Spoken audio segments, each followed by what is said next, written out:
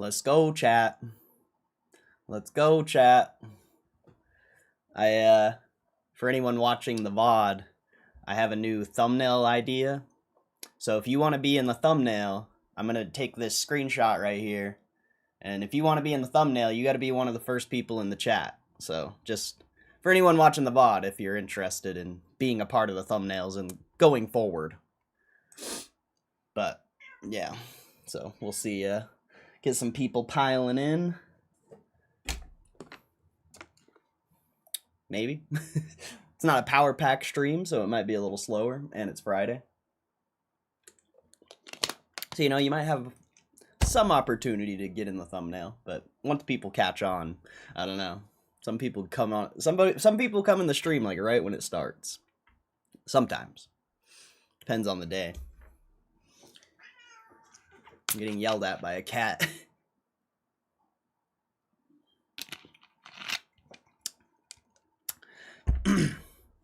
Also, I'm going to be starting a clip channel. So I'm going to remake that earnings prediction video. I'm going to actually post it on a different channel. And yeah, so kind of excited about that. But yeah, should be fun, I guess. Just more things. And the thumbnail, I just feel like having a different thumbnail every day would be interesting, even though it'll still be like the same thumbnail over and over again. There's be different aspects of it. Guess it just depends. Gotta wait for the chat to fill up first.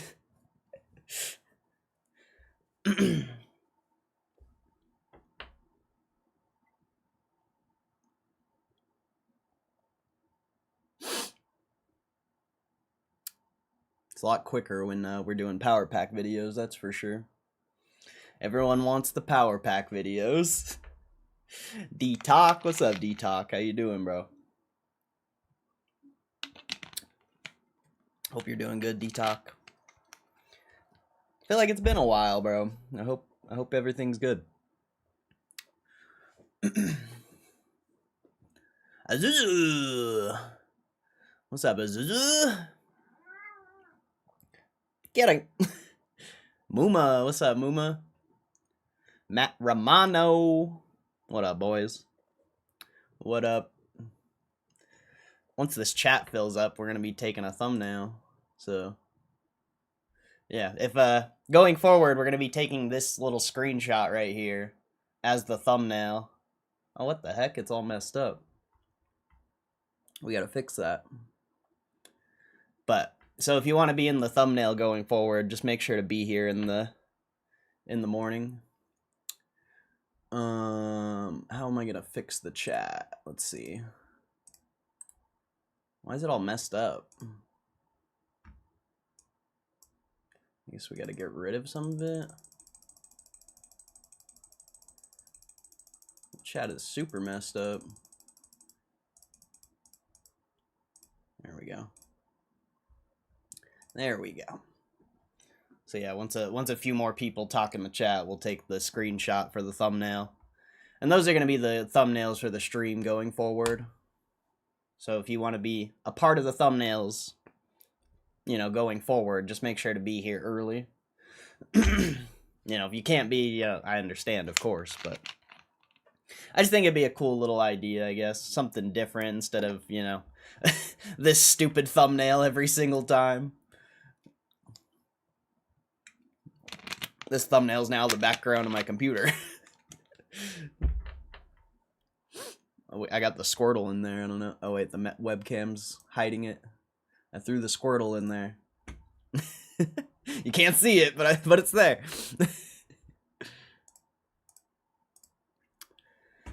So yeah, we need like, I don't know, we'll wait for some people to come in. It's still early. Yeah, shoulda, coulda, woulda. Not like it really matters.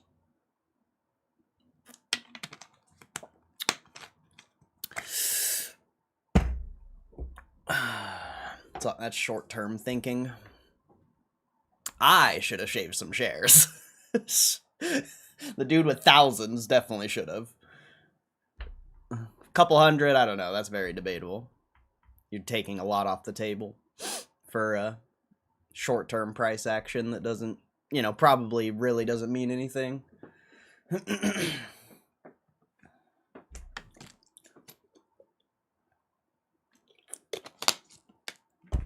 Because who knows if you would have bought back. Me, I already kind of assumed this was going to happen, so.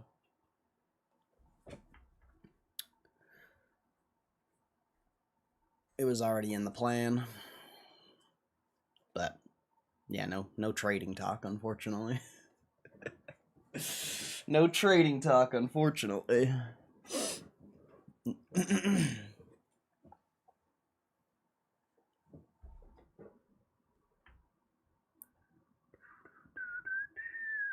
Maybe if I just throw this up.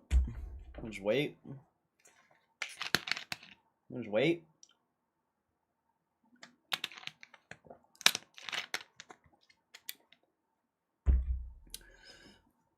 If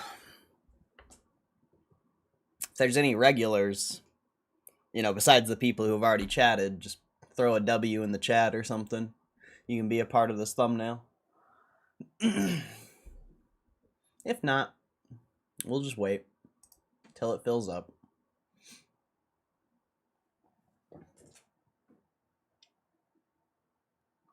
Spin up the W. W's in the chat for GameStop, I guess. Even though GameStop is not a W right now. It's far from a W at the moment. We'll see next week. We'll see next week. Let's see if we get some dubs next week.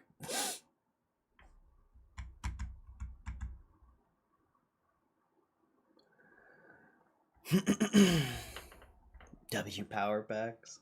Yeah, that's the only reason people come to the stream, I think. Because yesterday was wild.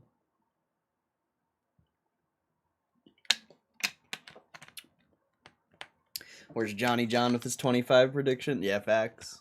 He's not here because he got shit on. I'm sure the kids I shit on, they're upset because I was right. But that's what happens when you think you're a traitor and you're not. And you try to talk someone who's actually a traitor. Which is funny because I haven't traded in forever. Like, it's funny how people who actively trade and actively lose just don't win. I don't know. It's just, I don't understand, bro. I don't understand it. People think they're so intelligent when it comes to the stock market, or just in general when it comes to I don't know. Maybe it's just mainly the stock market.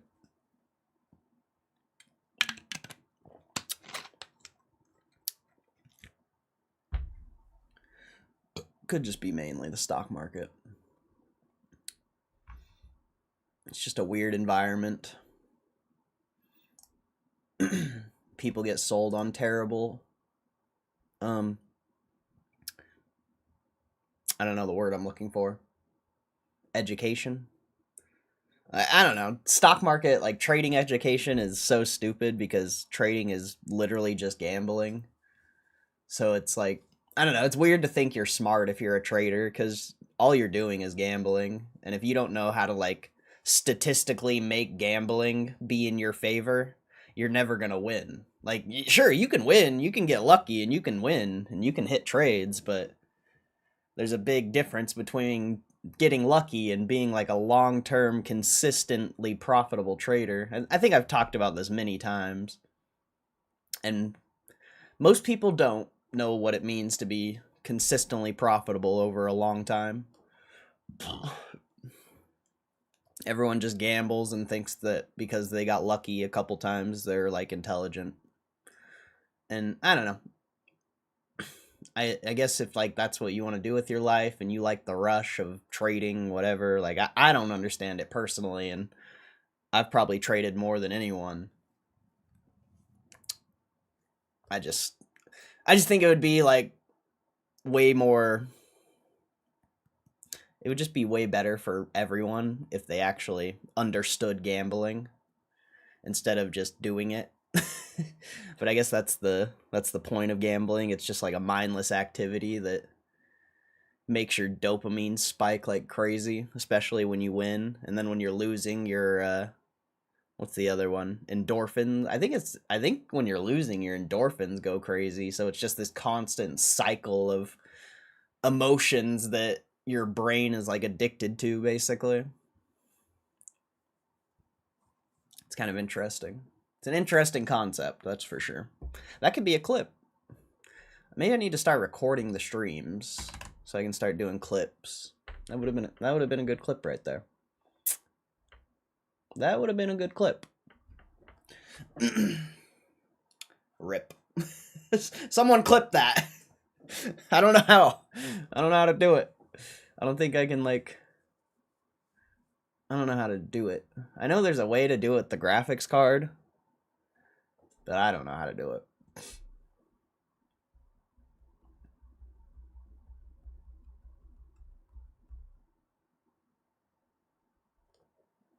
Man, that was a good clip. That sucks. So now that I'm like in the clip mode mindset, I'm like, fuck. Missing a lot of good moments. Do I have Steam? No.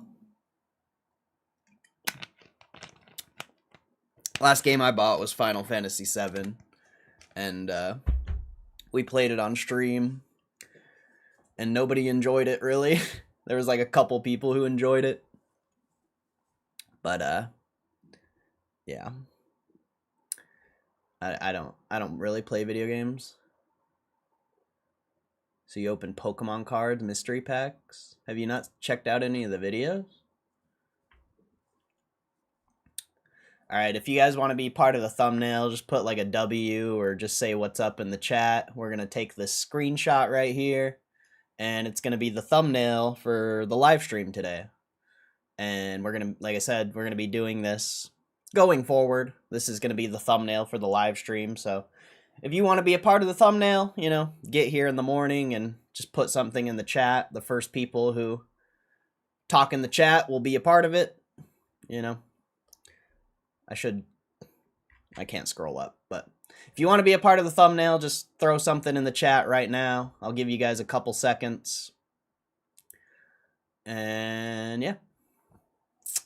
So run it. Run it. Throw some W's or something. Run some W's, just say what's up. Like, I don't care. I don't care. Do something. I'm gonna... Oh, we can't do it because of the blue thing.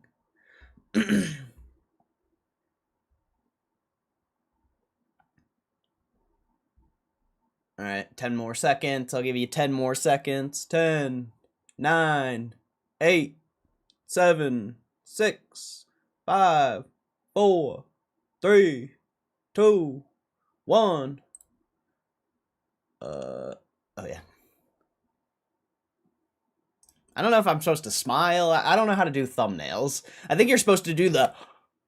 I think you're supposed to...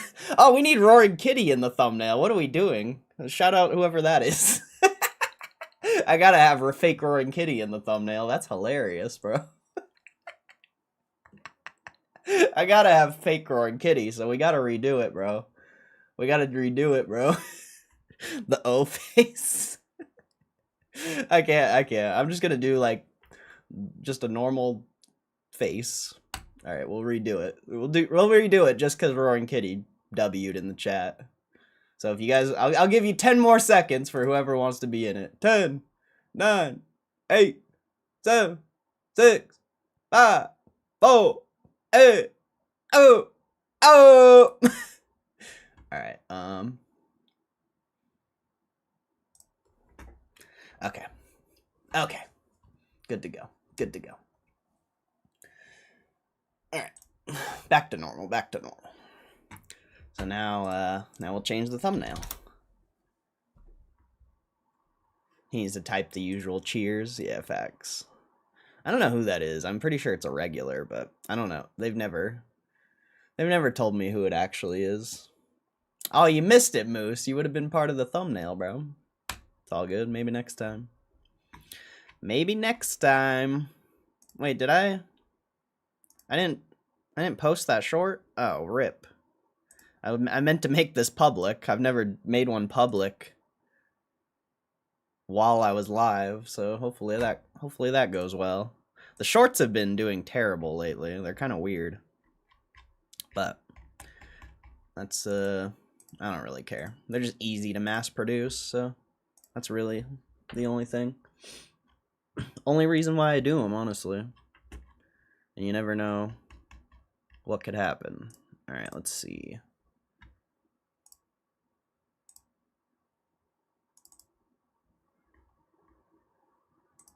Let's see how that looks. I haven't actually checked out the thumbnail yet. It's just an idea. Let's see how it looks, though.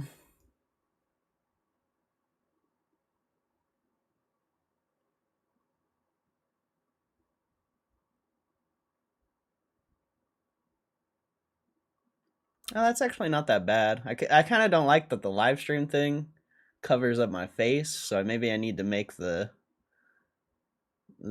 part bigger. But that's not that bad. I actually kind of like it. And it's easy. I don't have to like put any effort in, really. Let's see. Yeah, see, I feel like on mobile, it's probably not going to look that good. Oh, that looks okay. That looks okay. What does it look like on mobile? Let me look real quick.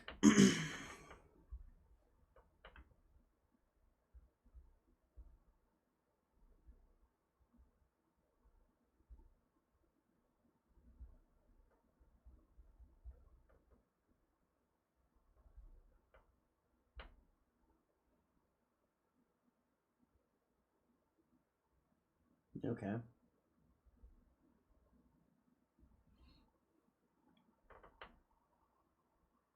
So I just got to change it a little bit. I just got to make this bigger, I think. Make that smaller.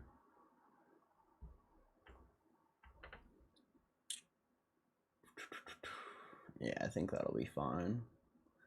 So if I do that, boom, make this a tiny bit larger.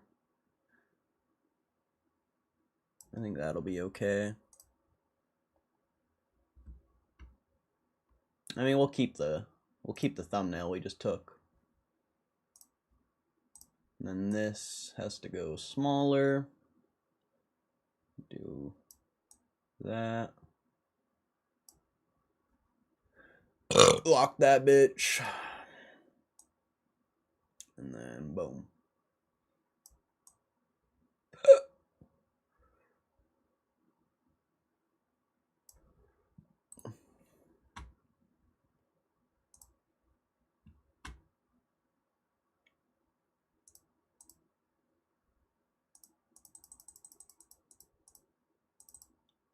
I think that should be okay. That looks, I mean, I don't know how much of a difference that'll make. But we'll see. You know, we'll see on the next thumbnail. Which won't be until Monday. So, alright, what did I miss in the chat? What's up, Break Nation? Detalk, Azuzul, MVS Funhouse, what's up? Fake Roaring Kitty, Musa again, Christian. Hope you're all doing good. Let's see. I think we're gonna moon on earnings too. We're gonna moon, baby. Here we come. Blast off. I use a program that I bought on Steam. Steam has a bunch of programs as well. That's how I record and stream my games or whatever it is, what I'm doing. Okay, I see.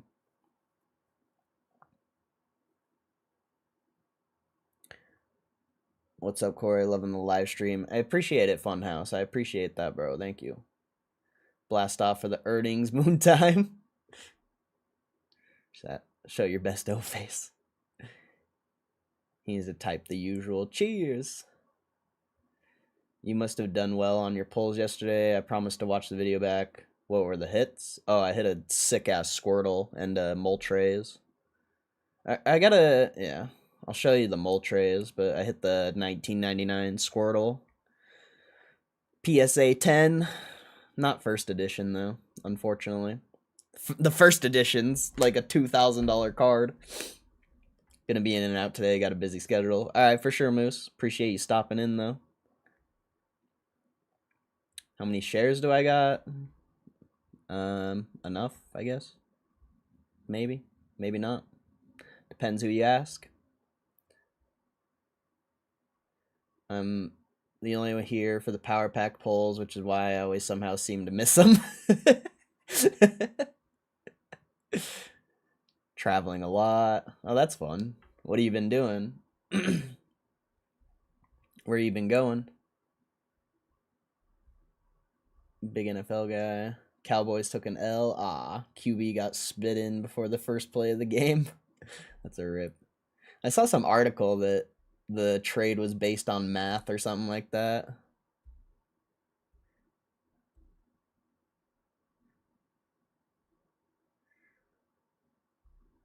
Footage of Dak spitting at them before. Wait, season started yesterday. Fall is coming. Crying Jordan. Ah, there's no Jordan. There's no more Jordan. That's a rip. That's a rip. You're gonna have to use Alan Attell, I guess. You're gonna have to use Alan now because he looks pretty depressed in his photo. I had to take away the crying Jordan, unfortunately. I think Alan might be the replacement. Can you use GameStop can you use GameStop gift cards to buy power packs? No, I don't think so. You should be able to use like Visa gift cards,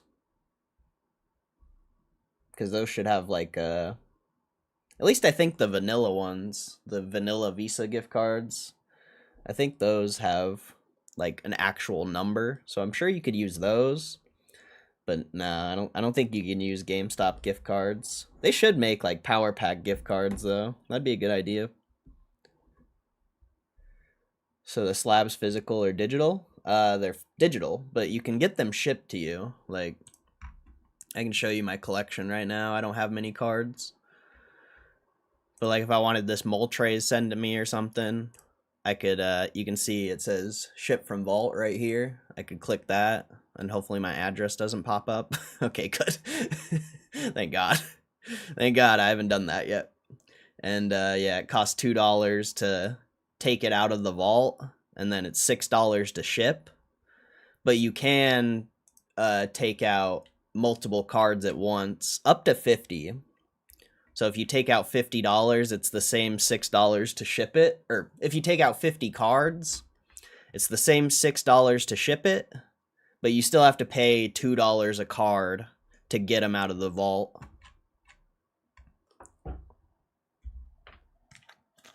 But yeah, so they are digital, but you can get them physical if you really want. Which, from my perspective, the only reason you'd want to get them physical is if you feel like you could sell them for cash, or if you had like a store or something.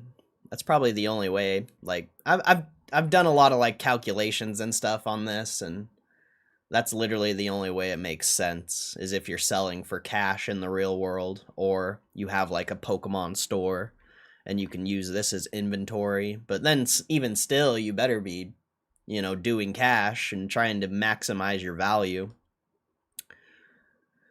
I also pulled this Raichu, PSA 5. For some reason, this is like a $50, $60 card, but it's also sold for like $30. I don't know, it's a weird card, but we pulled a lot of vintage yesterday. Very weird. Pulled a lot of vintage. See, I kind of like that thumbnail though. I like with the chat and the. I like that thumbnail. I don't mind it, and it's simple to make. I don't mind that thumbnail, bro. I don't mind it. It's a lot better than the old thumbnail, I would say.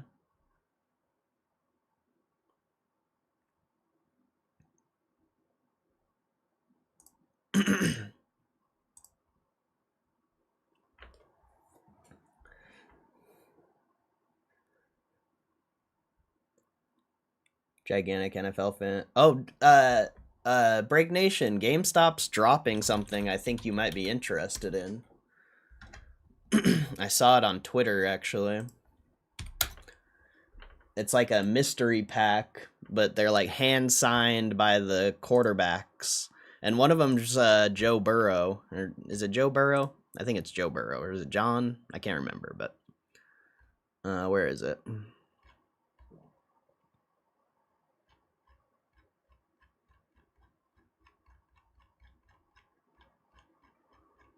Where'd it go? Oh, it's right here. It's a 2025 Fanatics Under Wraps NFL 8x10 inch mystery box GameStop. Oh, it's like $140 though. Holy shit. But I guess it's like, it's a complete random, and you get one of these, like, I don't know if these are posters or what these are, but you get a random one, and I guess they're hand signed. They're kind of cool. Especially, like, if you get obviously, if you got a Joe Burrow one, I'm sure you would be extremely happy. But unfortunately, I don't think you get a pick. Like, maybe you could send him a message, potentially. I'm not really sure, but it is a pretty cool thing. It is pretty cool. Especially, like, if it comes with a certificate of authenticity for the signature. That'd be really dope, actually. I just don't know. I just saw it and I was like, oh, I bet some people in my chat would be interested in that.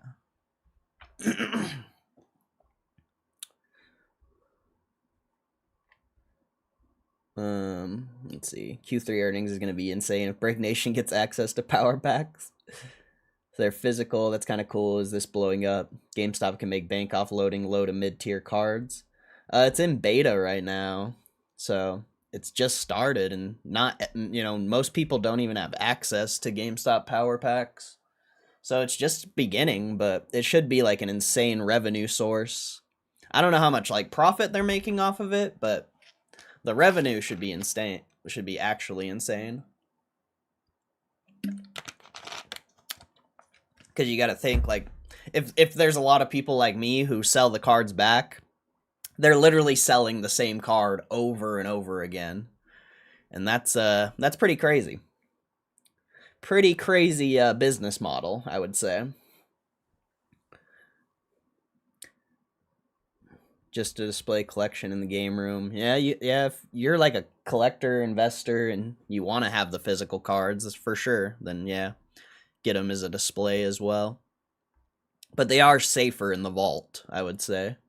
They're definitely safer in the vault, because the vault's like weatherproofed and stuff like that. It's designed to keep the cards in the best condition. There's like I don't think there's an article about it, but there is information about it. They tell you everything about the vault. So if you want your cards safe, the vault is going to be the best place for them. Unless you really want the physical. Partnership with Fanatics. Yeah, that's really cool, man.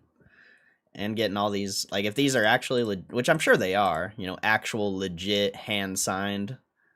And it says, 1X mystery autographed 8x10 NFL photo. Sealed under wraps packaging for maximum surprise. Hand-signed, authenticated by Fanatics. GameStop exclusive. So yeah, really cool for, big NFL fans. A little expensive, but I mean, people pay a lot for signatures. And these are hand signed, Let's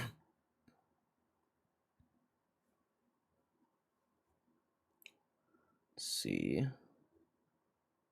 So is GameStop strictly Pokemon, or they do sports cards too? They do everything. If you go to their trading card thing, like their graded cards, they do everything. You got Pokemon, Dragon Ball Super, Disney Lorcana, Magic the Gathering, One Piece, Yu-Gi-Oh, baseball, basketball, combat, football, hockey, soccer. They have everything.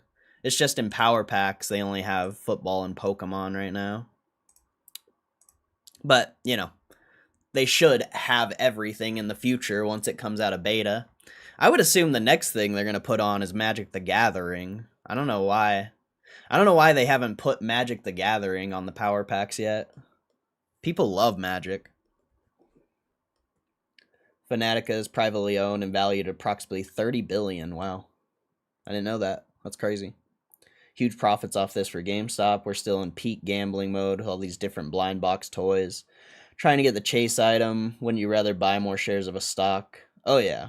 I mean, that's why I don't collect the cards. A lot of people, that's like a lot of people's complaints about my videos is I don't keep any of the cards, but that's literally why I don't keep any of the cards, is because I'd rather buy more shares. I'm more bullish on the shares than cards. And a lot of people, for some reason, don't get that. I don't know why. Powerball's crazy high right now. You're gonna get some tickets for Saturday's drawing? Probably not. I'm not a lottery guy. And I'd have to drive to a different state to get them. It's a lot of work. You can't gamble in Utah, unfortunately, unless it's power packs, apparently. So I'd have to drive to Wyoming, and yeah, I'm just not a lottery player. Even though it probably will hit soon. Probably hit around like 1.4 billion. But I'm just not a lottery guy. It'd be dope to hit, you know. I hope one of you guys hit it. I hope one of you guys hit the lottery. It's at 1.7. Jesus. Last time I looked, literally like a couple days ago, is at 1.1. That's wild, bro. See, I don't even keep up to date with it. That's crazy how quick it goes. Bowling team each threw $10 for Powerball tickets last night. 50 chance split between 5 people. Definitely a waste of $10, but it's fun to dream. That's nice that you can do it with people. That's always nice.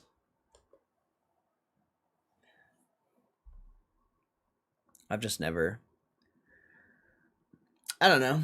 I've played it, of course. But I just don't... I don't like gambling. GameStop's my lottery ticket, bro. We'll see what happens. You know, I doubt $50 is going to turn into billions, but it might turn into a decent amount. Who knows? Over a 10, 20, 30-year period, I would say anything is possible.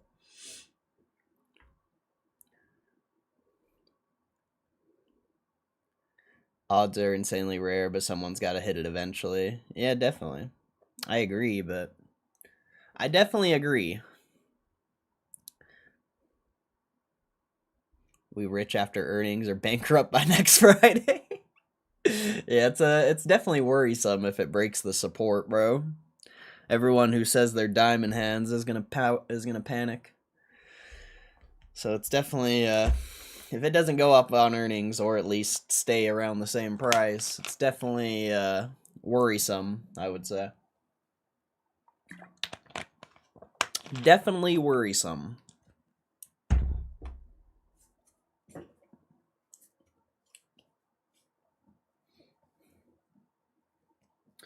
Alright, I am gonna... Where is it? I am gonna redo that earnings prediction. I shouldn't have deleted the video, but there also is that, like, one little piece that I messed up on. So I guess it's good that I'm gonna redo it. Just for the clips channel. I keep clicking on the wrong things. I want to start making videos for the clips channel and then just have my channel. Like, I'll probably put some power pack content on the clips channel, but I just want to have this mainly, you know, just what we've been doing. I don't really want to add a bunch of other content to this channel. I'd rather have like a separate channel where I could post whatever I want, even if it's like not GameStop related.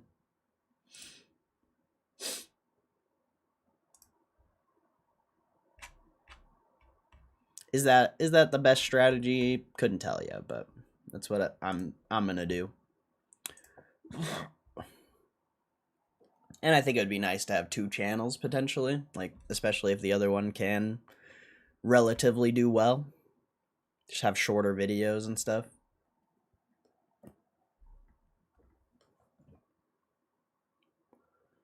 You can do 1,000 pack? Yeah, I did one. I did one for a video. We pulled like a 700 or like a $800 card. We got wrecked. Ever pull anything good? I don't see odds favoring the player in this. I mean, if you keep the cards, you do get the value out of it for sure. And if you're bullish on cards, you're in a lot of ways getting more value.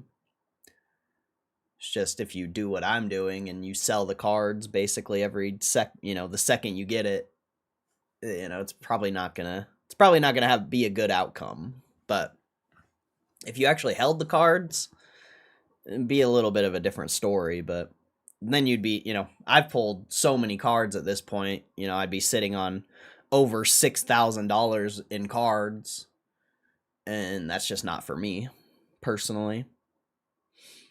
Personally, it's not for me. I'd rather, buy $6,000 worth of GameStop.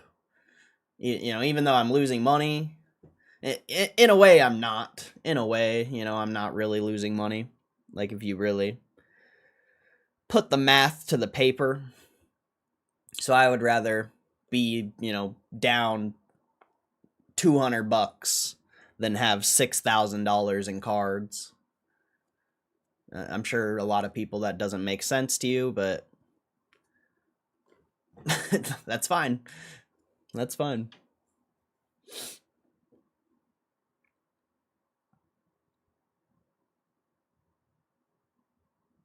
I think the earnings are going to be great, but unfortunately we're going to test going under 20. Not going to be popular, just have a bad feeling.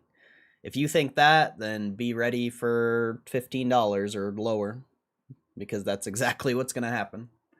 If it breaks 20, it's going in the shitter, and it's going to go to like $12 to $15. Guarantee it. Guarantee it. Crazy amount of cash for one pull. You kids are crazy. I didn't. Utah had no lotto. I just assumed all states did because it makes the state a lot of money. Good job on Utah to protect from gambling. Yeah, gambling's like completely illegal here. Can't do sports bet. I mean, if you have like crypto, you can do crypto gambling. Of course. But yeah, you can't do anything gambling. Well, you can do what's that one thing called? Prize Picks. You can do Prize Picks in Utah for some reason, which makes 0 sense because Prize Picks is literally like the shittiest form of gambling. Parlays. Statistically, parlays are the worst thing to gamble on. So I don't know why anyone would gamble on a parlay. But a lot of people do. It's a very popular way to gamble for some reason because I guess people like losing money.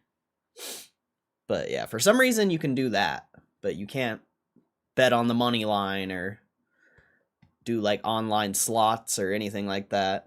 It's kind of weird. It's very weird, actually. I wonder for every streamer that posts a winning poll, how many losers have vaults filled with trash. GameStop taking advantage of that copium. I mean, go watch my videos, bro. Go watch the videos I've made. You'll see a very perfect, accurate representation because the first few videos are literally just me getting absolutely wrecked. And then, every now and then we'll pull something good like yesterday or, when I pulled the Umbreon. It's gambling. It's a slot machine. Sometimes you hit, sometimes you don't. But like I said, if you actually kept the cards, you are getting your value out of it. Sometimes you pull a complete garbage card, but a lot of the times you're getting your full value out of it. Just depends, if you're a card collector or not. If you're, like I said, if you're doing it like I'm doing it, you're not going to win.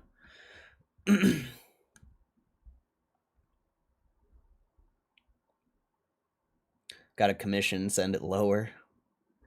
See, that's the reason why I think it won't break 20, is because there's so many people that want it to break 20 and they want to buy it lower. And for that reason, it probably won't happen. There's too many people. Too many people that are freaking bearish. So it most likely won't happen. It's probably just not going to move. But it hasn't moved in so long. There will be a massive move. I just don't know what direction. I would say more. I'm pointing more up. Just because of everyone's perception. There's so many people. I'm going to buy it at 20. I'm going to buy it at 18. I'm going to buy it at 17. Nobody's like, I'm going to buy it at 25. I'm going to buy it at 30. You know, there's nobody saying that. So I would point more up, personally. But earnings is impossible to predict, so it's kind of pointless.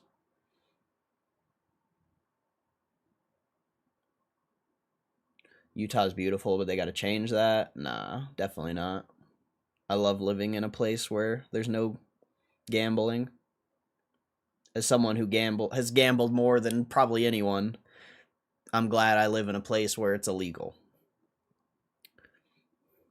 Parlays pay out big, which is why they're popular. They're harder to hit, but the majority of people are idiots, so they keep going back.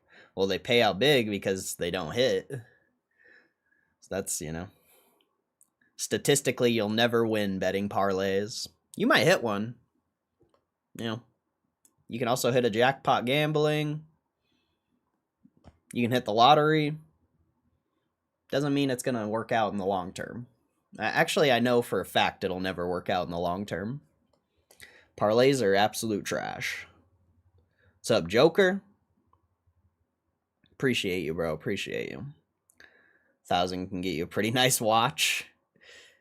Yeah, but luxury items, usually the second you buy them, they're basically worthless. And if you try to sell it back, you're never going to sell it back in a lot of cases. Or you just never get your money back. At least with cards, I feel like you just have especially right now with peak hype in the card world, you're definitely getting your money back at least. Luxury items are weird. I don't like luxury items. Zapdos moving. Buying at 25 and 30. I did buy this morning, but only 100. Nice.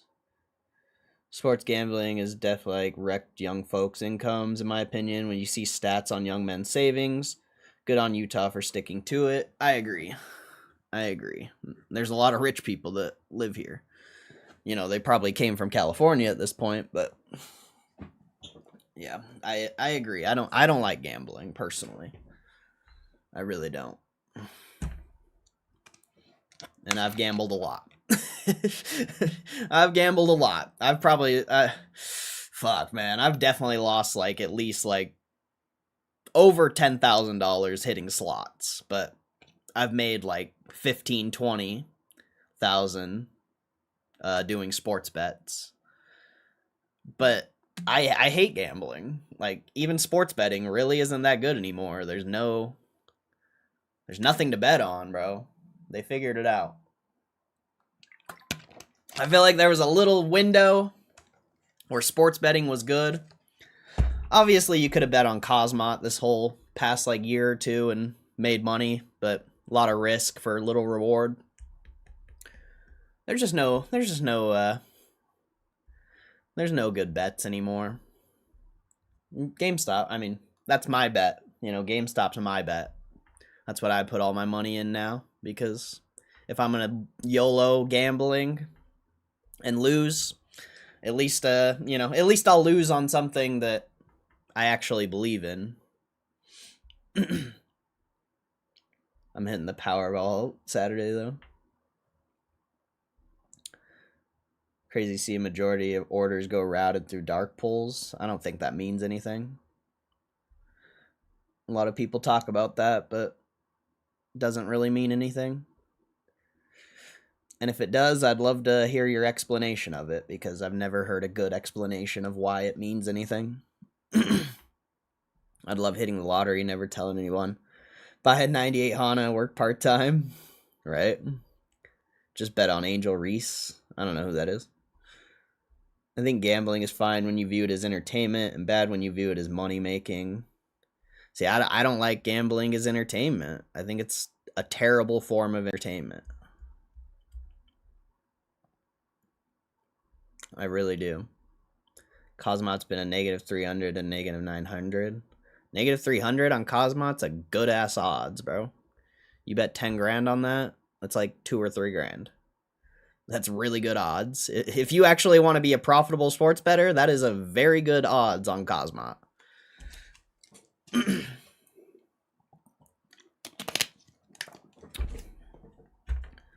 If you bet like that every time, you're not going to be profitable in the long term. But for Cosmot, a negative 300 is insane. You bet 100 grand on that and you make 30. It's worth it. But you have to find the right person and you have to be ready to fucking lose. That's the issue with those bets.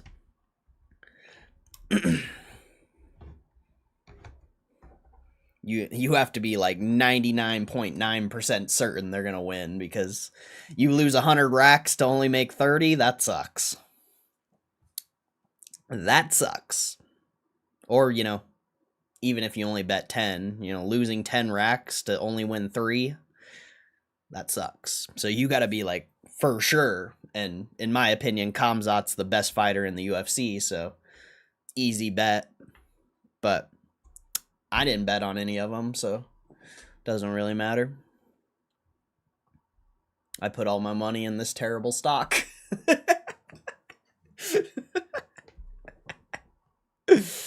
Oh, shit.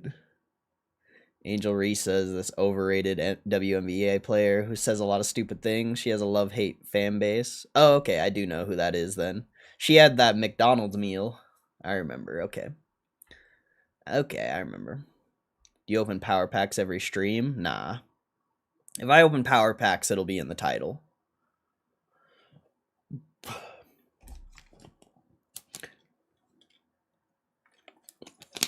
There's not enough support for those videos to do it every day.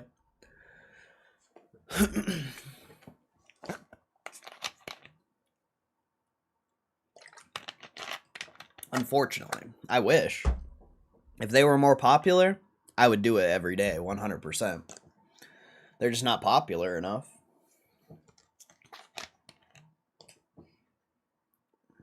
And I don't have a way to, like, hedge doing it every day. You know, doing it once a week. Doing it once a week, I can somewhat manage that. But every day, that's tough. A lot of things would have to go right. And from my perspective right now, things are going good, but they're not going right. I just say 1,000 packs are crazy. Oh, I don't do the 1,000 packs. I do 25s. Usually, like, yeah. I do 25s. I just like keeping the 1,000 pack up because it's funny clickbait. Especially when we're just sitting here not doing anything.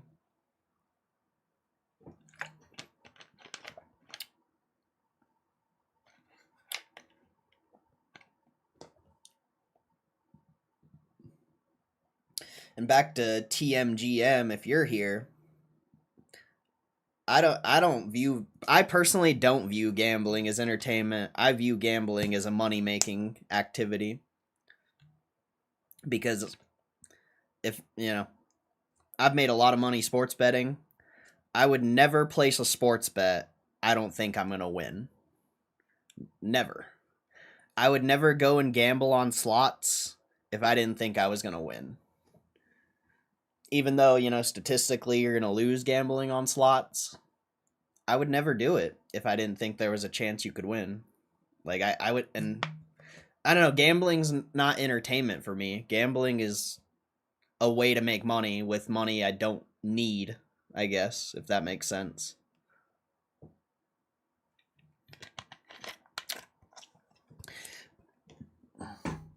Like, that's,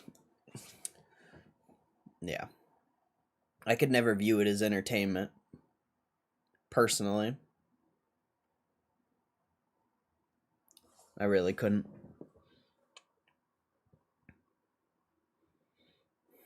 I make bets to win. Maybe that's a better way to put it. I don't gamble to make money, but I gamble to win, which, you know, the outcome of winning in gambling is making money. But if I don't think I'm going to win, I'm not placing the bet. I'm not spinning the slot if I don't think I can win. And slot machines are trash. Like, it's the worst way to gamble. Sports betting's trash, but there's a lot more profitable sports bettors than there are slot hustlers.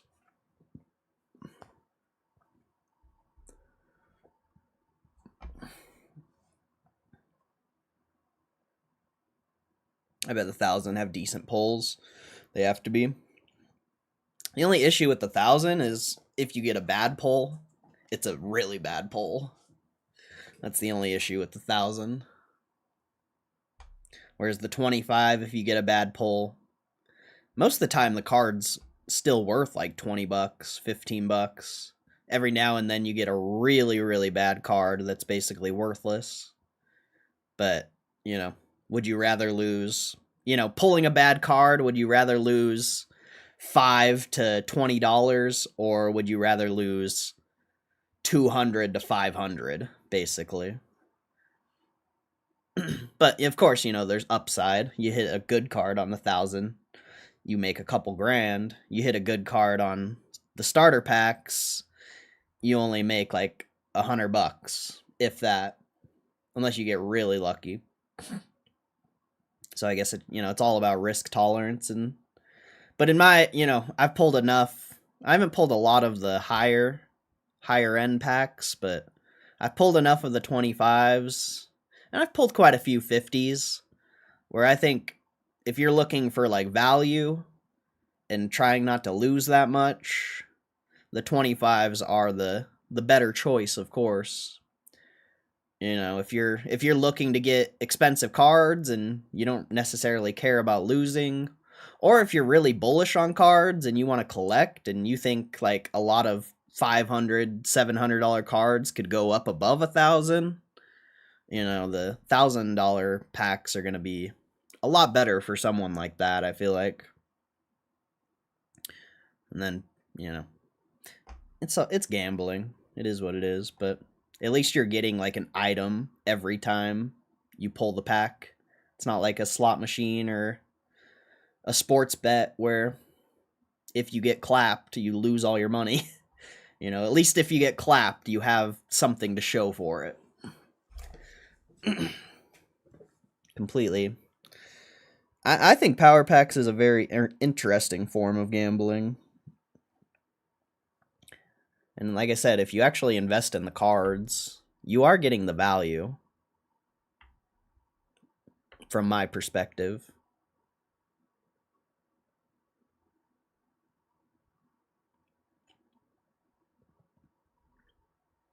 The pull rate might be on a timer. Every so many losses, they let a good one go. No. It's a random number generator, my friend. Go watch a video about random number generators. That's I can't really explain it. I'm not gonna be able to explain it that well, but go find a video about random number generators. That's all it is. That's all slot machines are. There's no timer, there's nothing. There's no gambler's fallacy of I'm due, like none of that stuff exists. It's a random number generator. Anyone who's played RuneScape.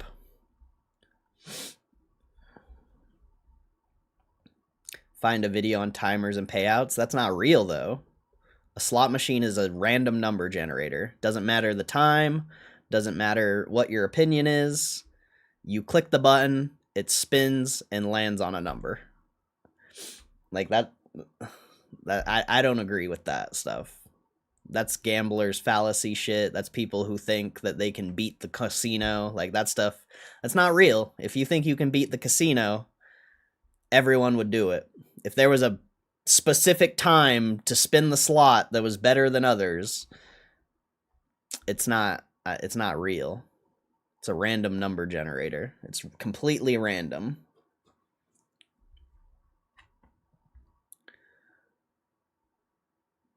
I think 100 will pay you back more, but I get it's a risk. It's debatable.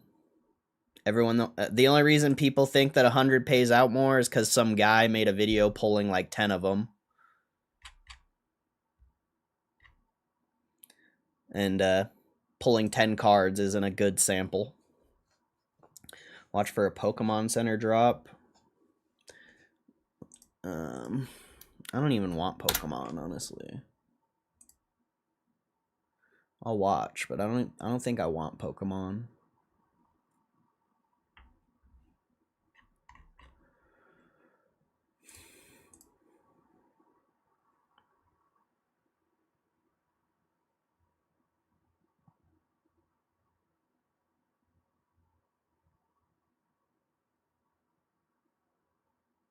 I've noticed that I've had more luck during nighttime with power packs. I mean, it's just completely random, though. I've made 5 videos where I got absolutely shit on, and 2 videos where I've profited. It's just random. Your perception on gambling isn't the reality. Sorry. What, your gamblers, your winner's bias? I think that's what they call it, winner's bias. That's not real. It's completely random. During the earnings call, they don't do earnings calls. You can't, that's the point. But you need to pay out some to get the attention? Yeah, you do.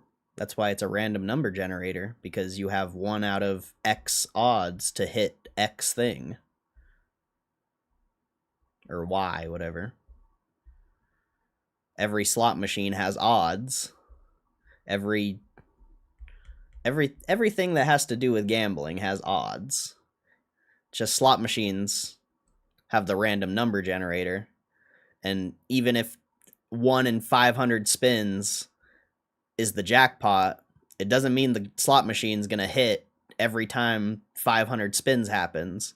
It could go 1,000, 2,000 spins without hitting the 1 out of 500 jackpot, and that's gambling. It could go 1 out of 250, or it could go 250 spins and hit the 1 out of 500. It's completely random. Putting words in my mouth? I'm not putting words in your mouth. You're not explaining anything. But okay. You're literally not explaining anything. You've said pull rate might be on a timer. No. It's a random number generator. Random number generators aren't on timers. You click the button, and it generates a number. And you haven't explained literally anything up until that point. So I'm not putting words in your mouth. You're the one who said that a slot machine or a pull rate's on a timer when it's not.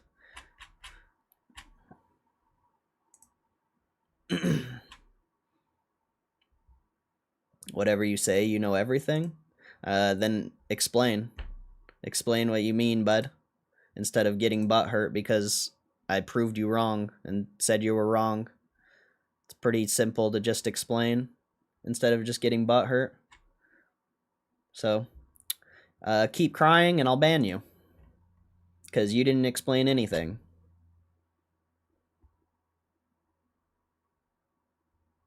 Alright, well, you're getting banned now, so fuck off, kid. Just because you're dumb and you can't understand a simple explanation of a slot machine and you think fucking... Just because you don't understand gambling doesn't mean anything, buddy. You're not smart, you're not cool. Slot machines aren't on a timer. It's a random number generator. Anyone who knows anything about gambling on slots knows about random number generators. So, yeah, I am right. When it comes to gambling, I know more than you. I know more than most people. But whatever. This is why I don't talk to this is why we don't talk about trading here.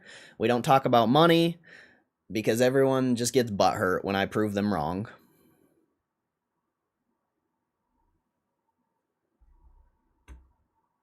Everyone's just a sensitive little pussy these days. So, I guess we can't talk about gambling anymore because apparently anything that has to do with money, nobody can have a serious conversation about it. It's pretty crazy, right? They think slot machines are luck and timing when it's literally not that. Luck has no fucking involvement in playing slots. Never has, never will. You click the fucking button and it lands on a random number. Luck isn't even real when it comes to gambling.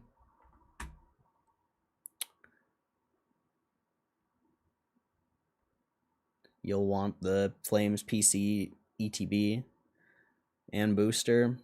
I mean, maybe. Probably not, though. If I can get it, I'll try, but...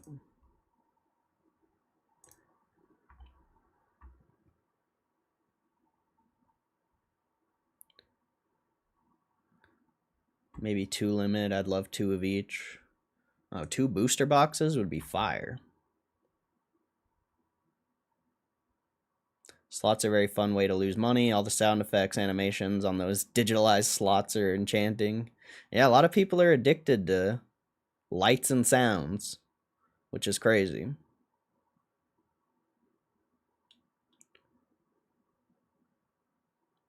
No Wi-Fi for me. Yeah, I don't use Wi-Fi usually. I just get on the 5G. Ignorance is bliss. I just don't know why he's getting butthurt. Like, he literally explained nothing, but whatever. This is why you don't argue with kids on the internet, because they just... Like, what did he explain about anything? He said it could be on a timer, and I told him no, and then he got butthurt. So, whatever. Talk to anyone who's spun any amount of slots that's actually real. Go look at WB Jesus, bro. Go look at WB Jesus and Vegas Matt and tell me WB Jesus and Vegas Matt, you go talk to these guys, the biggest gamblers in the fucking world. Vegas Matt, literally the biggest gambler in the world. Go talk to this guy and tell him about your fucking theory of how slot machines pay out at a certain time. Yeah, go talk about this. Go talk about your dumb opinion to this guy. All right? Go talk about it to someone who actually gambles. Guarantee they'll say the same exact thing I said to you. Crazy. Crazy.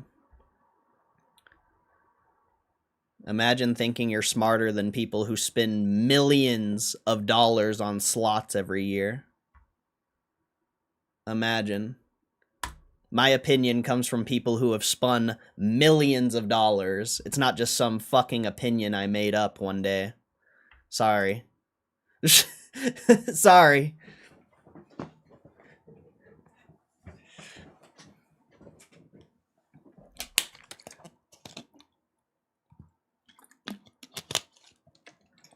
Crazy, bro. Crazy world we live in, bro. Some guy who's spun a slot, he's probably spun like a couple $100 on a slot machine.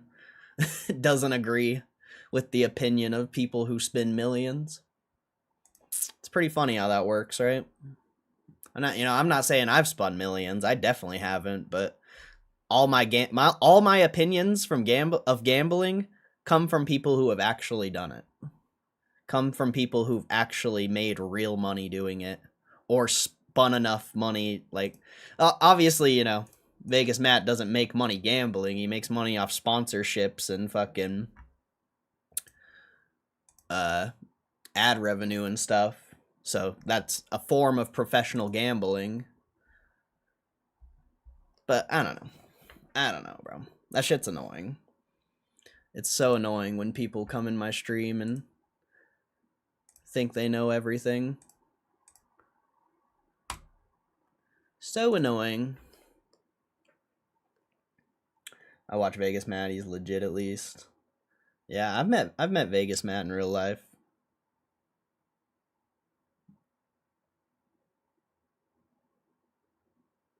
He's a cool guy.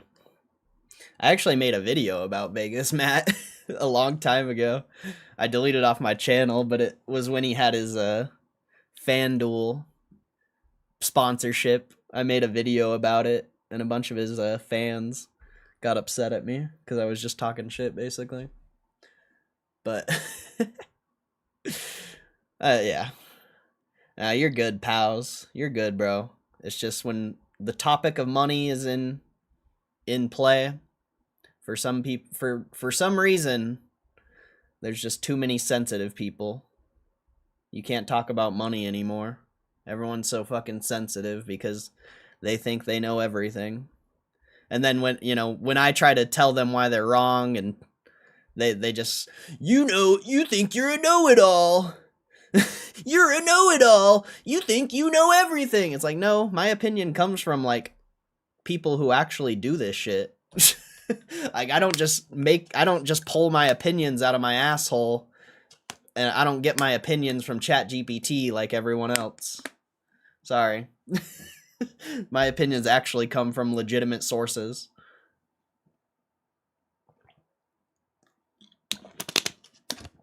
Your opinion comes from fucking AI because you can't even think for yourself. Yeah. Oh man. All right, we're done. I'm done talking shit. That shit just pisses me off, bro.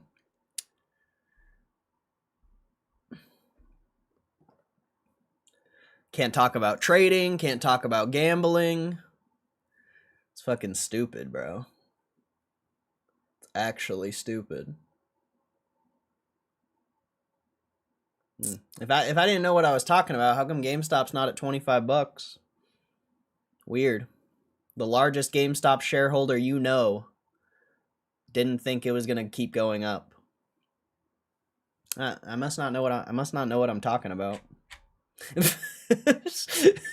I must not know anything about anything. What's up, Kev? There's only one opinion on gambling, isn't there? Like, you will lose, or one outcome. Debatable. Very debatable. There's ways to be profitable in gambling, but you have to be smarter than most people, which is I wouldn't say you have to be smarter. You have to be more creative. But yes, in general, majority lose. And that's why it's funny. It's always funny when people try to defend like gambling and trading.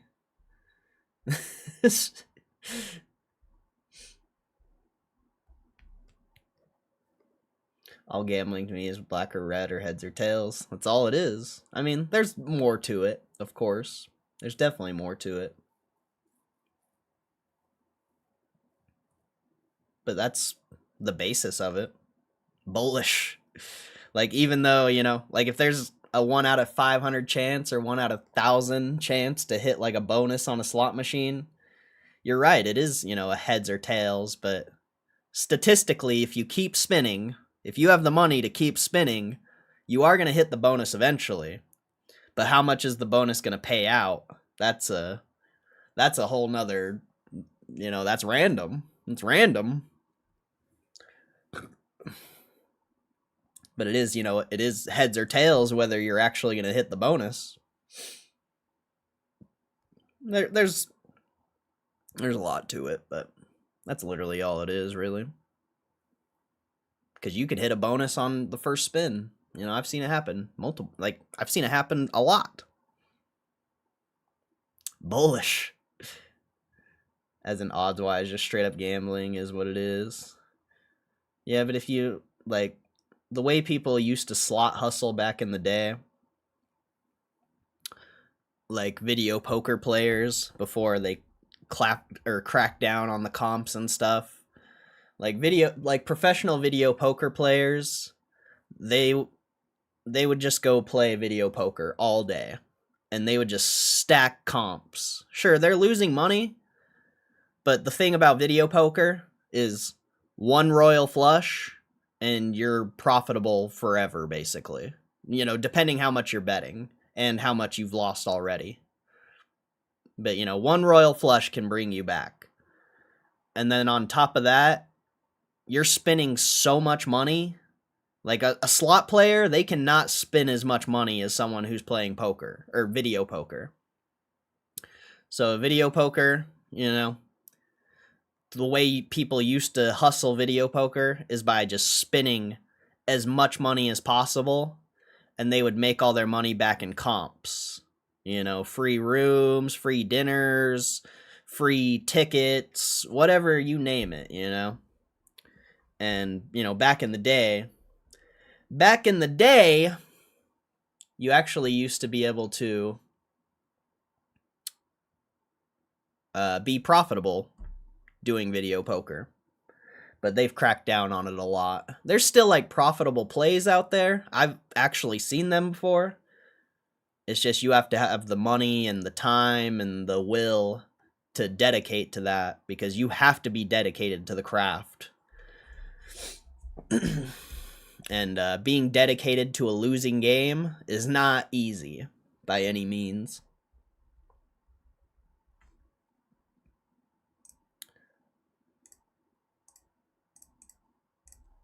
Let's see, I'll just stick to buying GME. Nice. That's the way to do it, bro. That's the way to do it. I love the gambling mentality. I'm due. I mean, there is... Everything's debatable, right? Everything's debatable. I mean, I don't know if you've been here for the past Power Pack videos, but I've gotten absolutely wrecked every video. And then the one we did yesterday, I actually crushed. So there's, you know, there's some truth to the gambler's fallacy, but it's, you know, it's not real. It's really not real. At the end of the day, it's still just random.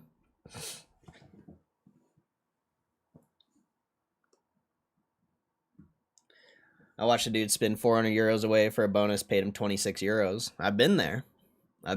Literally, the last time I went to Vegas, I spun like, I don't know, 150, 200 bucks on the Wheel of Fortune. Got into the gold spin, which the gold spin should be like anywhere from $500 to $1,000 bonus. You know, if you get really lucky, it'll be more. It was like 40 bucks. It was 40 bucks. Oh, man. So, yeah. But yeah, buying stocks, in my opinion, is the best gamble, because if you're buying solid companies, the most you can really lose is like half. You know, maybe you could lose more, but if you're buying solid companies, I mean, the upside is unlimited. So in a lot of ways, buying stocks is the best gamble. Well, you could say crypto too, I guess. But crypto's tough to value. Stocks are relatively easy to value.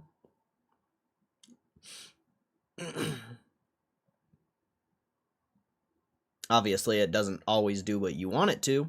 That's not how gambling works, but at least you know if you do the right analysis, your downside could potentially be limited. Don't gamble unless you know you have the odds in your favor. Yeah, exactly. I mean, it depends on your goal, though, too. Like, if you have, you know, $2 or $3 grand to blow, you could hit a massive jackpot doing some high-ass spins, but you got to be ready to lose. And could you put that $2 to $3 grand somewhere else that could have a better result? Most likely, of course. But there's everything's situational, I would say. But what that dude said earlier, not I forgot his name, TGMG or whatever, gambling for entertainment. I disagree with that, really. I really disagree with gambling for entertainment.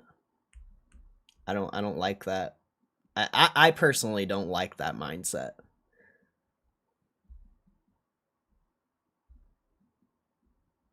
I feel like valuing Bitcoin's kind of the same logic as valuing gold, kind of. How could you value gold, though? I feel like gold is very hard to value. Commodities in general, except maybe oil, because oil, you get a lot of data on oil. So I feel like oil would be a little bit easier to value if you were an actual oil trader and you spent a lot of time on it. But I feel like gold and like a lot of metals are not easy to value. But I also don't research that stuff, so could be part of it. Pretty much point of gambling is the odds aren't in your favor, unless you put them in your favor by different means, whether it be through comps, whether it be like there's so you get, how am I putting GameStop power packs in my favor? Credit cards, videos, the stream. Like there are ways to put the odds in your favor. I think one of the most successful businesses in the UK is a betting shop. Don't hear of bookmakers going bust very often. Yeah, it's because the bets are all hedged, and then they usually just make the spread. I don't think they like bet again unless it's rigged or something. But I think that's illegal for a lot of, if it's a legitimate betting shop or sports book, whatever. I think a lot of those companies just make their money on the spread or commissions or whatever it may be. It's not like they're betting against you, So don't gamble unless they are. Yeah, that's a good way to put it, honestly. 100%. That's how I used to do UFC.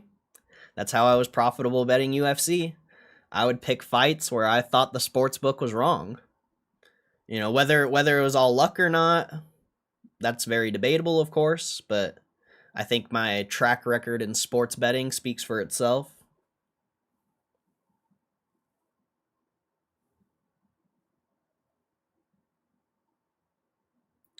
Just the mathematics of gambling without some outside edge, a straight up bet is designed for you to lose. Yeah, of course. Of course. But this is, I'm just trying to make the point that you can be a profitable gambler, but you have to be creative. Like, of course you're going to lose. Not a single person here is a profitable gambler. Except me on sportsbook, and except probably me on sports betting. Maybe there's someone out there who's a profitable gambler. It's very unlikely. It's very, very unlikely. But I'm just saying, like, if you are creative enough, you can make it profitable. Everyone knows that gambling's a losing proposition, but that's not you're not going to learn from that. You're not going to learn from that. You can't learn anything by just repeating what everyone else repeats.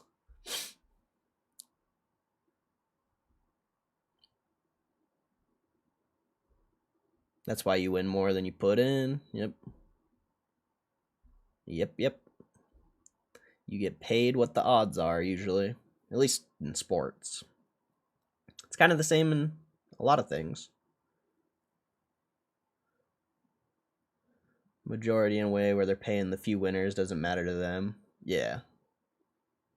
House usually wins. Sometimes the house can be... I haven't seen it lately. It's been a while since I've seen... I also don't really research sports betting anymore because I don't really care about it anymore. But sometimes they're wrong. But you have to be, educated enough in the space to be able to spot when they're wrong. And that's a whole different skill in its own.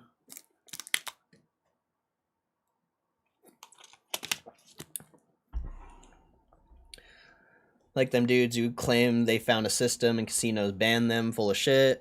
I mean, yeah, but also at the same time, 10, 20, 30 years ago, Vegas was a completely different place, and there was a lot more arbitrage you could do. Nowadays, most of the arbitrage is gone. There's really no profitable, like there are profitable games. There's people who are profitable gamblers, like 100%. But it goes back to what I was saying earlier. You have to be creative, you have to be educated, and you have to have time and money.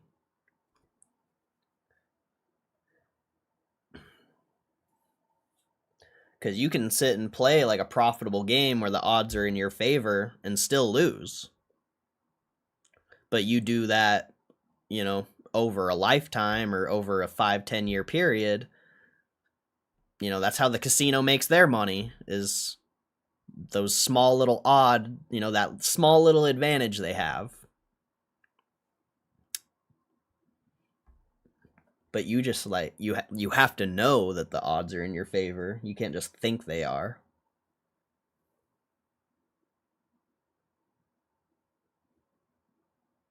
Close to profitable. It's different. There's no such thing. You're either profitable or you're not. If you're close to profitable, I would say that's just not good. You could argue that I got lucky for sure. You could definitely argue it. So you could say I have a very biased opinion, but I'm aware of that, and that's why I don't bet that often. Because I know the game. House always wins, even when they spot the wrong in the market. You're just going to give it all back in the future. That's a good point, too. It's a very good point. Most people win and then lose it all. Gambling's pointless unless you dedicate your life to it. Yeah, exactly. You really do have to dedicate your life to it. And you have to get lucky. Even though I don't really believe in luck, you do have to get lucky. I haven't analyzed the numbers. I definitely have had a winning years. Maybe I'll track it. You should, if you have it on a sports book, you should have you can go into the settings and they should have every single payout, every single withdraw, every single bet. Like it's all in the app. I could show you my app. I can show you it. If I haven't showed it in a long time. Maybe we will. I'm sure there's some new people here potentially that haven't seen the DraftKings. If I can even remember the password. Flex on you for a little bit. Flex on you. Even though I don't even... I lost it all on slots, so it's not like it really matters. I don't even know the password, bro. Oh, nice. I do know the password.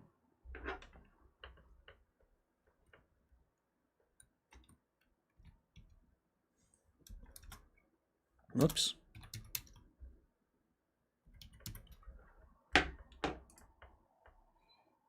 Gonna flex that luck. I mean, you could say it's luck, but I've lost too. I don't win every bet. I just feel like I have the creativity. And, I don't bet on parlay. I don't bet on all the stupid shit everyone else bets on. I have a very strict betting criteria, which is very important.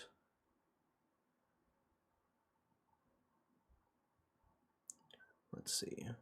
How do we get in here? I forgot. It's been a while. If it's DraftKings, you go in the financial center. And you go to... Oh, wait, no. It's my stat sheet. You can go to my stat sheet, and you click lifetime. And there you go. That's what profitable sports betting looks like right there. 41,001 or almost 42,001, 24,000 spent in my lifetime.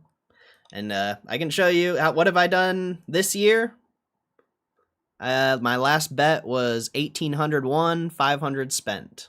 And I think that was only one, maybe two bets. And last year, I bet 15,000 and won 20,000. But I haven't bet this month. I haven't bet last month. I don't bet anymore. I don't care about betting. Like, my bet's on GameStop, and that's all I need.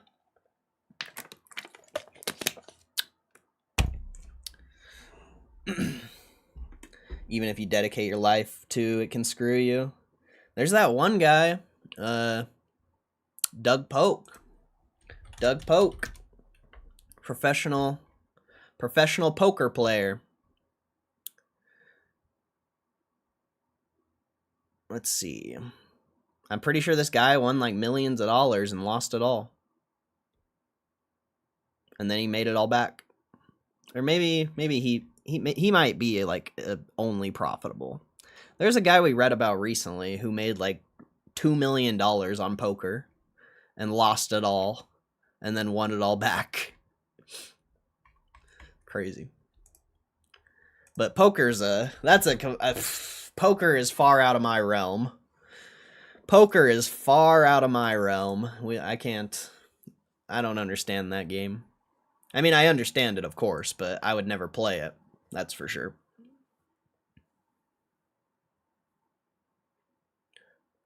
Flex that unluck too. Yeah, I've lost. You know, I've lost for sure. He used to do crypto videos, didn't really like him. Oh, really? I didn't know that. I think he has been in crypto for a long time.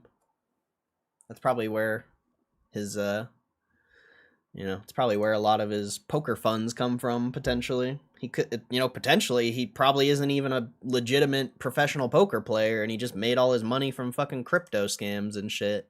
Like, that's a huge part of the internet, A lot of these people who made massive money on crypto, they just make content acting like they made it all gambling. That's why I do like appreciate channels like Vegas Matt and stuff, even though I'm not like the biggest Vegas Matt fan, like just because I met him in real life and I like know him as a person in a lot of ways. Like I haven't ever hung out with him, like I don't know what his favorite color is or anything like that, but I've met him enough times to know like I probably wouldn't hang out with him. But I do appreciate the authenticity of the channel, He shows like losing days, winning days, and there's a lot of channels like that. But then there's some where you can definitely tell. It's very, you can't definitely tell, but it's very debatable whether they actually made their money through gambling. I'll be right back.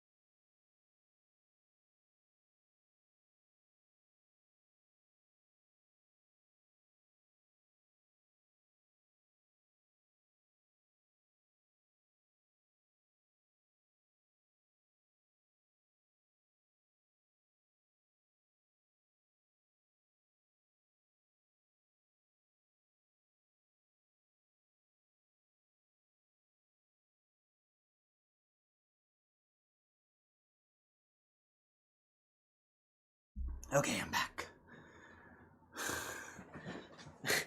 Ain't it crazy how me timing out someone over talking about gambling resulted in an over-hour conversation about gambling? I must not know anything about gambling, though. Yeah. Can't sit and talk about it for hours on end or anything like that. It's the same thing with trading. Like, I could literally sit and talk about trading for hours, but it would just upset a bunch of people.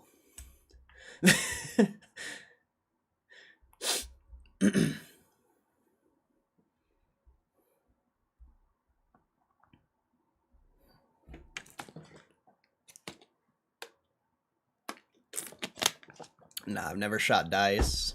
I played craps. Is that kind of the same thing? I don't know how dice works.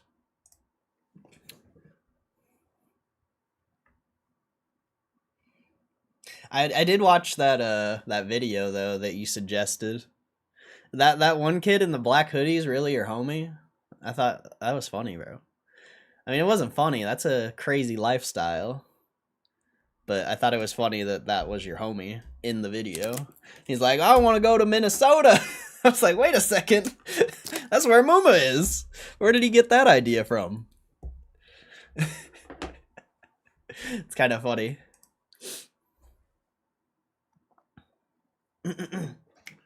You gonna get that guy out the hood, bro?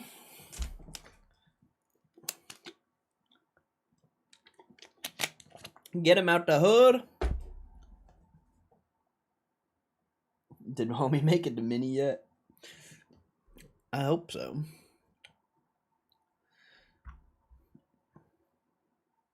That was a recent video, though. Very recent.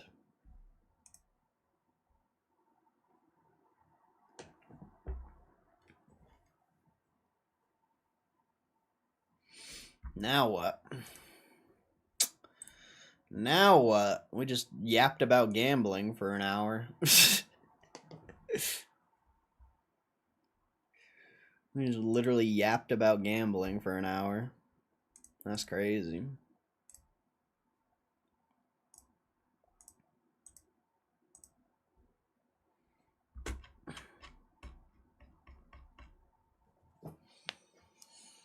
See, that would have been a good clip too.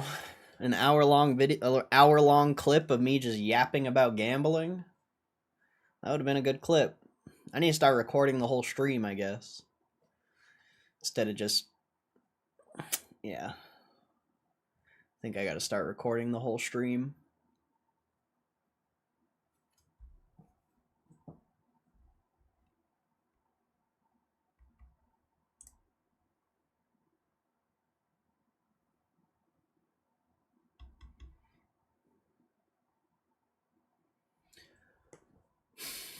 I guess I'll make this video for the clip channel. I kind of forgot what I said in the last video, but I think we could run. I think I know enough to run it again. I think I know enough to just run it again.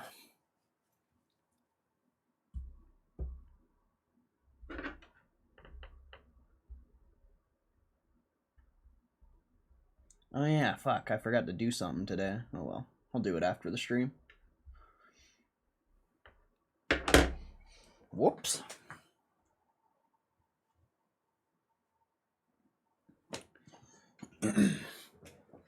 He had charges stuck right now. Oh, that sucks.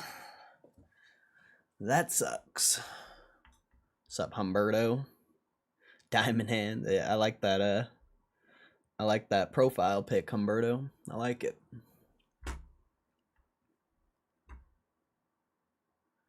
Did I get a new suit? Nah, I didn't. I was gonna go get one, but nah. I did do the bit though with the suit I have. It was kind of funny. I guess. I don't know, not really. It's not as funny as you would think. I got one yesterday. Nice. Where you going, bro? What are you getting all fancy for?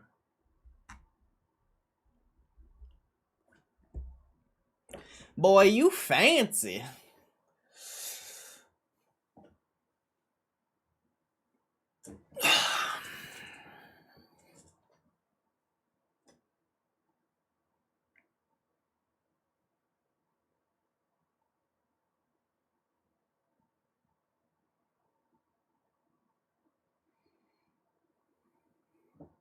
It was in an app that can mix emojis. I mixed the diamond with the like emoji. Ah, that's cool. I like that. Looks pretty good.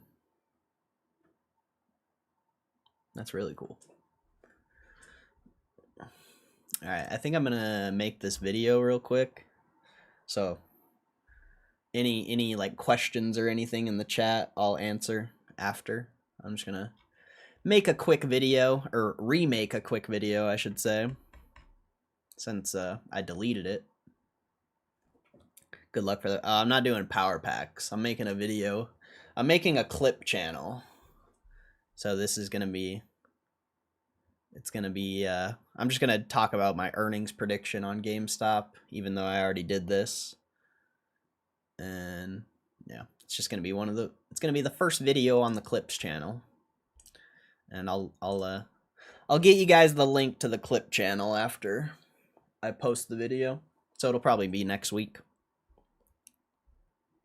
Wedding, but I'm over weddings. They're fun in your 20s.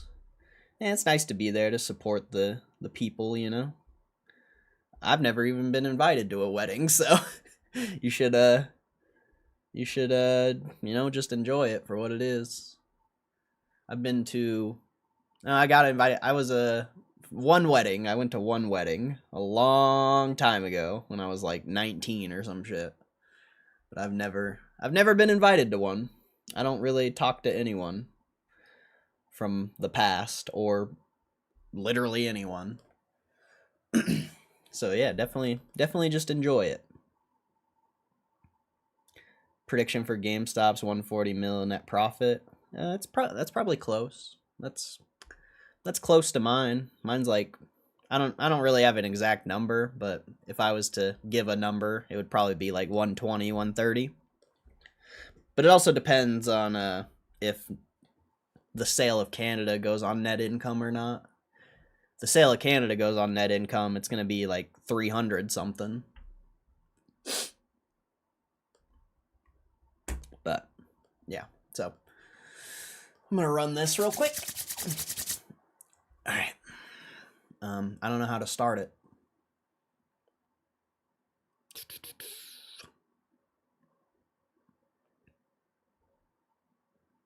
Sounds like a good way to spend a Friday.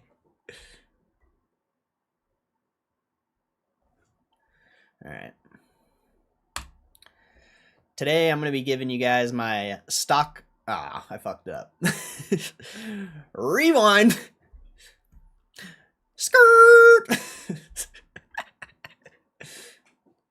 Today I'm going to be giving you my earnings prediction for Q2 2025. I'm going to be using last quarter's earnings to kind of give... God damn it, I fucked it up. I hate making videos live, bro. It's so hard. It's so hard. All right, rewind, reset. Shawoop! Shawoop! All right. It's even worse that I'm trying to make it live. It's hard. It's not easy.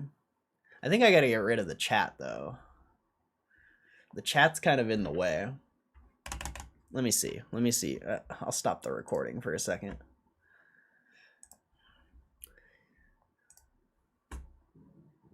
Stop the tape. Cut the tape. Cut the tape. Are we taping, bro? Are we taping? I guess the chat's not really in the way. That should be fine.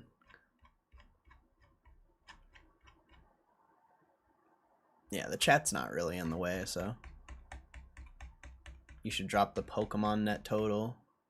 Oh, you want me to drop the total? I kind of like it, though.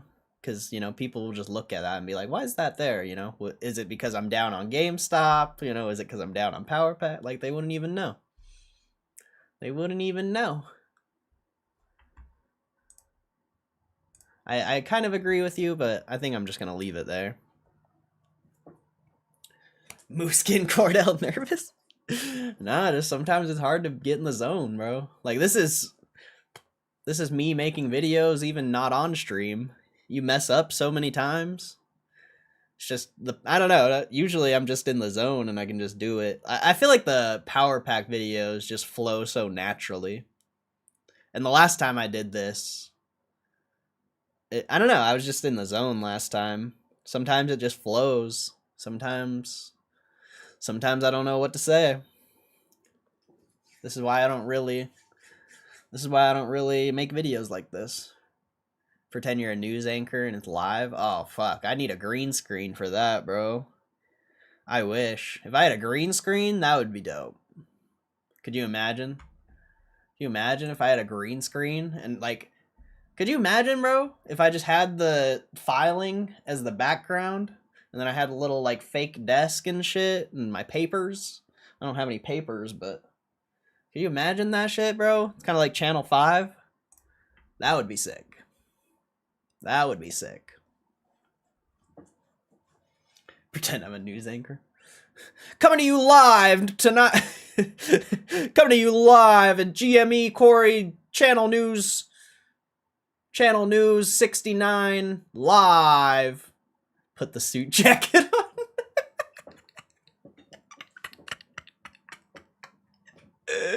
These are some good ideas. Put the suit jacket on. Well, we're coming to you live from Channel 69 News. Oh, bro. Oh, bro. Coming to you live from Channel 69 News. This is GME Corey with another special announcement, giving you this quarter's earnings prediction. Oh, man. We might have something here. We might have something going here. We just need the green screen. The suit jacket, should I put on the suit jacket? I don't know. I don't know if I should put on the suit jacket. Could be funny. Could be funny. I don't know. Let's see. Let's see.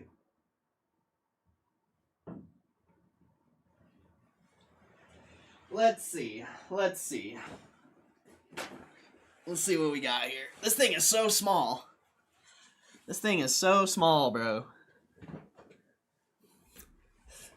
Coming to you live from Channel 69 News. I love it. Channel 69 News. It's just going to be hard to be in character the whole time.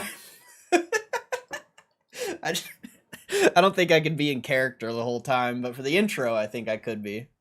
I think I could be in character for the intro. Oh, it's going to be tough. It's going to be tough. I should be making a script for this shit.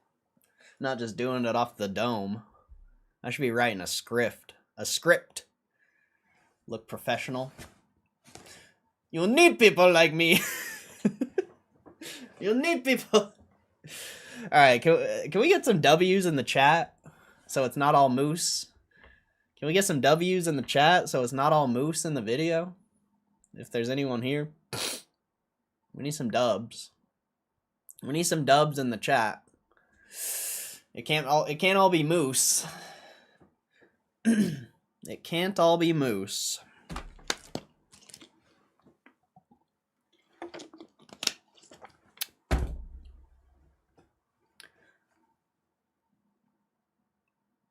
W. What's up, Sean H? What's up, bro? Is there nobody here? Is there nobody here right now? Just kidding. Yeah, hit some W's in the chat, bro. Hit some dubs. Get that chat looking a little better for the video. You know. You know. Coming to you live. I feel like I should be like coming to you from Channel 69. I don't know if you say live from Channel 69 News. I think that sounds better.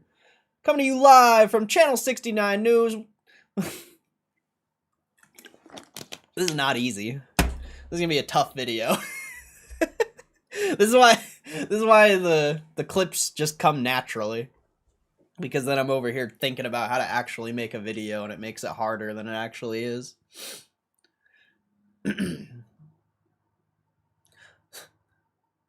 Live from the Channel 69 headquarters. Live from the Channel 69 headquarters. we've got an exciting news report for you today. Our professional analyst, Corey, our professional analyst, Gme Corey, is going to give you the rundown of Q2 2025 earnings for GameStop. And then I'll take the suit jacket off. The suit jacket is the announcer. Nah, I think I like what I just did. I like the one I just did. We're going to send you down to our professional analyst, because I just feel like that would piss people off. I feel like that would make people mad that I call myself a professional analyst. I just feel like that would be funny.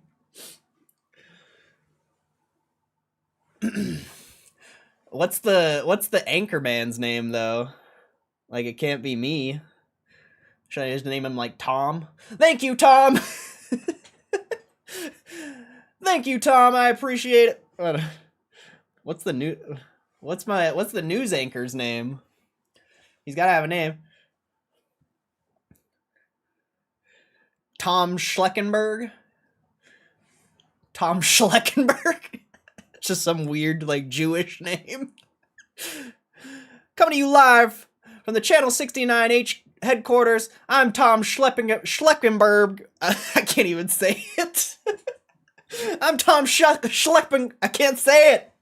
Fuck. Tom Schleppenberg. I'm not gonna be able to say it, bro. Tom fucking Schleppenberg. That's kind of Jewish, right? It's kind of Jewish. Schleppenberg. Sounds Jewish. Coming to you live from Channel 69 headquarters, I'm Tom Schleppenberg, your host of the your host of Channel 69 News. God, this is gonna be hard, bro. I'm trying way too hard. Maybe I should get a script. Maybe I should write a script. Tat Nerner. Nah, I like Tom Schleppenberg more than those. Tom Schleppenberg's funny. I think I need to make a script, honestly. I'm not gonna memorize this. But maybe if I write it down.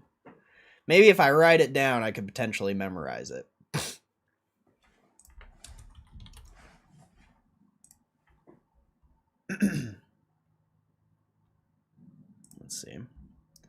Let's see what we got here. I got these eBay fucking links.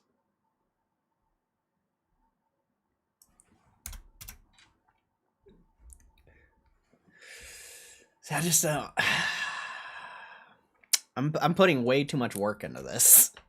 This isn't what clip channels are supposed to be like. It's supposed to be simple. All right.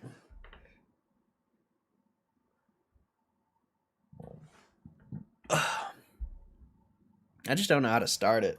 So we are. Oh, we need to lower the font here. This is big font. We are live at the Channel 69 headquarters.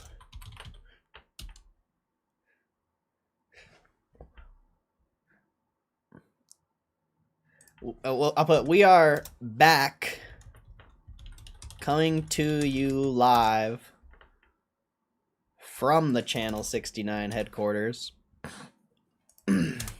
I'm Tom Schleppenberg. I don't need Schleppenberg. Unless you guys got a better name. That's what I'm running with, is Tom Schleppenberg. It's a stupid name, but it's funny. I'm Tom Schleppenberg. Here with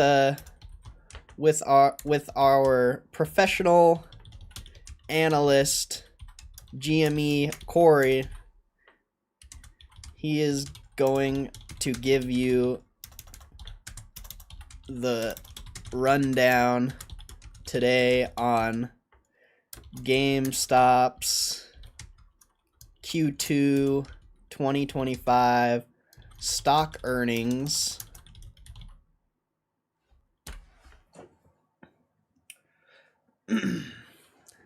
See, I don't know where to go from there.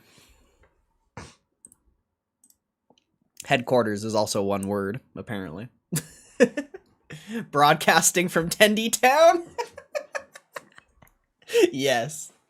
Yes. Yes, Kev. Yes, Kev. Let's go. Broadcasted. You broadcasted all the way in Tendy Town. All the way in Tendy Town. I'm Tom Schleppenberg here with our professional analyst, Gme Corey. Let's see if I can do it. We are back, coming to you live. Oh wait, I gotta use the actual microphone. We are back, coming to you live from Channel 69 headquarters, broadcasted all the way in Tendy Town. I'm Tom Schleppenberg here with our professional analyst, GME Corey. He's gonna give you the rundown today on GameStop's Q2 2025 stock earnings. Corey? Thank you, Tom. Thank you, Tom. It seems like we have some inclement weather out there. All right, I gotta say, we're sending it down to you, Corey. See, I think I could do the rest off the top. I just need the intro. We're sending it down to you, Corey.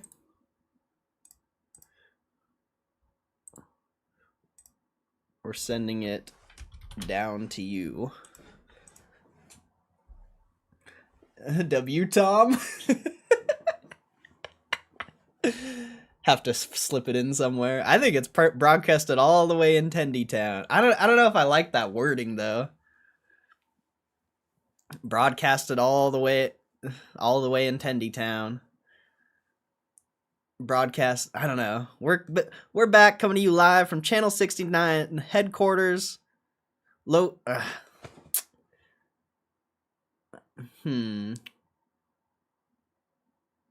don't know if that's the wording I like. I don't know if I like that wording. We're back, coming to you live from Channel 69 headquarters. I feel like it's got to be Channel 69 News, not headquarters. I feel like it's got to be Channel 69 News. We are back, coming to you live from Channel 69 News, broadcasted all the way in Tendy Town. Broadcasting live from 69420 Tendy Town. Like an actual address.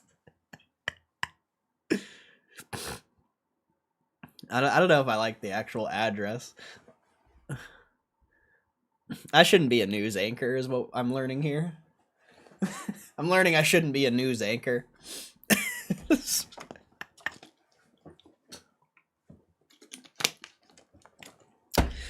I just want to make it funny, that's all.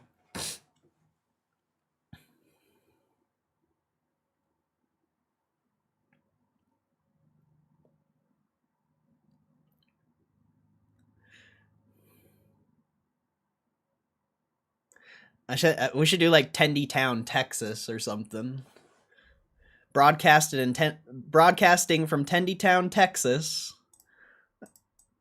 Or should I do Utah? Broadcasting. We are back, coming to you live.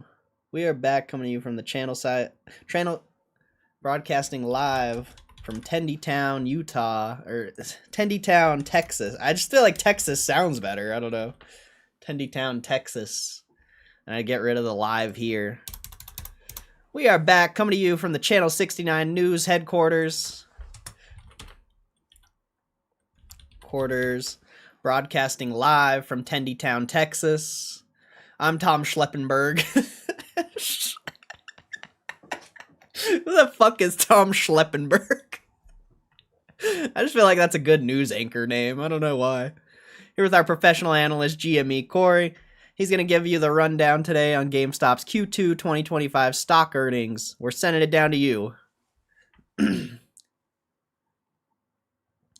Should I do rundown or predictions? He's going to give you the rundown. He's going to give you his I like the rundown because it kind of like, if someone's watching at a later time, it's going to, I don't know. I don't know. I don't know. Stock earnings predictions, or estimates, I guess I should say, on GameStop's Q2 2025 stock earnings estimates. We do earnings estimates. 2025 earnings estimates. 2025. I feel like stock earnings estimates actually sounds better. We're sending it down to you. Thank you, Tom. Thank you, Tom. It's going to be a wonderful quarter for GameStop. This is so stupid. Why does anyone watch this?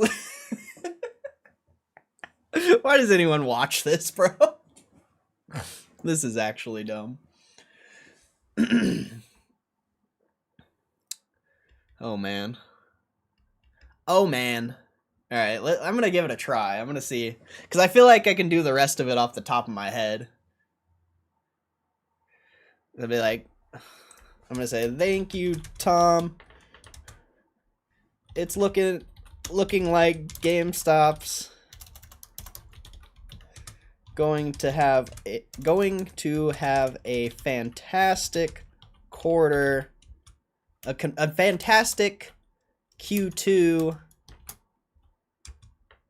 this year. We have been analyzing the numbers from last quarter and our estimates from our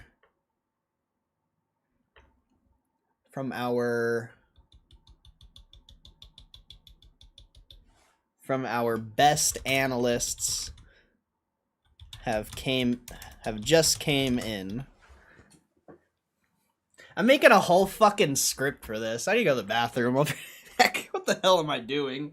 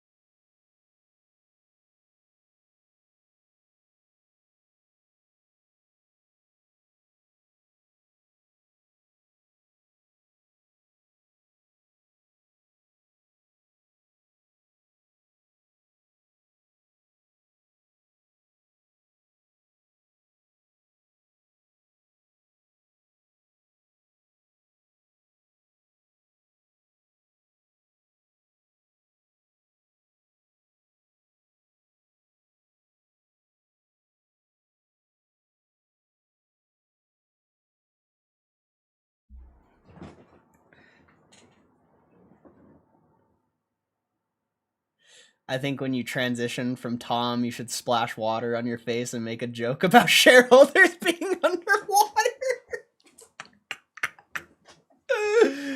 Now that's funny.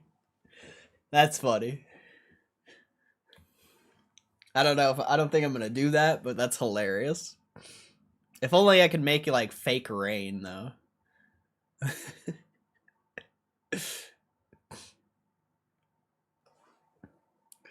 No, I just want the intro to be funny. Like, once the intro's done, you know, it's just gonna be a normal video. I just think the intro has to be funny, you know? It's all about the intro. You know, the first 10 seconds of the video are the most important.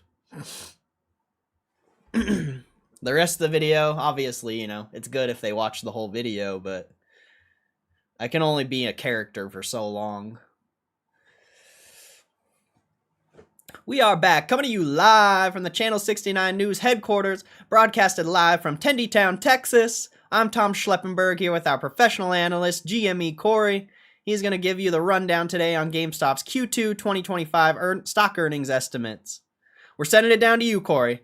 Thank you, Tom. It's looking like GameStop's going to have fantastic Q2 this year. We have been analyzing the numbers from last quarter, and our estimates from our best analysts have just came in. And it's looking like GameStop's going to have a really profitable quarter.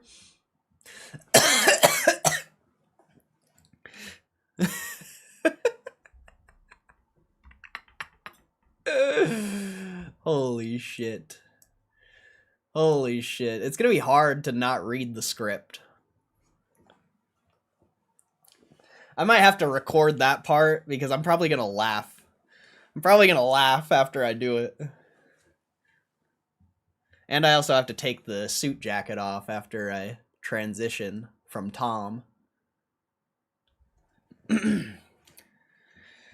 Alright. Let's see what we can do here. Tom Schleppenberg. Coming in hot. Coming in hot. Tom Schleppenberg.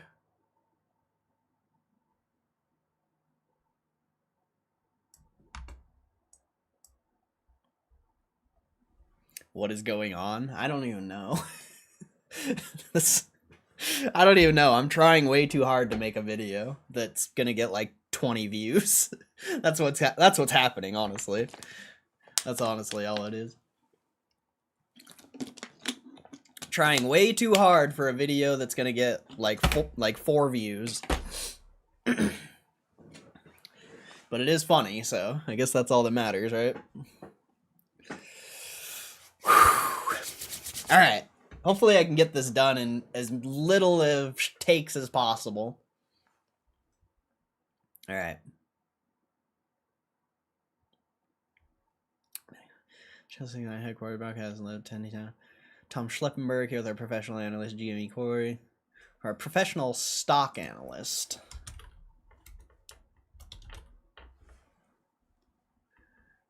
He's going to give you the rundown today on GameStop's Q2 2025 stock earnings estimates. We're sending it down to you, Corey. Thank you, Tom! Isn't there a South Park? Isn't the fucking, I swear god damn it. The news anchor on South Park is named Tom. I could also use the Family Guy one too. Thank you, Tom. Thank you, Tom.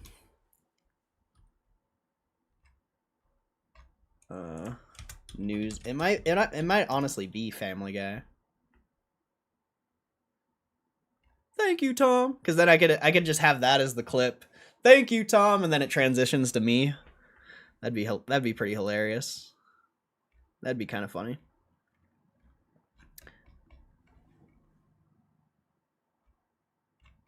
Doesn't look like they have a clip for it though.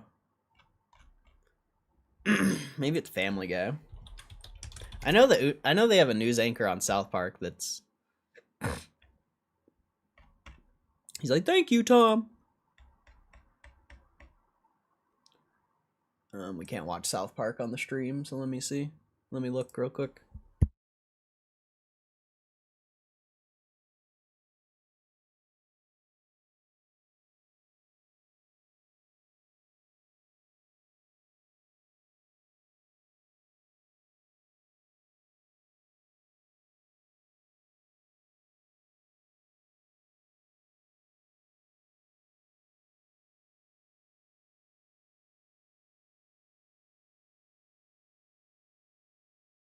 I've also been told that Tom has tragically lost his life. I know there's a clip somewhere. I'll have to find it later, potentially. I'll just improvise for now. Classic Schleppenberg. Classic Schleppenberg. Alright. Alright. Alright. Alright. Here we go. Here we go. Here we go. The microphone's not even on. But it's a prop. It's a prop.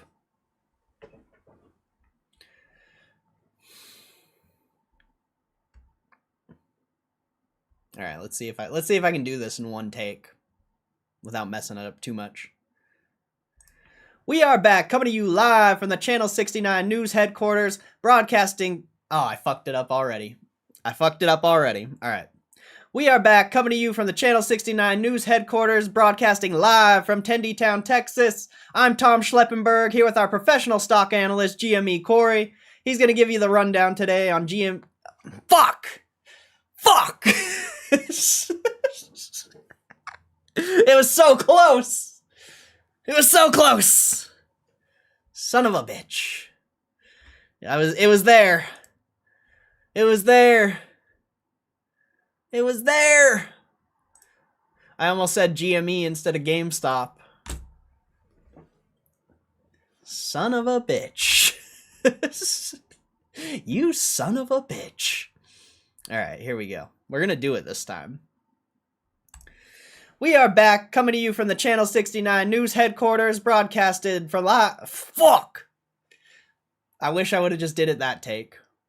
Alright. We are back, coming to you live. I keep saying live. Maybe I do need to make it that. Maybe I say broadcasting from Tendytown, Texas, instead of live from Tendytown, Texas.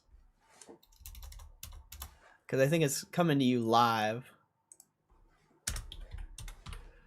from the Channel 69 News Head. All right, we're going to get it this time. We're going to get it this time. It's money this time. Just you watch. Just you wait and see. You're going to watch magic happen right before your eyes. Not really, but you're going to watch something happen. All right. We are back, coming to you live from the Channel 69 News Headquarters, broadcasted from... Motherfucker, dude. It's got to be broadcasted, not broadcasting. Broadcasted. All right. We are back, coming to you live from the Channel 69 News Headquarters, broadcasted from Tendytown, Texas. I'm Tom Schleppenberg, here with our professional stock analyst, GME Corey. He's going to give you the rundown on today. No! No! I can't do it. It's too hard. It's too hard, bro. It's too hard. This is not easy, bro. This is not easy. You're just memorizing a script, though. It shouldn't be that hard. Shouldn't be that hard. I'm just memorizing a script. I'm just memorizing a script. It's not that hard. All right. We're going to get it one of these tries. I don't know which one, but we're going to get one. We're going to get a good one. We are back, coming to you live from the Channel 69 News Headquarters, broadcasting from Tendytown, Texas. I'm Tom Schleppenberg, here with our professional stock analyst, GME Corey. He's going to give you the rundown today on GameStop's Q2 2025 stock earnings estimates. We're sending it down to you, Corey. See, I think I looked at the script too many times. I got to watch that back. I think I looked up at the script too many times. Got that wandering eye, bro. Got that wandering eye. Let's see what it looked like. Oh, and it didn't start recording at the... It didn't start it at the right time. Come on, bro. From the Channel 69 News Headquarters. All right, I gotta redo it anyway. Doesn't even matter. I gotta redo it anyway. This sucks, dude. This sucks. Come on. Come on. You don't even have a teleprompter, noob. I mean, I do, but I'm trying to not look up at the thing. I mean, I guess I should see what it looks like when I look up at the thing. Channel 69 News Headquarters, broadcaster from Tendytown, Texas. I'm Tom Schleppenberg, here with our professional stock analyst, GME Corey. He's going to give you the rundown today on GameStop's Q2.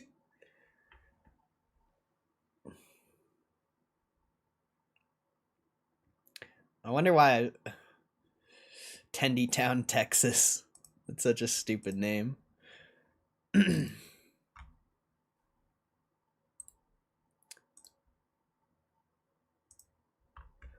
Like, if I wasn't recording my screen, I'd just put it, like, right in front of my face.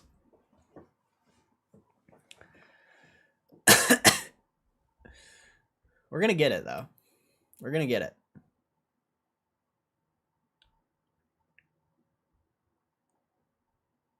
So you getting changed for the Corey part?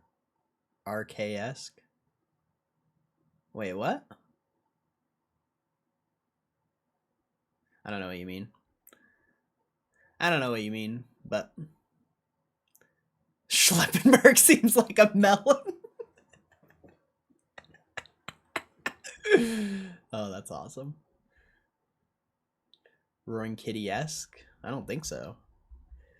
I don't think so. I think this is completely my own idea that I just made up like 15 minutes. Or didn't someone in the chat bring this? I think someone in the chat brought this. And now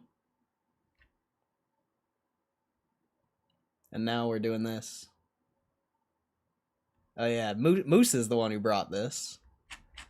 So I don't know why you think it would be like Roaring Kitty-esque when it's literally like an idea that just got created less than 20 minutes ago.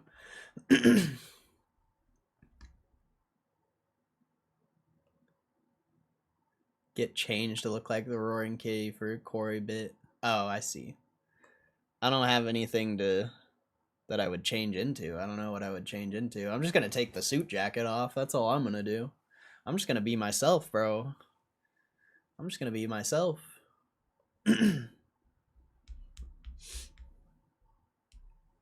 Alright.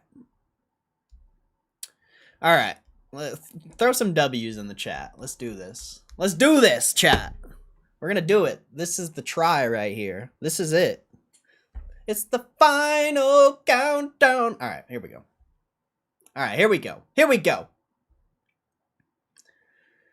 We are back, coming to you live from the Channel 69 News headquarters, broadcasted from Tendytown, Texas. I'm Tom Schleppenberg, here today with GameStop analyst Gme Corey. He's going to give you the rundown today on GameStop's Q2 2025 stock earnings estimates. We're sending it down to you, Corey. I definitely messed that up. I think I messed that up, but I don't know.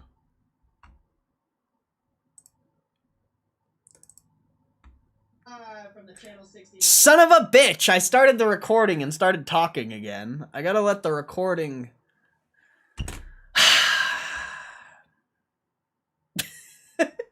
This is so stupid. Who watches this stream, bro? That's crazy. Headquarters, broadcasted from Tendytown, Texas. I'm Tom Schleppenberg, here today with GameStop. I wish I could just memorize the fucking script. I might just get rid of it. I might just take it down so I can't look at it. We're back, coming to you live from the Channel 69 News headquarters, broadcasted from Tendytown. I might get rid of the Tendytown, Texas part. I might get rid of that. That part kind of messes me up. 69. We are back, coming to you live from the Channel 69 News headquarters, 69 News headquarters. I'm Tom Schleppenberg. I'm your anchor. I'm your host, Tom Schleppenberg. Here today with our professional stock analyst, Gme Corey. He's gonna give you the rundown on so I don't have to put today there. He's gonna give you the rundown on GameStop's Q2 2025 stock earnings estimates. Okay, we're about to run this, bro. We're about to run this. All right.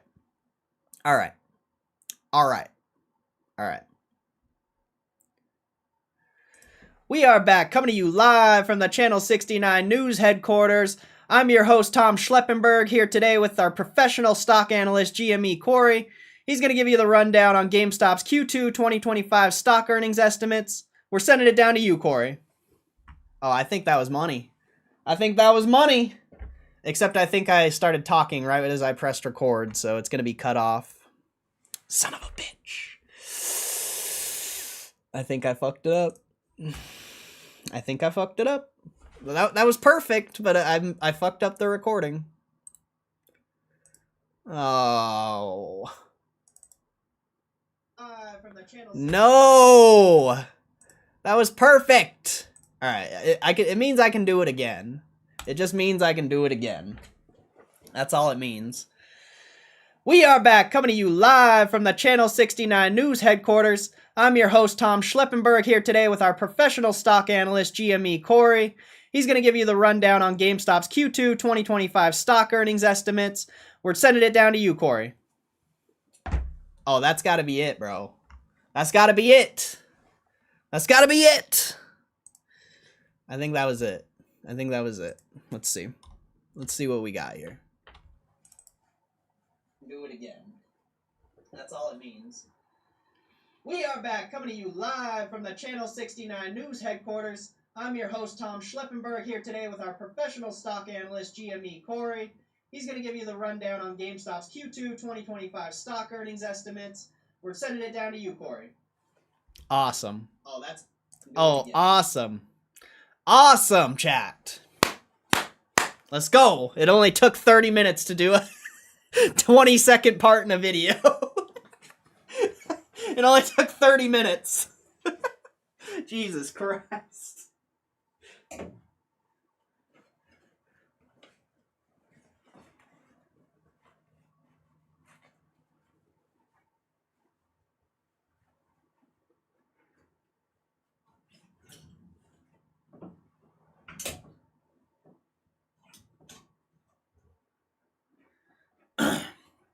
Do you think I should have a hat? You think I should have a hat and glasses on? I mean, Tom Schleppenberg didn't have a hat and glasses on, so you're probably right. We probably do need a hat. We probably do need hats and glasses. You're probably right. I say we use...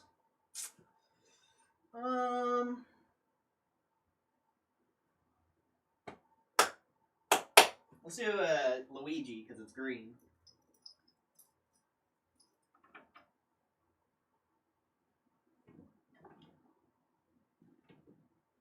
Oh wait, that's red. What am I doing?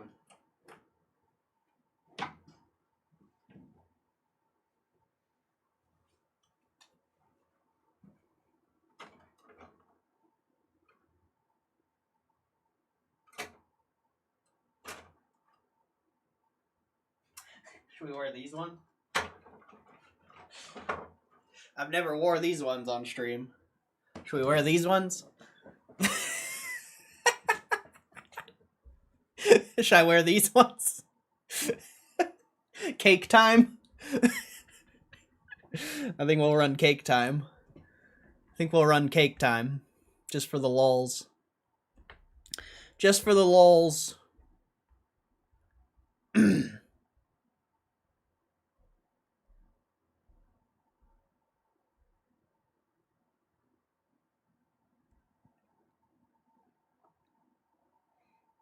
Just for the lulz.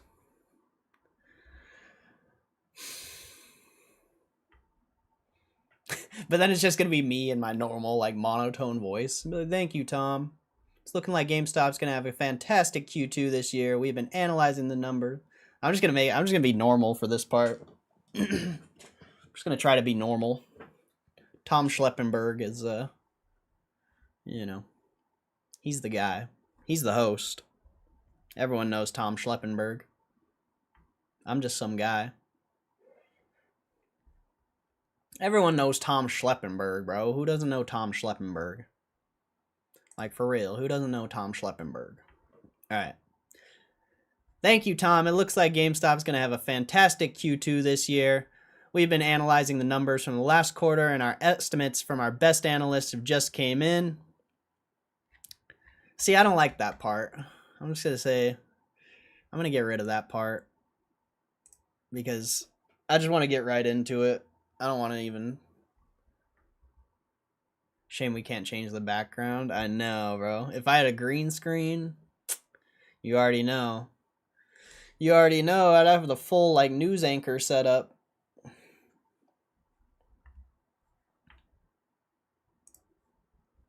don't really like these glasses. They hurt my face. Alright.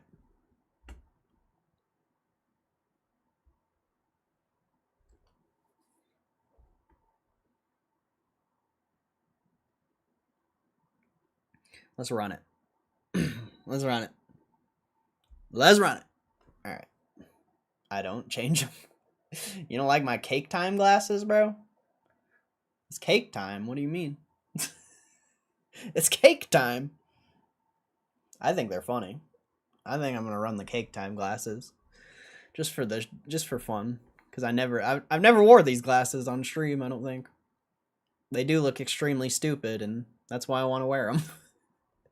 That's why I want to wear them. All right, let's see. See if we can run this. Thank you, Tom. It's looking like GameStop's going to have a fantastic Q2. Fuck. I'm going to get rid of the script for this part so I don't accidentally look up at it. Thank you, Tom. It's looking like GameStop's going to have a fantastic Q2 this year. They ended last quarter with $6.3 billion on the balance sheet, and they've raised $3.5 billion this quarter from senior bonds, so they should have over $10 billion in cash on the balance sheet. If you're doing the math off of about 6.5 million, because they also made 50 million last quarter, so you should estimate that they'll make money from 6.5 billion in cash. Potentially you could do the 10 billion, but I'm just going to do the 6.5 billion just for the sake of simplicity. You multiply the 6.5 billion by 3.5%. That's 227 million GameStop's going to be earning per year off of the cash. But then you divide it by 4 for this quarter, and they should earn around 57 million in cash from this quarter. I would say more just because they've had the 10 billion for at least half of this quarter, so it'd probably be closer to 60 million for the cash on the quarter. But then you have to also take into consideration what GameStop is going to make from the stores, because this is going to be the first profitable quarter that GameStop has actually made money from the stores. You can see last year you can see last year that they lost 10 million. But we sold Canada, and we're selling Canada for a little over $200 million. But if you get rid of the loss with Canada and you estimate that you're going to make around 30-40 million in the US, you should see a 20-30 million profit potentially from the stores. And that's going to be... I don't really know where to go from there.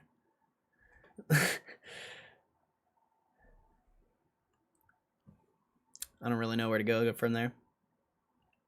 And that's going to be some fantastic profit from GameStop. You earn 20-30 million from the stores, over 60 million from the cash. So you're looking about 100 million just from the stores and the cash. But you also have Bitcoin on the balance sheet, which GameStop has not disclosed how much Bitcoin they have. Could be anywhere from 200 to 500 million, maybe even more. And maybe they even bought more assets back in April when everything was cheap. You know, we'll find out when the quarter gets... we'll find out when the Q2 earnings get released. It's not really something you can estimate. It's not really something you can estimate. And I would expect revenues to be down. Revenues are a big bearish topic. A lot of bears, for some reason, really focus on the revenues of GameStop, and I don't really know why, because GameStop has been cutting costs and closing stores at a very exponential level, so you would expect revenue to come down, and it's very impressive that the revenue has came down so much, and now they're starting to generate profit from the stores. So even if revenue is down next quarter, to me it doesn't really matter. What else? Is there anything else about GameStop that we missed? I think that's pretty simple. But if you're going off of all that and you expect anywhere around 100 million profit for the year, but if you're going off my analysis and you're expecting 100 million profit for the quarter, you just divide the share float by the profit, so 447 million divided by 100 million, and I did it wrong. No, I did it wrong. And if you're going off of our estimates, we should expect 100 million profit for the quarter. And to get the EPS, you just divide the 100 million by the share float, which is 447 million. And that's going to get you a 0.22 EPS. So anywhere over 0.2 EPS, I would say, is a fair prediction for GameStop's earnings as far as earnings per share goes. But you could also expect more if the sale of Canada goes on the net income, if they took their profits from crypto. There's so many other things GameStop could... There's so many other things that GameStop could put on their balance sheet this quarter that are very unknown as of right now. So I guess we'll have to see as far as the unknowns go. But it's very simple analysis, And I can't wait for the earnings. Back to you, Tom. See, I don't think Tom needs to close it out though. I don't think Tom needs to close it out. I think I could just end the video there.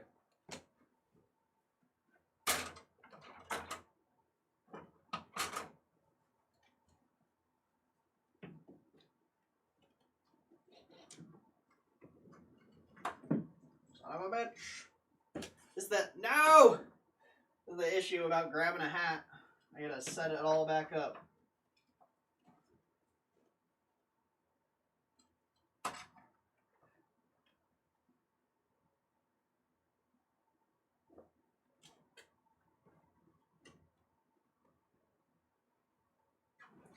Oh shit.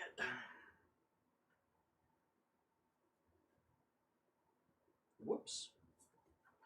Dumped a bunch of Pokemon cards. Jeez.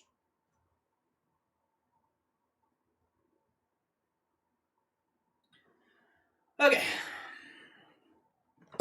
That wasn't bad. That wasn't bad.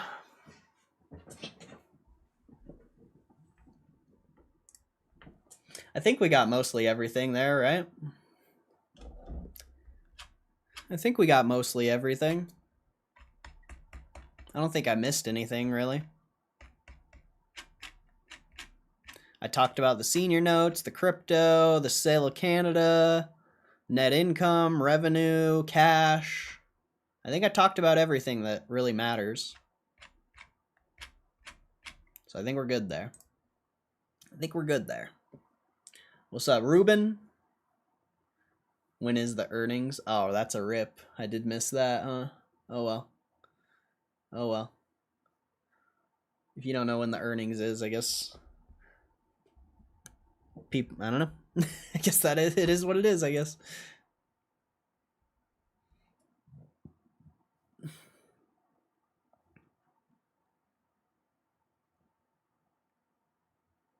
Back to you, Schleppenberg. Don't forget to mention Bitcoin. I'm pretty sure I got that, right? Pretty sure I got that.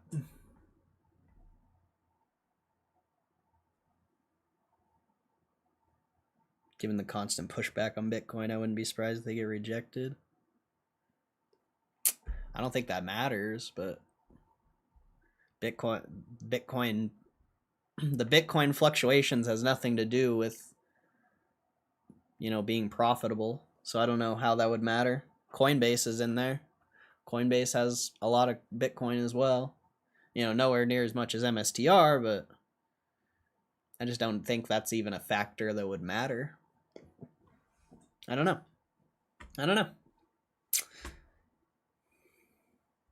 Not sure. Yeah, just off balance sheet, really. Yeah, that's what I was thinking. That's why it's interesting to see a profit, because they did lose like 4 billion on their crypto or on their Bitcoin holdings, but they made, you know, the 9 million from selling shares. So, you know, the only reason they're even being considered is because of that share sell. Has really nothing to do with the crypto.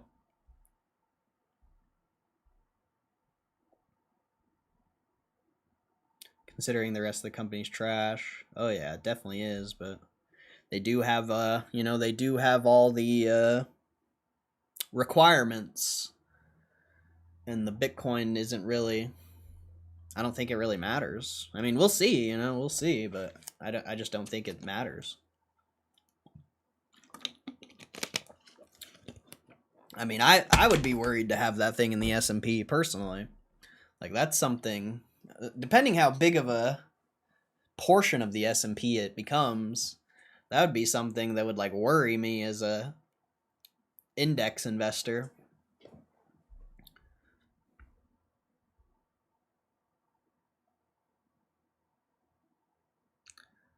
Apparently it's an unknown committee who decides, probably rife with bias. Yeah, I have no clue. I have no clue.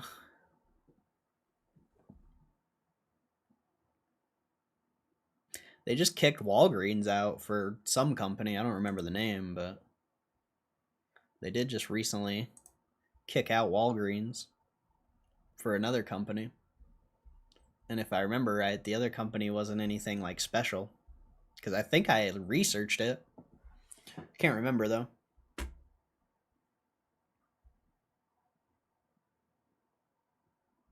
All right. I just want to put that video together just to see what it's like. You know, I'm actually going to do it off stream so you guys will watch it. Even though you guys literally just watch me do it live, I still need you guys to watch it, so I'll edit it later.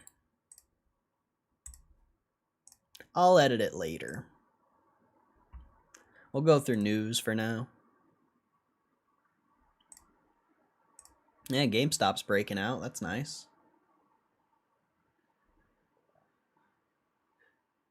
Be nice for constant passive buys towards something Bitcoin related, though. That's fair. I mean, MSTR's price fluctuations probably won't have that big of an effect, even if it does get in there, but I thought it was each company's balance sheet is stacked up in top 500, get in the S&P. I don't know. I don't think so. I'm not sure. Because I'm sure there's companies that literally, like, just this year have gotten the requirements, and they're probably not going to consider to put those companies in, even if they're better than another company. They'll probably wait a year or two. I'm sure there's a lot of factors, you know. Sure, there's a lot of factors. Time being the most important one, I would say.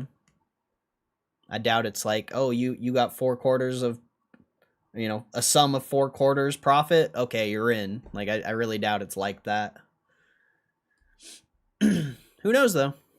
I don't know. I don't research it because it just is. It's honestly irrelevant. You're talking about a company that's going to have like a 0.01% effect on the S&P as a whole for most companies. You know, a big company like MSTR, it might have a little more weight potentially, so maybe it'll be a little more important, but for, you know, 80 to 90% of the companies, the weight they have in the S&P, it's just seems irrelevant, honestly. Like, it's really your top, like, 20, 30 stocks that make the moves, mostly. And if sectors, whatever, blah, blah, blah. But for the most part, it's your top 20, 30 stocks that are really all that matter.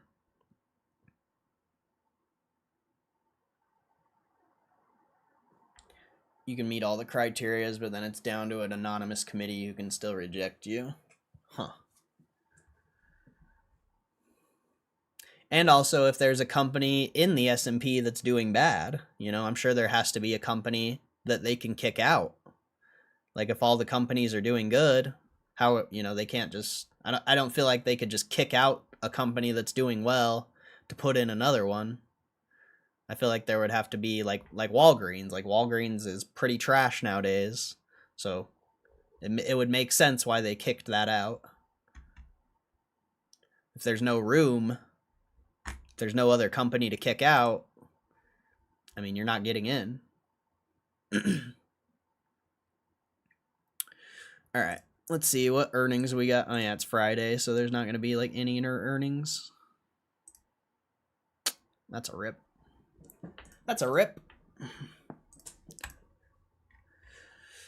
No economic data? That's weird. Well, it looks like it's going to be a short news cycle here.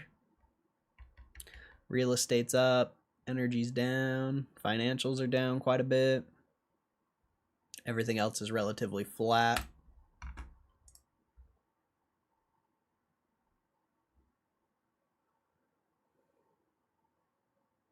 Nothing there.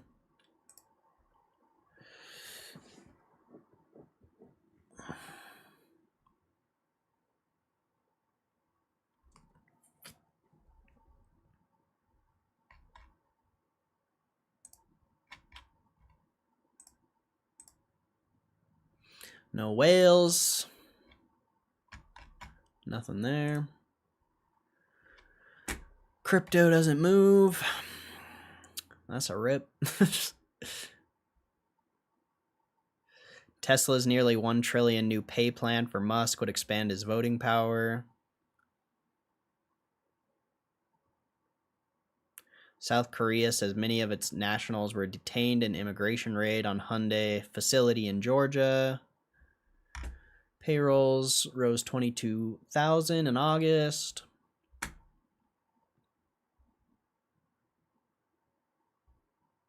Get more accurate. Let's see.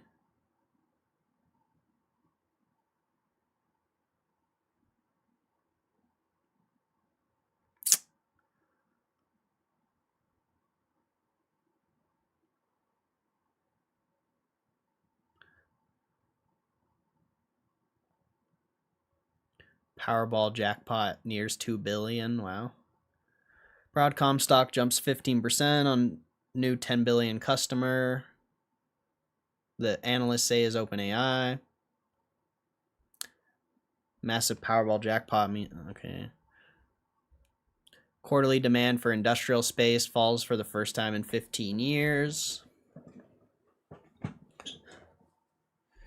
Google CEO thanks Trump for antitrust resolution. Yield investors in 89 million worth of... Wait, what? The news is booty on Fridays, bro. Let's see. Rebalances 2 times a year, out bad ones, and replaces them with good ones. So if 2 leave, only 2 go in. Yep, exactly. I bet the anonymous committee can do some nice trades if they decide to do so. Seems like some nice inside info. I mean, not every stock goes up just because it gets in the S&P. Like, statistically, most of them go up, but I don't think that new one that replaced Walgreens really went up that much. I'm not sure. I don't really track stuff like that. I mean, I've been the laziest stock trader this past year. I don't really track anything. Let's be real. Last year, Planter got in the S&P 500, then ran like an MFR, went from 28.32 range, 60s. When the rebalancing happened, so ETFs and funds sell the company, leaving S&P and buy the new. Yep. But I don't think every stock goes up like that. I'll be honest. I don't know. You know, I don't have the data to back that or anything, but I just really doubt every stock goes up that much. Like Coinbase let's look at Coinbase. I feel like Coinbase will be a good example, especially with like crypto being decently flat. Coinbase just recently, I don't remember the exact date, but they got in recently. And it was probably around here, 613. It was probably around there, just judging by the price action of the stock. Like it was probably there, and then look, 2 months later, it's basically back at the same. Not quite. It's still up, but Coinbase didn't rally like Planter, so I think Planter is just a very unique case, and not every company is. Not every company is gonna have that happen. Some companies are gonna go up crazy or whatever, because maybe the market didn't expect Planter to get in the S&P. I don't know. Like I don't know. I wasn't there. I didn't track it. Like I don't know. But I feel like Coinbase is a good enough example of not everything just goes up. Like sure, yeah, that whole month after, if assuming this is the right timing, I don't know exactly when it got in, it absolutely crushed, but it's really not up that much. So it's probably very stock specific. May 19th. I don't know. So 5. Okay. Oh yeah, so yeah, look, if it was May 19th, the stock didn't even move. The stock didn't even move if it was May 19th. About a month later it started to move, but even then, I just don't. Yeah. Planter is a very unique stock that, in my opinion, is maybe it was like heavily shorted or something. I don't know. But that stock is for sure overvalued. by so many different metrics.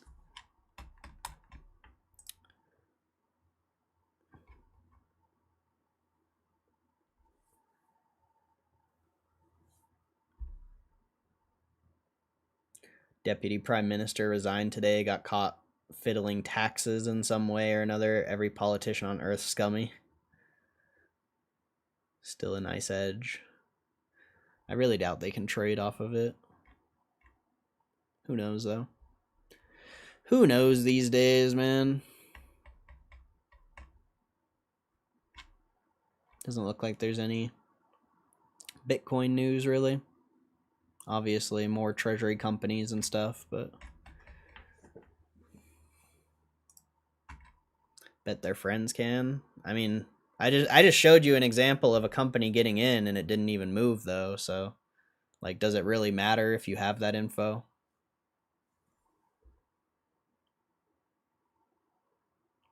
I would argue no. I would argue it doesn't.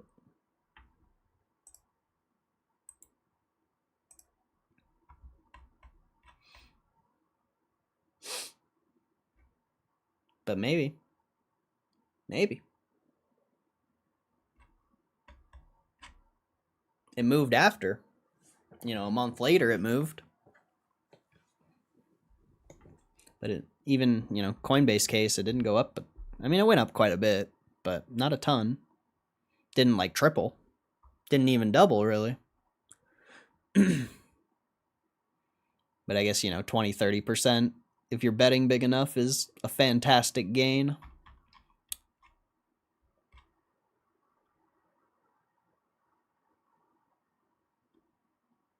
Hiker climbs Colorado mountain to find legendary man giving out ice cream. What?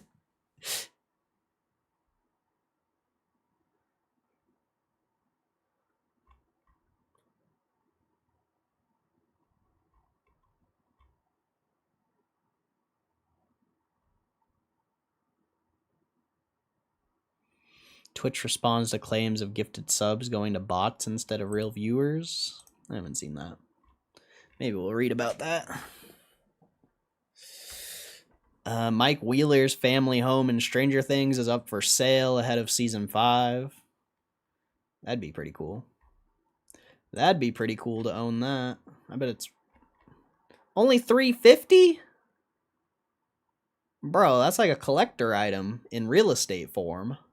$350? Like, I don't know what the average home price is, but that's a fucking steal. You get 2 acres, too? That's a steal right there, bro. That's actually a steal. Damn, I'm trying to buy fucking the Stranger Things house, bro. You know how sick that would be, bro? You know how badass that would be? Turn it into an Airbnb, bro. Shit, son. Oh, man, if only I had $350,000, bro. Be so gangster.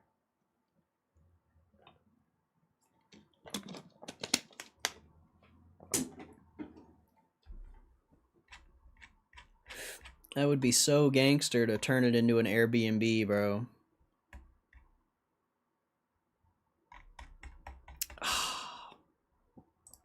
Man. If only I had money. Where is it located? I don't think it matters, but I really don't think it matters. It's in Atlanta, Georgia.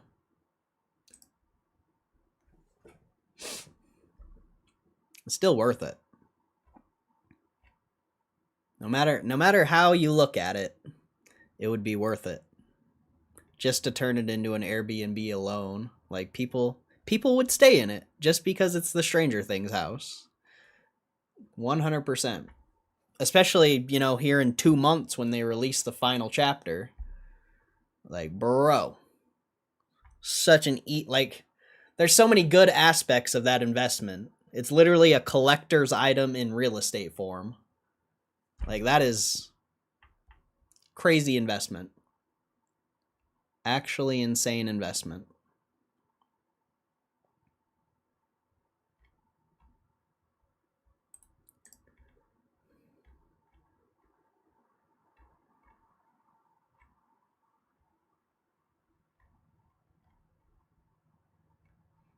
Alright, nothing there. Pokemon's launching a Tamagotchi-style virtual pet.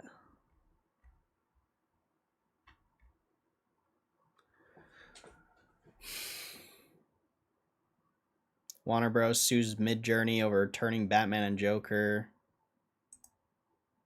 into AI slop. EA tells colleges it's no longer making a basketball game. Blames them? Jeez. Maybe we'll read about that. That sounds crazy. GTA being the first 5X, or what would that be? Quintuple A game? Quintuple A. I think it's quintuple.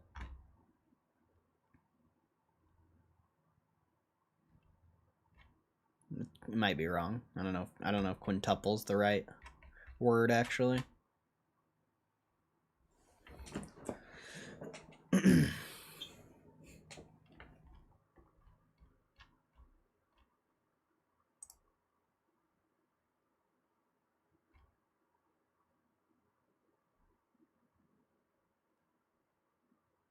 Street Fighter movie lands in theaters on October.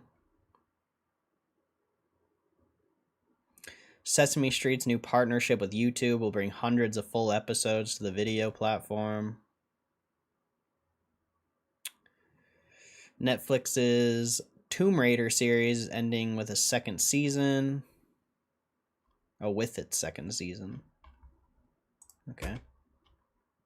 Okay.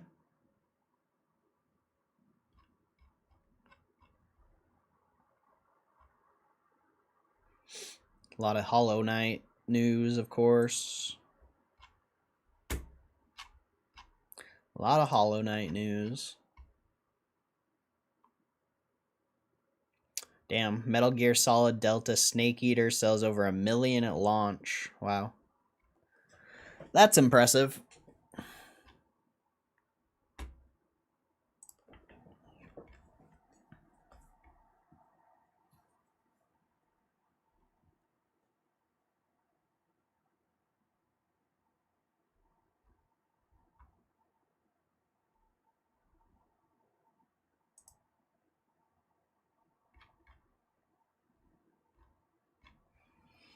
Nothing there. Obviously, there's probably no news releases. Nope. Okay. I'd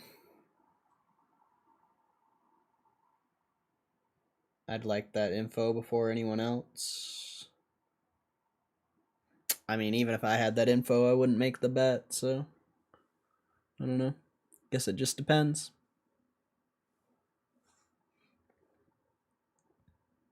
Right by me for the same price as a regular house? Yeah, exactly. It'd be so worth it to buy.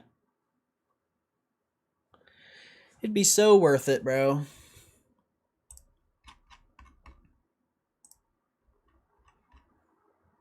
You would make millions of dollars from that house. I would think. I think you would make millions of dollars from that house. If you knew what you were doing, I guess. Let's see. Twitch has responded to the claim that gifted subs are only given to bot accounts after some streamers spotted fresh profiles getting them. View bots for a long time been taking a talking point on Twitch. However, they become an even hotter topic point at the end of the summer. In July, Amazon owned platform. Yeah, we know that. Streamers suggested it was a bug in the code, but other streamers also noted similar activity with gifted subs going to non-followers. Some suggested it was a purposeful change from Twitch in some way. However, Twitch has confirmed to Dexerto, we have found no evidence to suggest there's a widespread issue with gifted subs. Twitch does not intentionally target bot accounts for gifted subs. We actively work to remove bot accounts, not reward them. We continue to be committed to identifying and combating view bots, inauthentic viewership, and other potentially fake engagement on our platform. I've considered starting a stream on Twitch, but I kind of like keeping it all in one place, of course.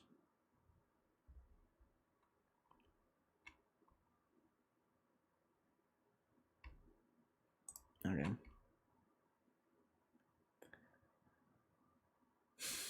Biggest focus on ads will kill Twitch. No one likes to have their content disrupted by ads. That's what ad blockers are for, right?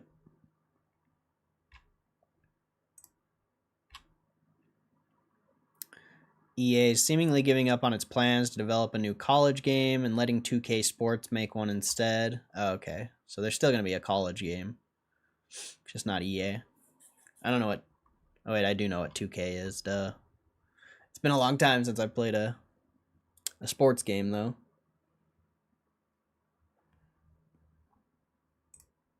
Elvis. This is honestly your last warning, bro. If you don't start bringing value to my chat and you don't stop talking shit and being fucking weird, I will ban you forever. This is your final warning, so make your choice. It's your final warning, bro.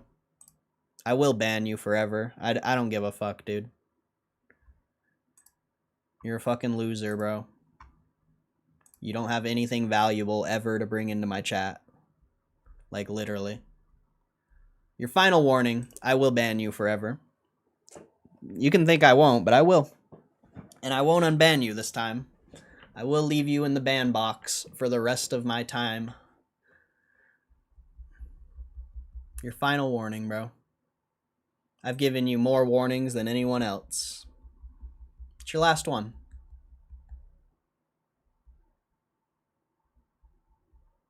You think your funny little comments, or whatever you think they are, they're fucking stupid. So you make the choice. You can be banned forever, or you can actually bring value to the stream. It's very simple.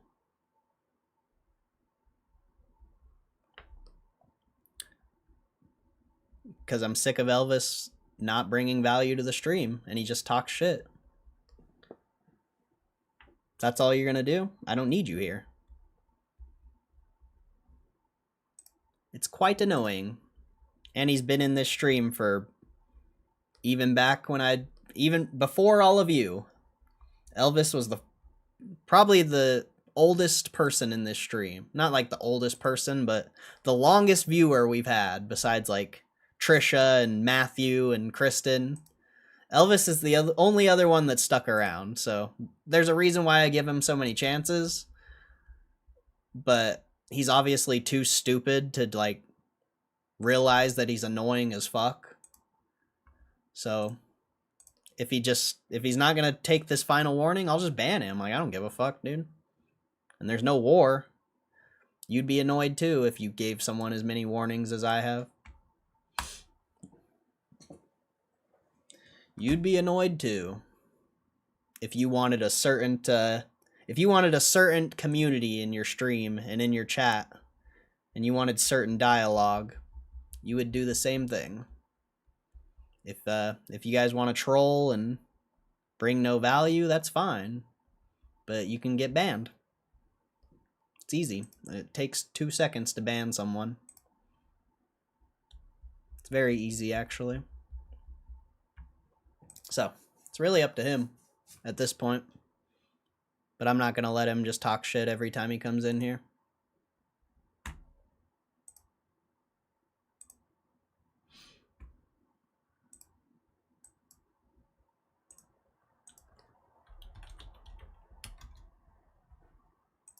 And if you guys, I don't know, I don't appreciate it.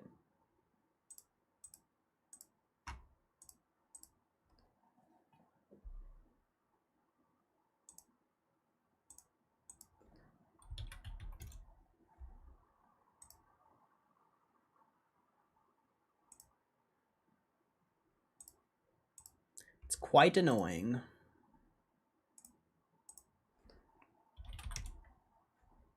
You would think someone who's been around the stream for multiple years would be able to like figure it out. But I guess it's really difficult.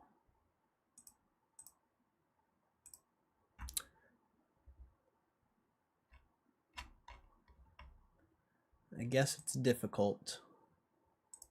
Difficult to bring value to a stream you view every day, I guess.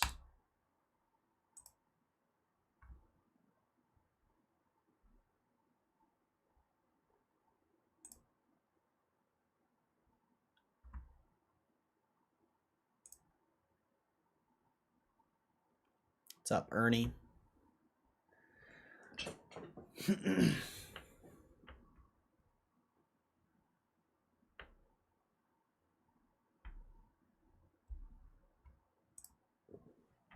What up?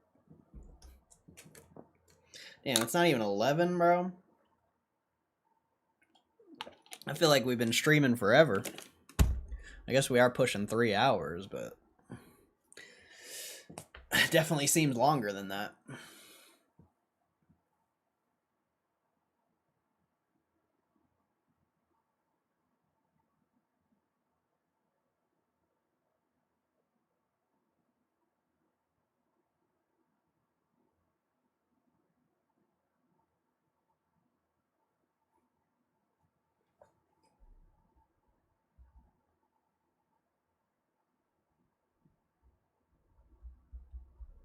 Well, this sucks. There's no news. I guess I can throw that video together real quick. I don't know. Don't really know what to do at this point.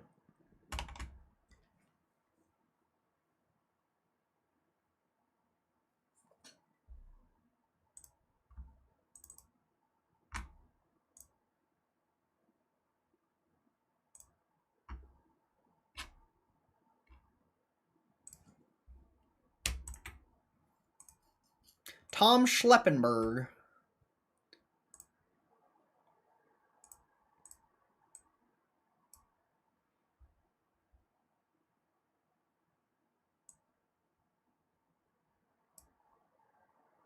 What the? Did it work? Oh, let's see. See what. Yeah. That's all it means. What? Tom Schleppenberg.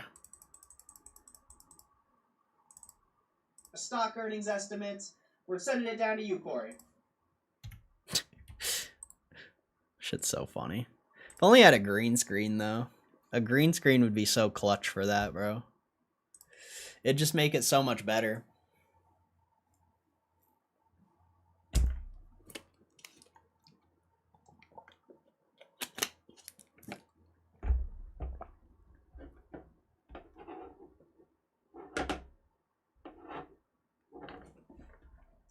The green screen would be clutch.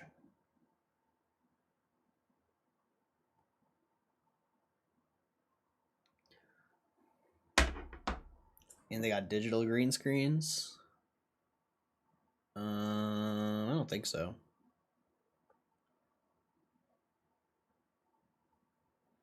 I mean, like, you can blend, but it looks like shit. You have to have a screen.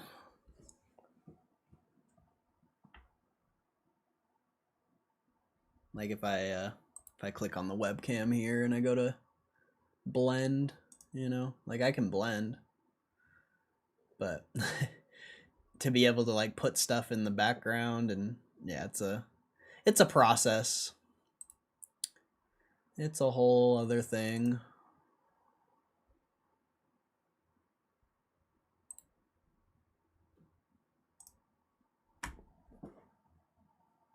I actually don't really. I've researched a little bit on how to use a green screen, but I've never bought one, obviously, and actually used it.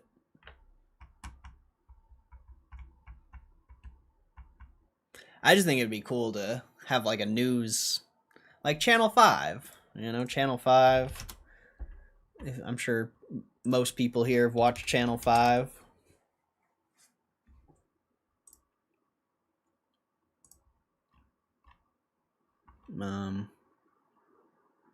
It's usually the longer ones. It's like 5cast, isn't it? 5cast? Yeah. Let's talk about like, if I could do this, you know how clutch this would be? If I could have this background. Like, that'd be sick. That'd be so badass if I could have that.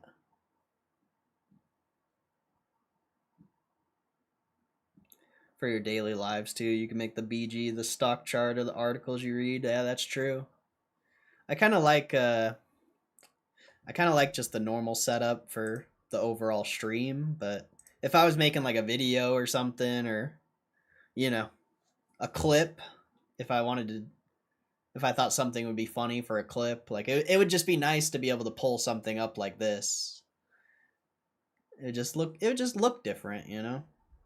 I don't think I don't know. This is more just like streamer style. This it looks fine, obviously. It would just be cooler. It'd be way more cool to have an actual newsroom or whatever. The video would probably do the same, most likely. But I don't know. What's up, John Y? Daily lives too. You can make, let's see. Power pack videos would be fire with the BG as the pack opening. Oh yeah, that would be kind of cool, huh? That would be kind of cool.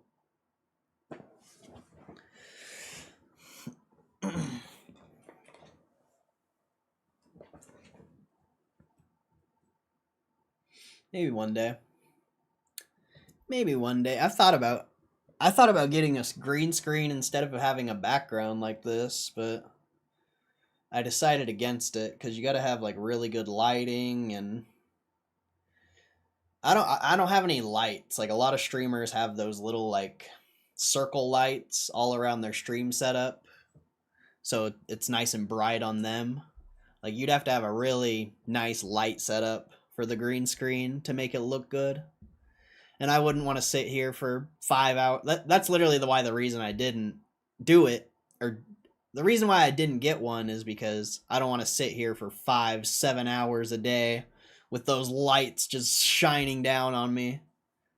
Like obviously, you know, I could just use it for videos, and maybe I will, but that's originally why I don't, you know, that's why I don't have a green screen set up, or I already would have it.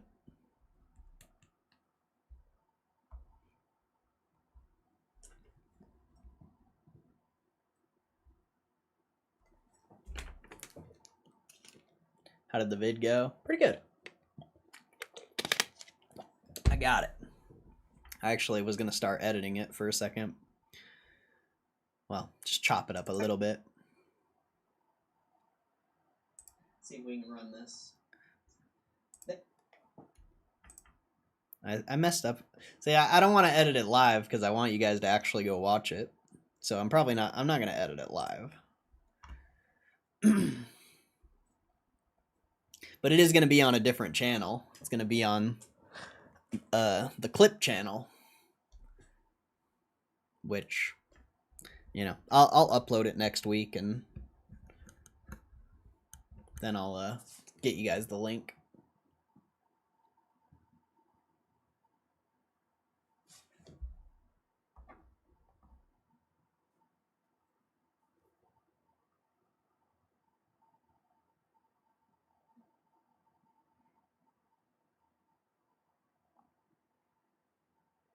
Probably upload it on Monday. Or should I upload it over the weekend? I don't think I mean, 214 viewers for 3 hours. Like, it's a pretty normal day.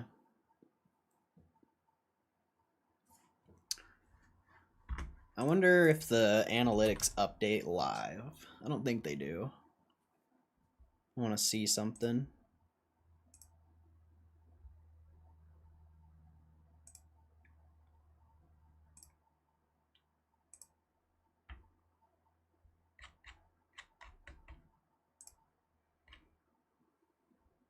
Yeah, only 15% from YouTube search.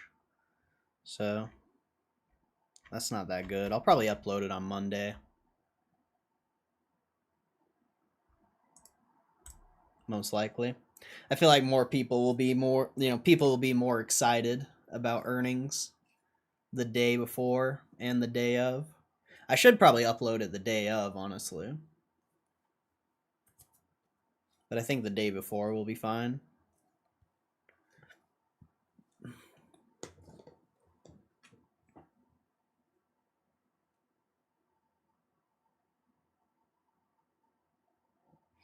I guess I could upload it the day of if there's like a lot of people in here. I don't know. I'll decide what I want to do over the weekend. I could also upload it today.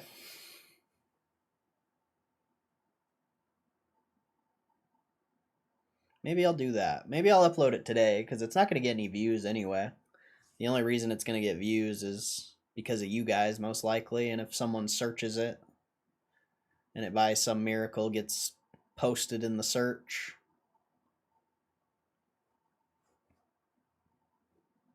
I don't know. It'll be interesting.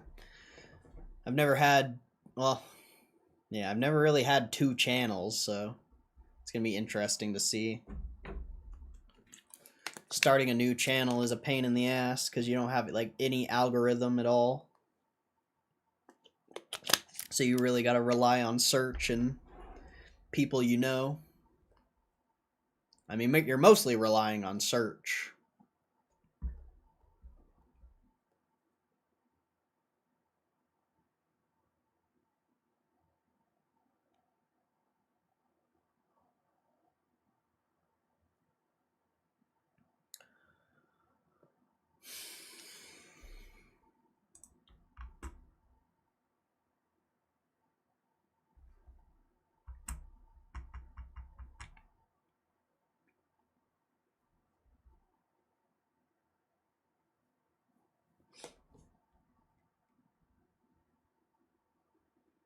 So yeah,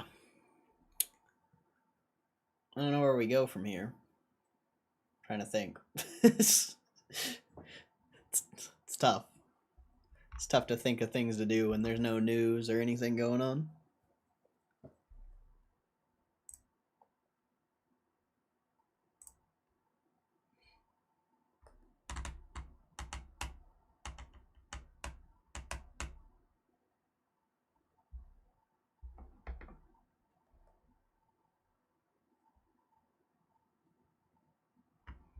Yeah, I don't know. Fuck. I don't know, man. I don't know.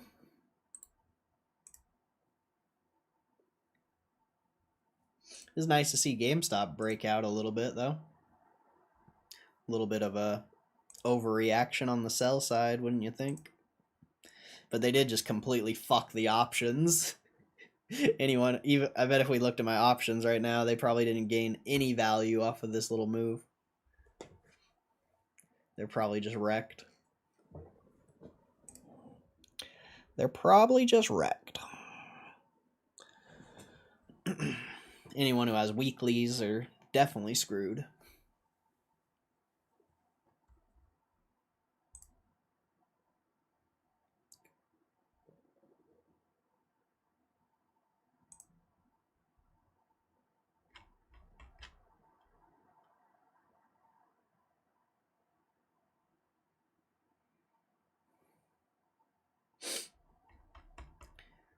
Man, apparently I should have kept that Mew we pulled forever ago.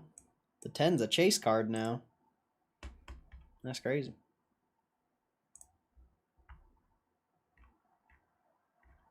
I want to research this Raichu a little bit real quick. That Raichu is weird. I'll probably still end up keeping it, but it's such a weird card. Your lowest listings, mine's not first edition either. Yeah, your lowest listings 35. That's not good. What's the next lowest? 35. 35. Oh wait, that's not the same card. 37. That's not really the best.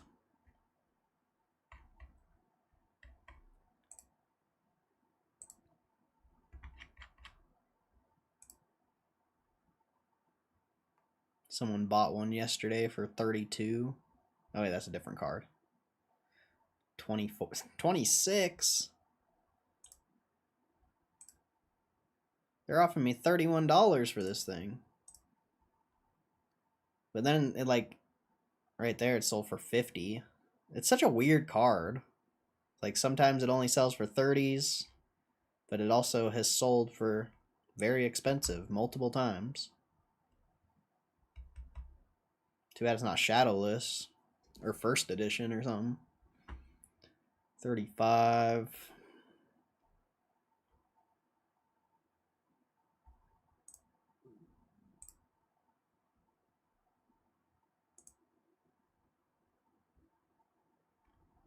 But a lot of the cheaper sales are,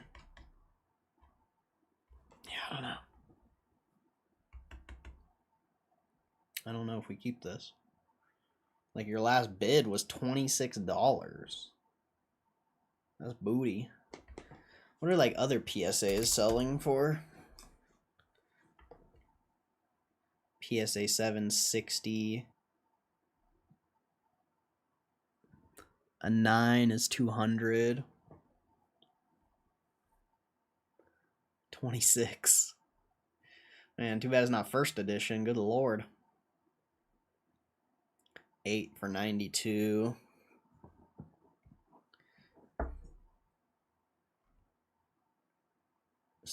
That's not the same card.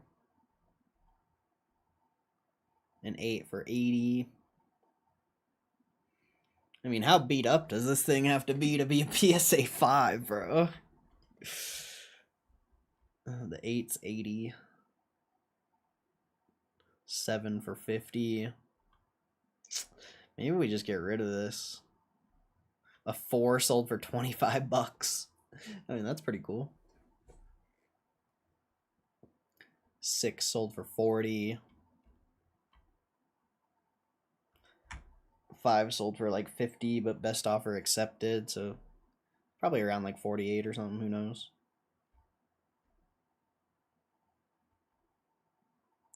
So, what is that? A 6 sold for 40. The 4 sold for 45. This is such a weird card.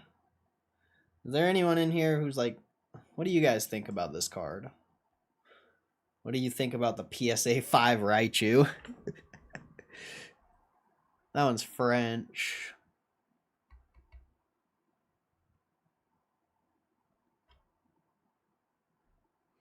I don't know how I feel about it. Part of me feels like selling it for 30 bucks is worth it.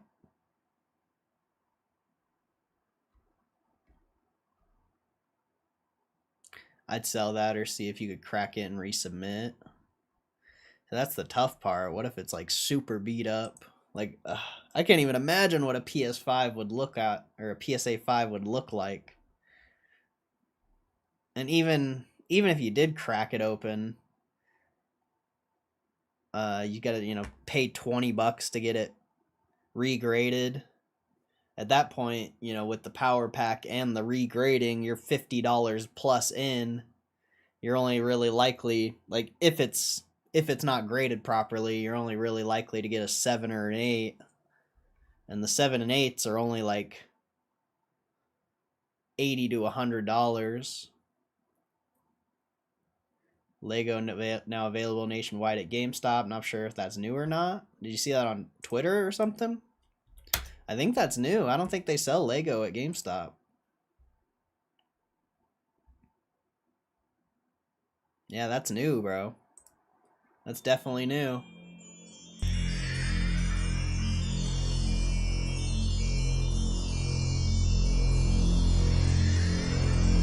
Lego! Lego! Hopefully I don't get clapped for those noises. Yeah, I think that's new. Pretty sure that's new, bro. I don't think they've ever sold Legos. Oh, look, like they updated it, I think. Oh, they didn't update that yet.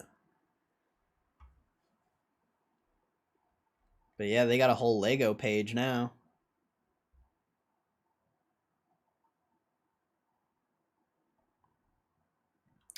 They got a whole Lego page. That's pretty sick. Lego Game Boy building set. That's sick. Can you play it? Dude, that's badass. They're gonna be selling that $1,000 Death Star, bro. You remember The article we read yesterday. Yeah, right here. Lego reveals its most expensive set ever, $1,000 Death Star. I bet GameStop will have pre-orders for that, potentially. That's awesome, bro. Shout out GameStop. Shout out GameStop. You know, the shittiest investment in the world. Just kidding. That's sick. Appreciate you bringing that here, bro. Appreciate you bringing that here. That's awesome. Yeah, I'm pretty sure all this is new.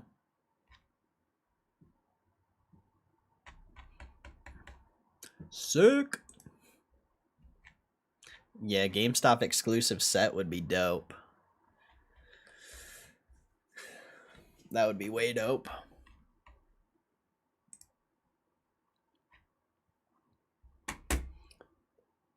I think we get rid of the Raichu, potentially.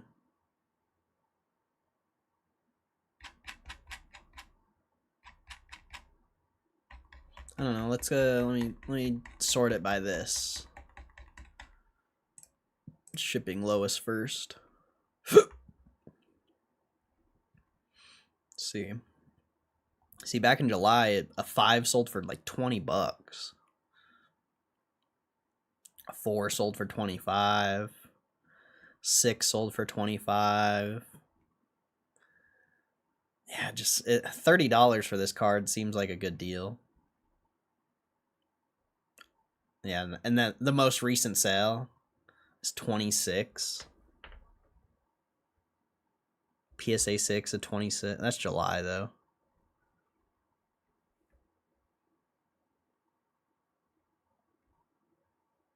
PSA 4 sold for 30 back early August.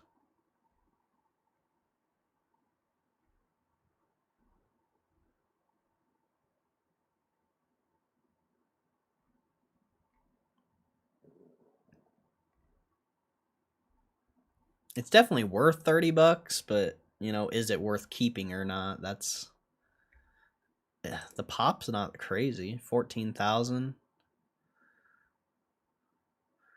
There's not very many 10s out there. See, five's like the lowest too. Like 4s, 3s, and 2s. Yeah, from this perspective, 5's like the worst you could get. Almost. Yeah, I don't know, man. I don't know what to do with that card. It's like an interesting hold, but at the same time, vintage is kind of booty. Like what happens when 1,400 people want to get rid of their Raichu? And there's already listings for like $35. So that's like also another worrying factor. They're giving me a really good offer for this card.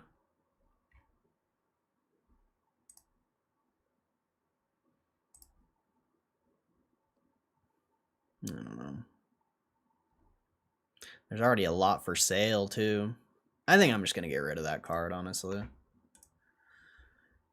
I like it. It's a cool card, but PSA 5, come on.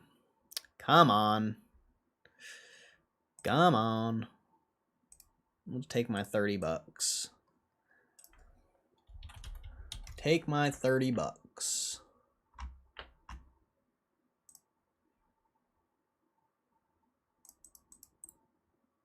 Come on.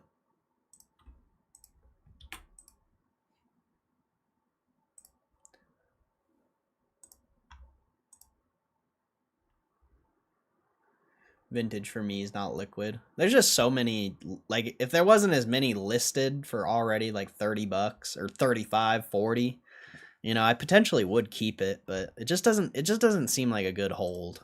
Really, it really doesn't. It really doesn't. Can't believe we're going to the moon on Tuesday.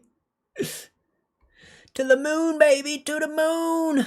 We're going to the moon right now, bro. You see this? We're up massive. We're going to the moon right now.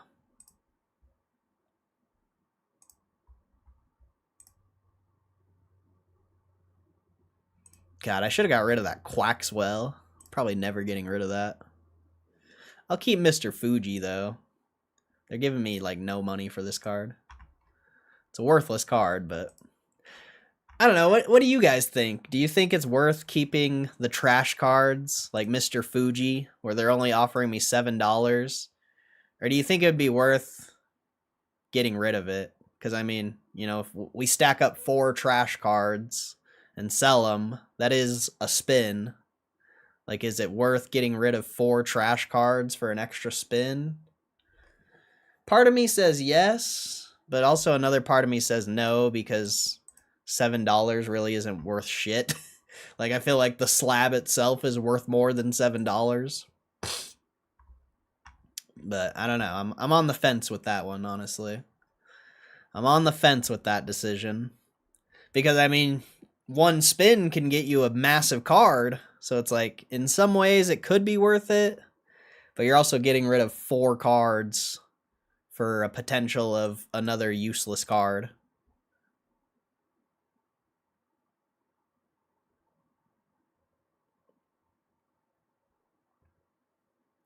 How much is it going to go up over time if it even goes up?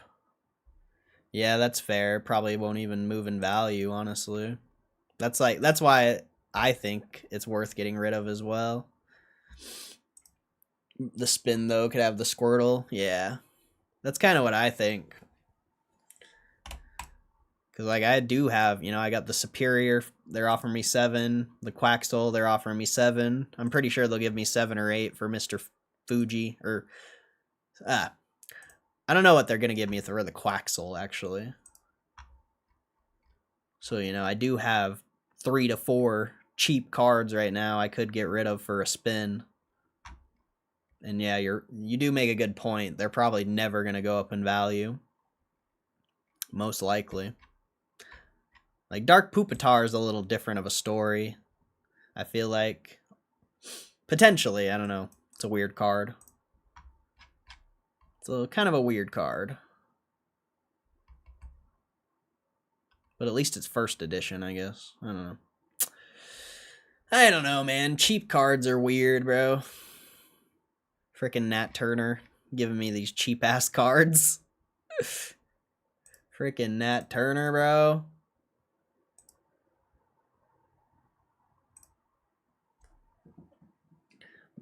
Bin him and see what Nat Turner wants to bless you with. Spin do with my PS5 collection. I still got to get that clip on Twitter. Nat Turner, bro. Let me ask you what you guys think about this, though. There's these weirdos on Twitter that are trying to get me to, like, join their little, like, Twitter community, bro. And it's so weird. Like, they invited me to a group message one time, and I just left immediately. But then this guy sent me this message on... Let's see, where'd the message go? Maybe he deleted it.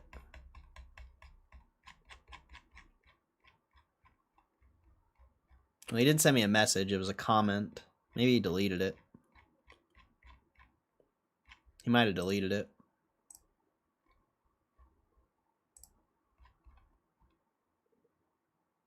Yeah, he deleted it. But he was like... They were just trying to get me to join this Diamond Hands Club or something. And then he sent me this long message about how they're trying to grow their streams and they want my help to, like, you know, they want to all grow together. And then they're like, we're not GME, we're GME enthusiasts, we're not grifters. Like, I just thought it was weird, bro. I wish the message was there so I could show you guys. Because I thought it was weird. Like, I didn't even respond. I'm like, saying you're not a grifter is... that automatically makes me think you're a grifter. Like, if you're writing that long message to convince me of something, it makes me think you have some weird, like, intention. I don't know. I wish I could show you guys the message, but it got deleted.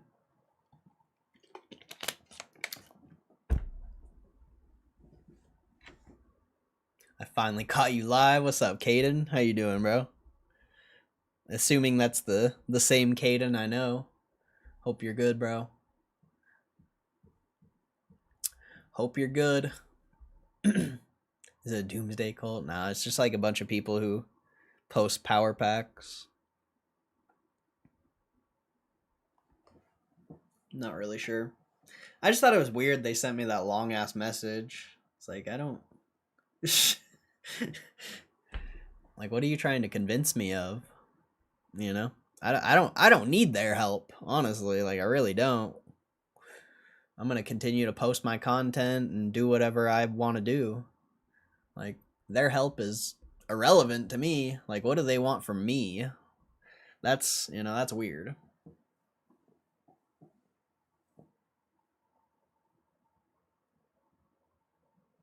Like, the only reason they want me is because I actually have real viewers, I would say. Well, maybe. There could be a lot of bots, potentially. A lot of lurkers, most likely.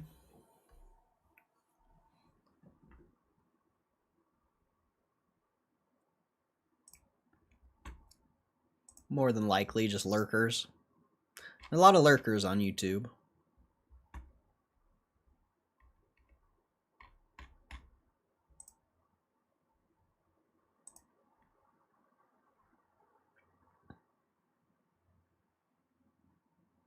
But I was also thinking, like, what if you stack up a bunch of these trash cards and go and try and sell them on Whatnot?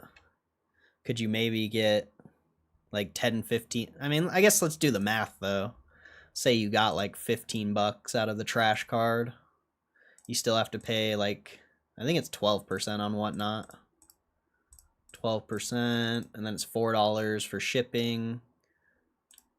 So it's going to be about $6. So 15 minus 6. I mean, PSA's offer is not, you know, you're putting a lot of work to sell that. The only way it works is if you can sell it for like 20 or something on Whatnot.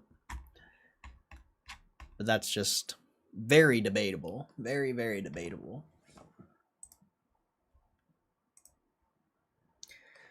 And also doing a Whatnot stream's a pain in the ass. Doing the shipping's a pain in the ass. Honestly, it kind of is.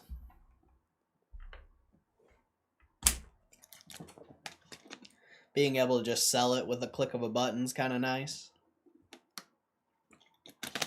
I think that's a huge factor a lot of people don't take into consideration. Also, a lot of people probably invest in the cards and don't plan on selling them.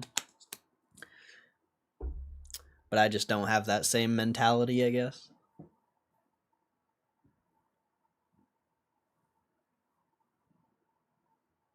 I'm kind of willing to pay for the convenience. It would be nice to have a store, bro. It would be nice to have a store. I would love that. Storefront. Let's see. Storefront. Or what would it be called? Retail property Utah. Let's see if you can find anything for like cheap. For rent.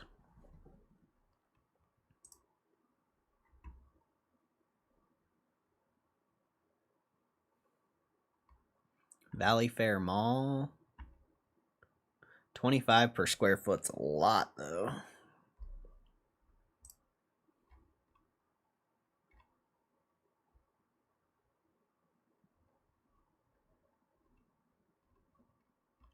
I mean, if you got something small like this, 531. 531 times 30. That's 16,000 a year. Yeah, that's quite a bit for that small space. I'd have to go in the ghetto, bro. Then I'm getting robbed. But I guess that's free content, right? You know? That is one aspect that is interesting. If you get robbed, it's literally free content. And it's likely to blow the fuck up, too. A mall? What do you get in the mall, bro? That would be interesting.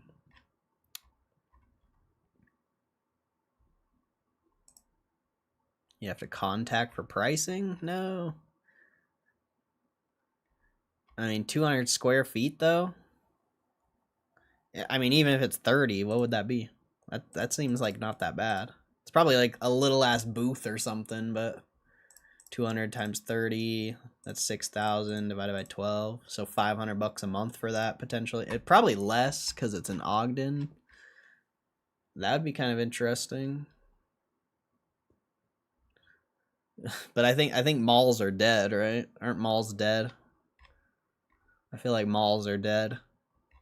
Potentially. What do you guys think about malls, bro? What do you guys think about malls? That's crazy how much space they have in the mall, though. And being able to like rent out a space for $500 a month, that's actually pretty sick.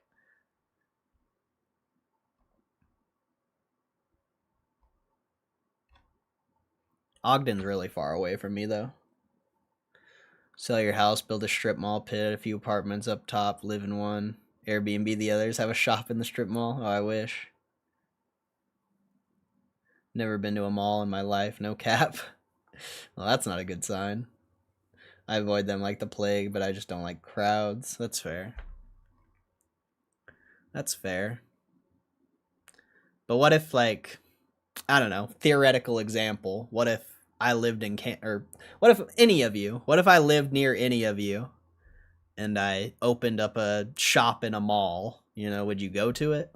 Like, I don't know. That's the only other question I would ask.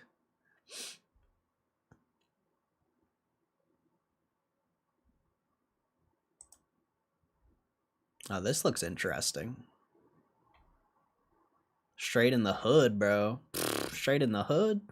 715. Oh, that's a lot. That's a lot. Yeah, that's too much. You can't be fucking spending over $1,000 for rent. Like, that's ridiculous. Unless you're really moving some product. What's up, Drown? I'd support. That's fair, then. See, that's fair. You just can't spend too much on this shit. Cedar City. $1 a square foot a month? What? No. That's not real. That's gotta be cap. Oh, that'd be $800 a month. Duh. Okay. For that space, 800 square feet. I mean, that's not terrible, but looks. I think Cedar City's too small. Although it is like college town, I feel like college kids are interested in Pokemon cards. Well, debatable actually, very debatable. I think that's debatable. I don't know how. College kids are broke, so probably not. Probably not.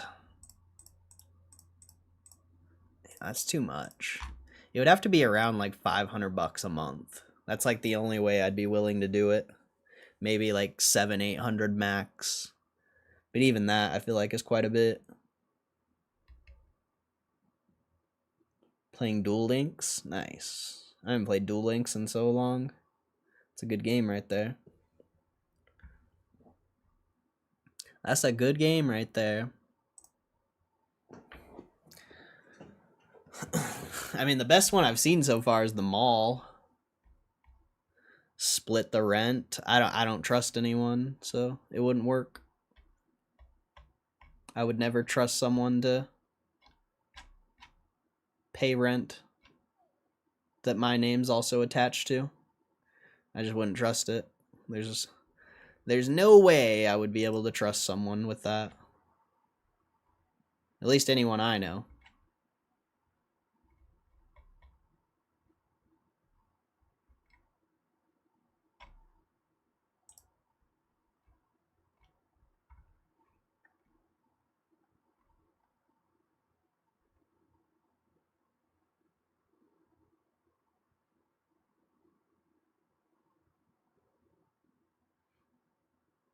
pay half the rent till they kick you out. Then they'll go after your ass, probably.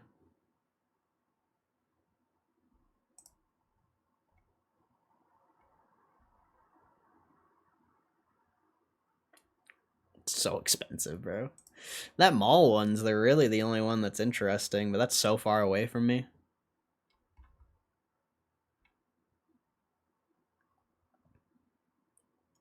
Building an Exodia deck. Fucking boomer, bro. Who the hell uses Exodia? Exodia is some old shit. Is that even like a relevant deck anymore? Is it? I feel like that's not even relevant anymore, is it?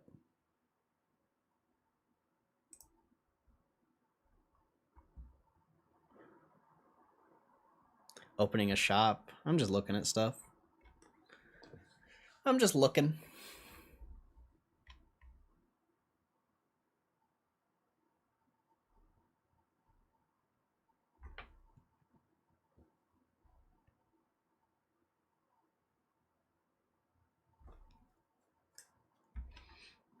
Shit's too expensive.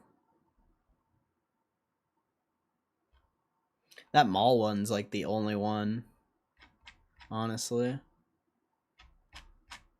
It's really the only one that would make sense. And a mall's free traffic, too.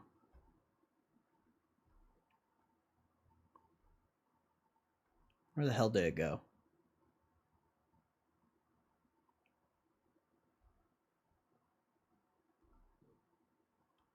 Even if it is just like a little booth or something, I feel like it'd be so worth it.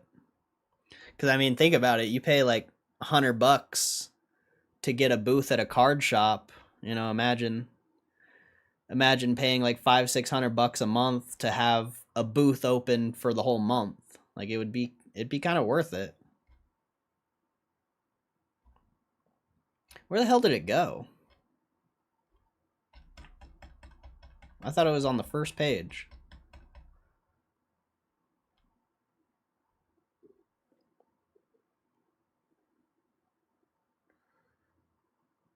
Drown really be a boomer? It's literally the featured pack right now, but you suck. Oh, okay. I didn't know. I haven't played in a long time. But I didn't think, I thought it was all about, God, what the hell is it called? It's not fusion. Whatever it is. There's some meta right now.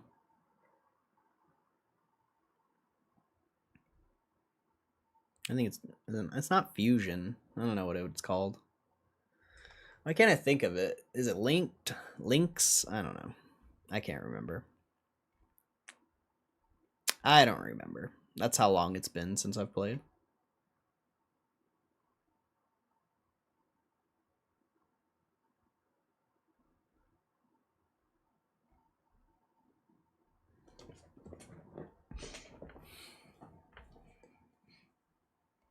Where the hell did that one go?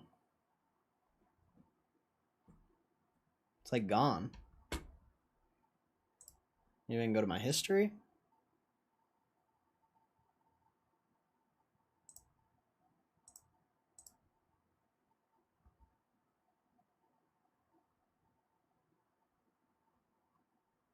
New game. Oh, there we are. There it is. I found it.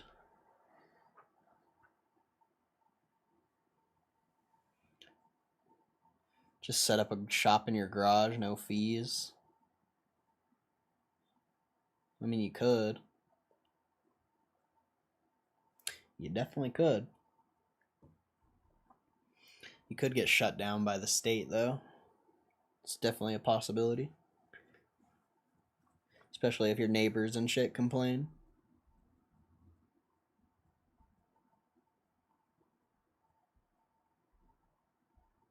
Dark Magician's Bay. I don't think Dark Magician's a good deck either. Or, I mean, Blue Eyes is good if you have I forget what card it is, but there's a card that you like. If it dies on the field, you get to automatically summon a Blue Eyes. It's like Blue Eyes Taint or Handler or something like that. I don't think Dark Magician's a good deck. I don't remember.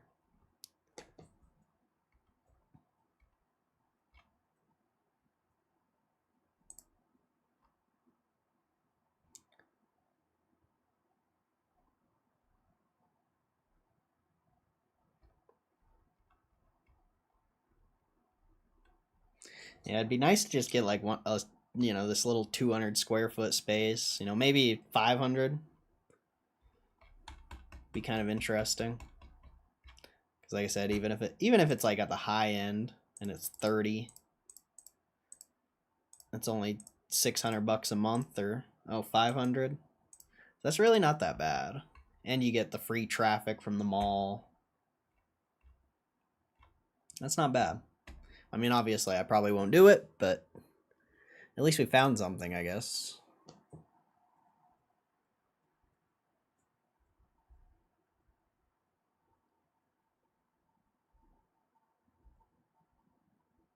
Dragon Tamer. Is that actually what the card is? I was just guessing. I haven't played in so long. Get a for hire deck. That's the best. Not really. Oh, it's Synchro Summon. That's the meta of that game. Synchro. I couldn't think of it, but I just thought of it. Yeah, Synchro Summon's the meta of that game. All the old cards are booty.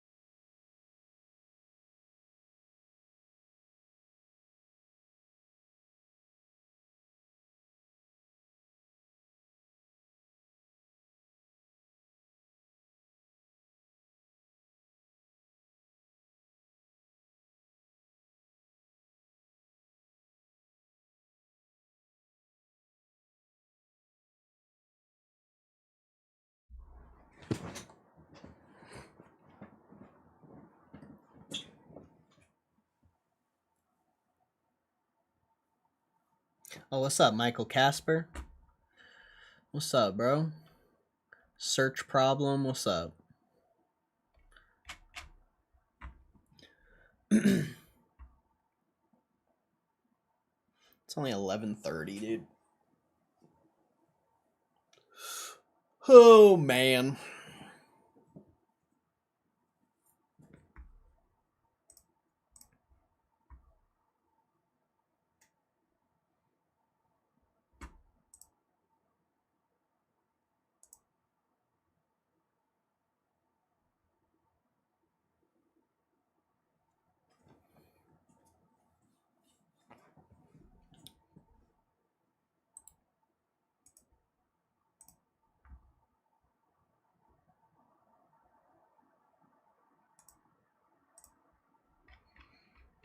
Oh, how come the economic data didn't show up the first time?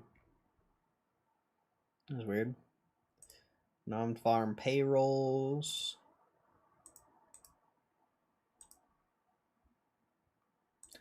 Wow, unemployment rate is up.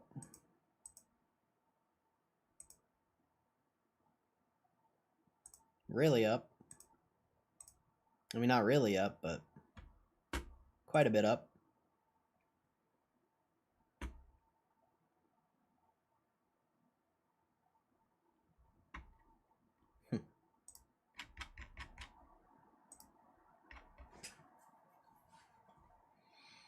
Dang, energy and financials are clapped.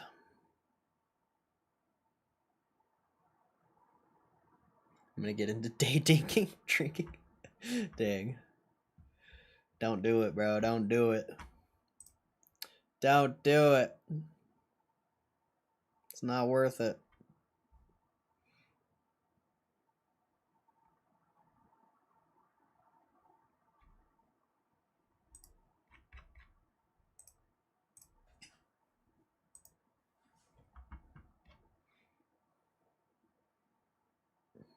Yeah, drinking's it's a weird one for sure. It is definitely a weird one.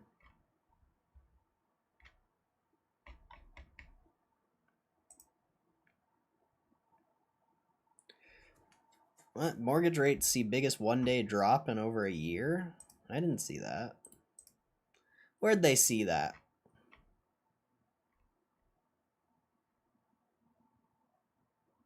Are they talking about yesterday's data?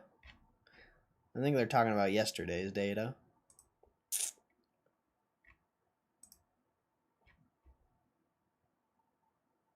And it says it dropped to 6.29. Where are they getting this data from? The data was yesterday, and it was at 6.5. I don't know.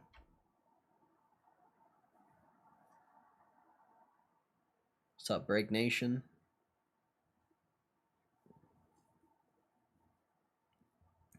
What's up? Google hit with 3.45 billion antitrust, EU fine amid US trade tension.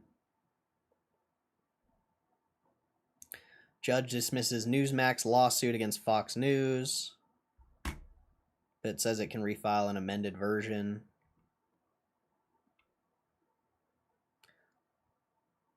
Hollywood turns to video games to bring fresh IP to the big screen.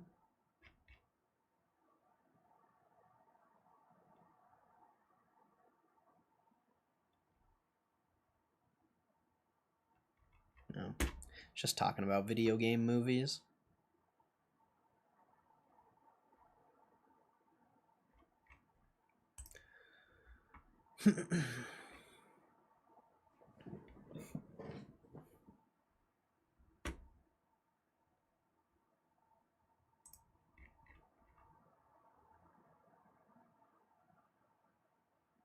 Sora Ventures launches Asia's first Bitcoin treasury fund. Plans to buy $1 billion in Bitcoin in 6 months.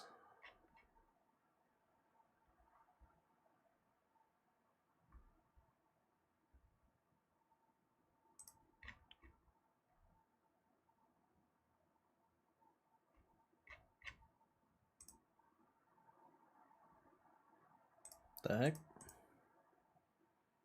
Why was that website glitched out?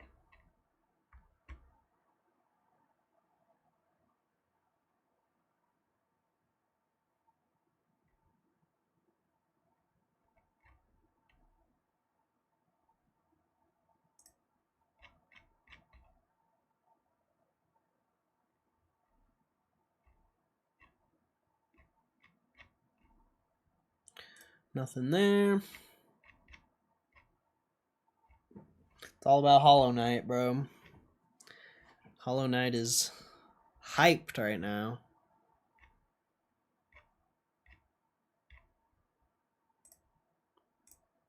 Super hyped.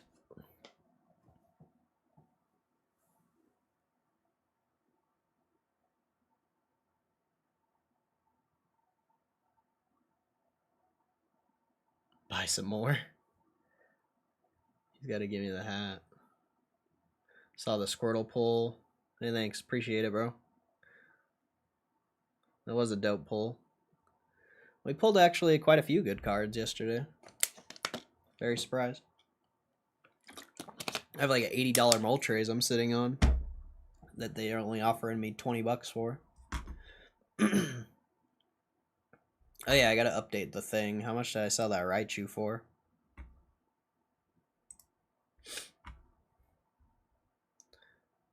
It's $19.99 Squirtle.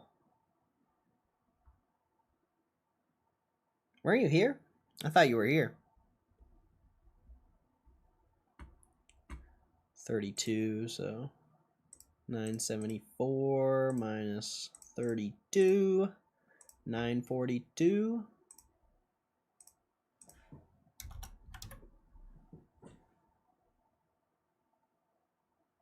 Now he won't watch it.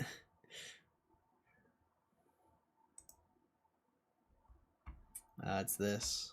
Where is it? I already sold it. Unfortunately, not first edition, but still an awesome pull.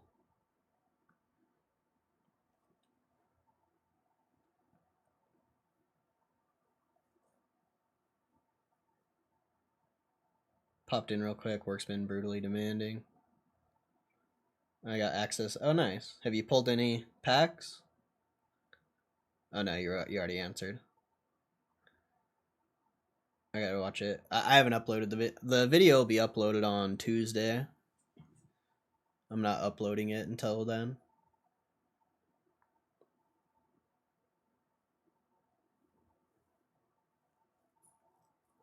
And then I'll probably do more. I guess it depends. Depends how Tuesday plays out. I might do some polls on that day. You know, make another video. Well, it depends, bro. If it's as bad as it was last time, I'm probably just gonna troll. Honestly. Probably just gonna troll. But we'll see. We'll see what happens.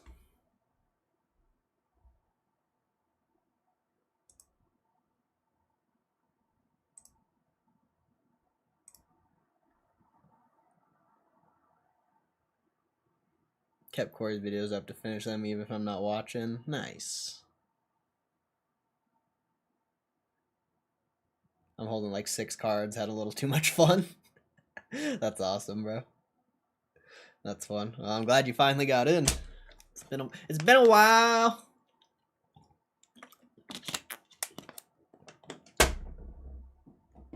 I don't know if you saw this though, Hugh G, but I pulled a GameStop exclusive Snorlax.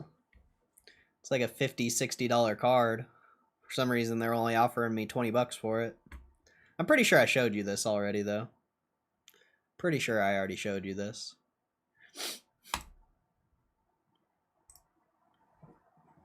I know you'll appreciate that card more than anyone else, most likely.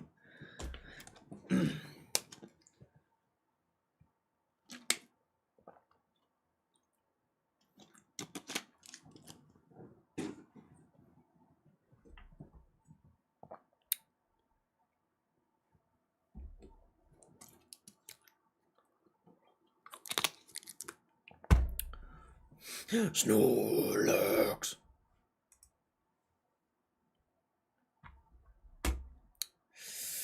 Man, oh man. I don't know what we're going to do for the next 3 hours or 2 hours. Might end the stream early, depending if I can't figure out something to do here.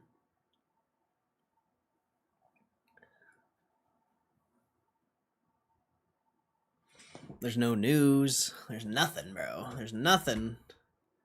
There's absolutely nothing. I mean, we can check Reddit, but that's going to take like 5 seconds. Go golf? I don't know if I want to golf right now. My legs are still cooked from fucking running and skateboarding. I don't know if I want to go golf. Oh yeah, I assume you saw that GameStop selling Legos now. Hugh and anyone else. Assuming you already saw that. Kind of cool.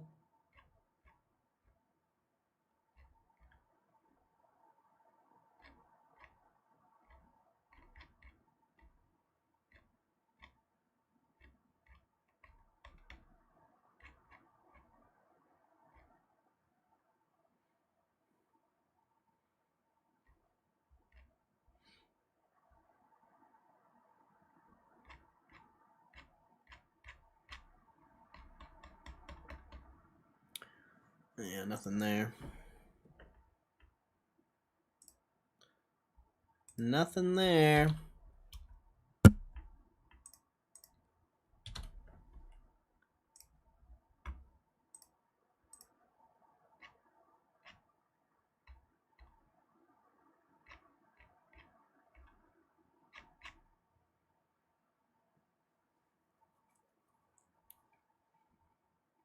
That's pretty crazy if that's accurate. I didn't know PSA had that crazy market share. Or that crazy of market share. Alright, I don't like Reddit, I'm sorry.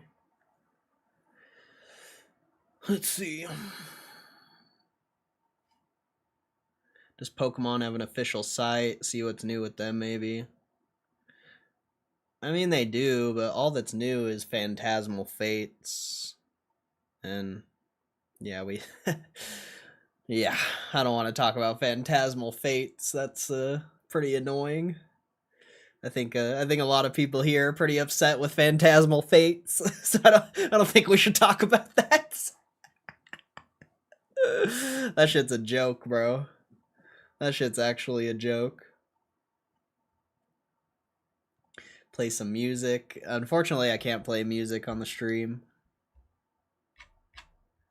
They always clap me. Did I miss the pack openings? No, we don't do pack openings every day. If it's in the title, we're doing it. If it's not in the title, it's just the normal stream we do every day. And Power Packs is literally only like a, I don't know, 30-minute section of the stream whenever it is a Power Pack day. Somewhat of a Pokemon collector. Shit's fun. I've thought about buying slabs in the past, but never knew what to get. Leaving it up to gambling piqued my interest. Oh, I'm sure it did. It's actually a good way to get product. I'm not gonna lie. You know, I've opened enough packs to where I feel like I can say that if you actually keep the cards, it is somewhat worth it.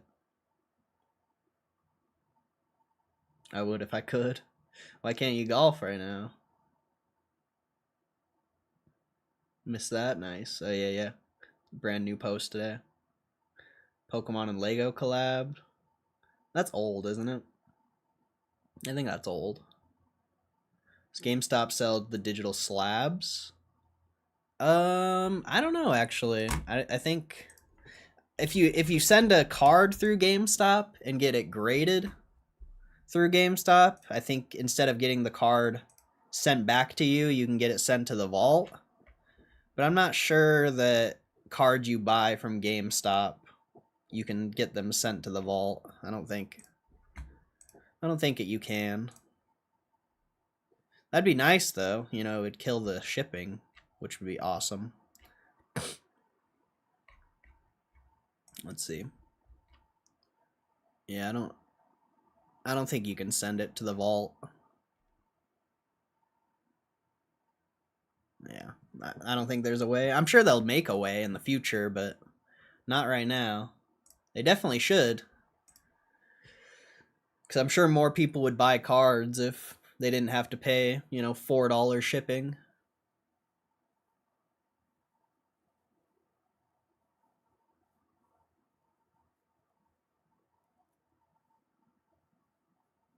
Pokey Lego collab. Yeah, that's... I'm pretty sure that's old news, isn't it? 146 Rayquaza. I swear I pulled that card. What grade is it? PSA 10?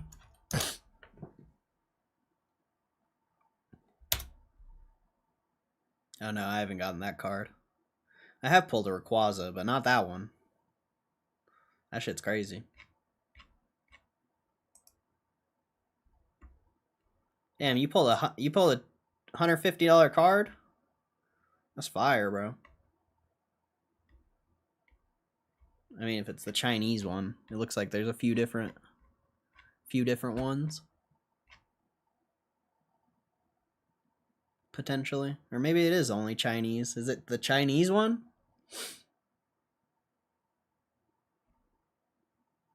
It's a nice ass card, dude.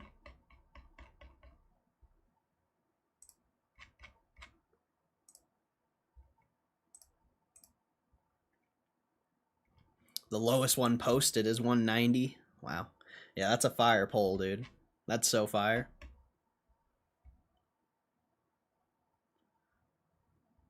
So fire.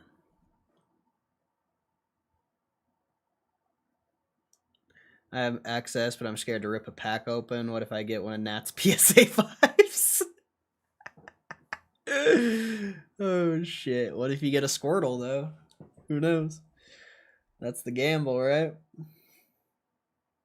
I think it's worth pulling like a couple. At minimum, at least a few. At least like 3 to 5 max. Or minimum, I guess. I think it's worth it. Like, even if you just did diamonds, like... I think I've talked about this before, but... You know, the highest chase card in diamond is 14,000, 10,000, 9,000, 8,000. The lowest is 6,100. You at least have at minimum of 6 spins you can do on the 1,000 packs and potentially make your money back. Like, if you get extremely lucky and hit a chase card, which obviously, I've pulled, at this point, I mean, how many, I've got to be pushing 200 cards at this point. 166, and I haven't pulled a chase card. So, like, there is in some way, can be worth opening a few, but gambling is pretty whack. So if you're not keeping the cards, it's not really worth it. You're the only one who doesn't work here. That's fair. I mean, I kind of work, but not really. I do, but I don't.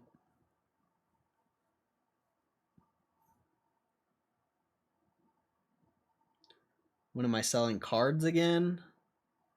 I don't know. I don't know. Probably when I have enough to ship them to myself. I only have 11 cards right now. Gotta stack up at least like 30, probably, before I ship them to myself. I mean, I can post one of these on eBay, and you can buy it through like the PSA account. But I assume you just want to buy it from me.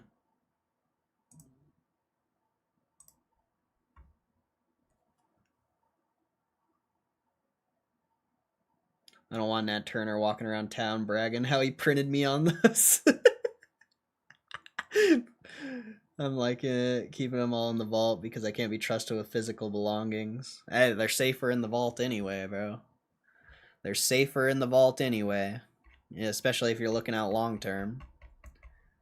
It's a controlled environment with security and everything. So it's definitely worth it to keep them there.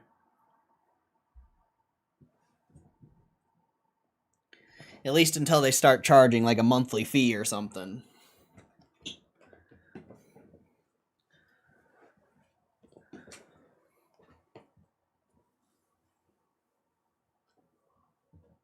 Ugh.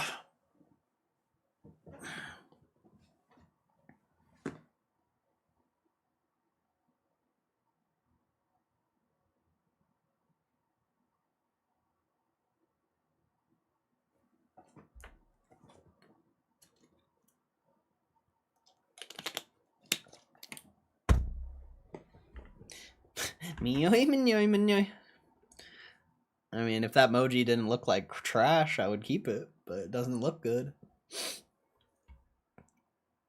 I like the emojis we have now. I could maybe change the Pokeball, but I like all the emojis we have now. I wish I could just add more, but you can't, unfortunately. 13's the max.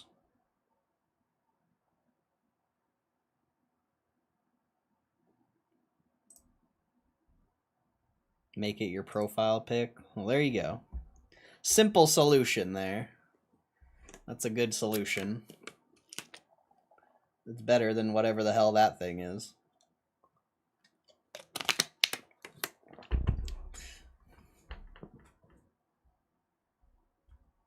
Your big nose son.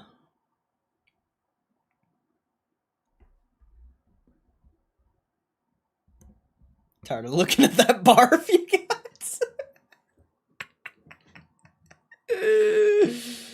Oh no, you're not allowed to change your name back. Hugh G is the only exception.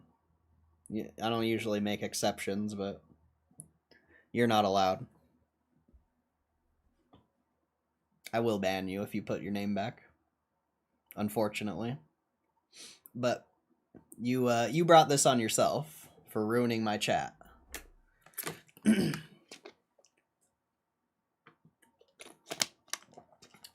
have to stay anonymous. Even though every single person here knows it's you.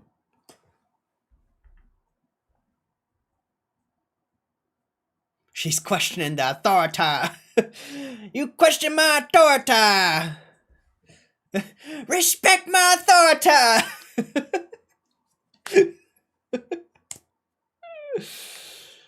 Oh, man.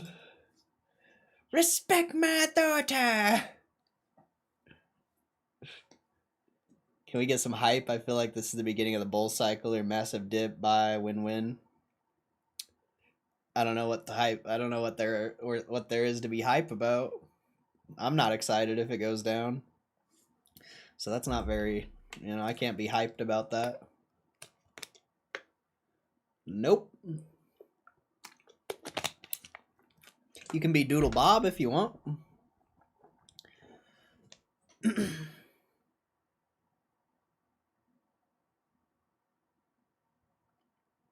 I was gonna be Hugh G, but I thought I rubbed you the wrong way.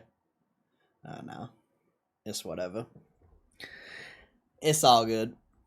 You didn't ruin my chat for a whole month, so it's a little different, Someone out there completely ruined my stream for a whole month. So,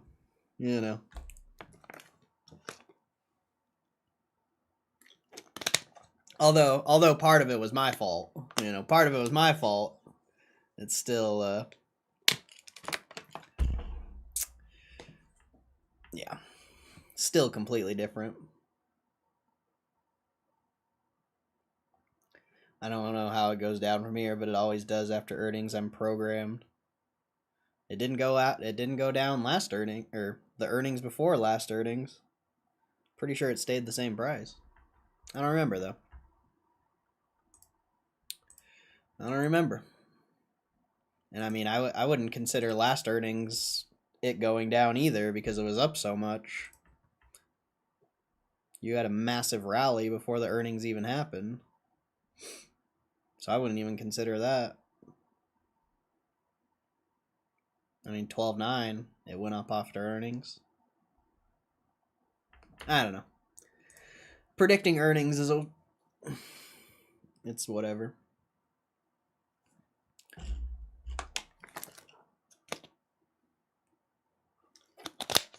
Trying to predict where a stock's going to go on earnings is a waste of effort.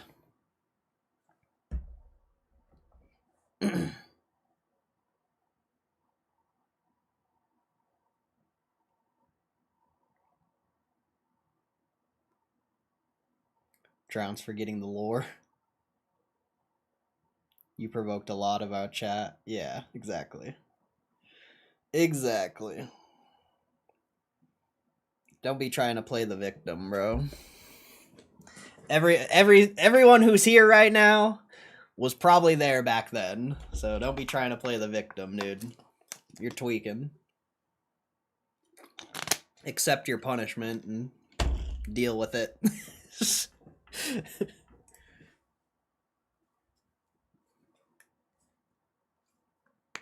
It's better than being banned. I would say it's better than being banned. At least I still allow you to be here, because I definitely shouldn't. So I think it's a fair punishment.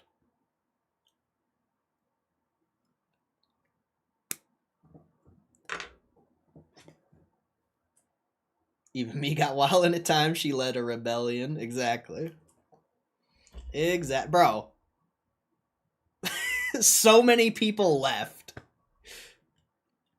I'll just leave it at that. So many people left during that time.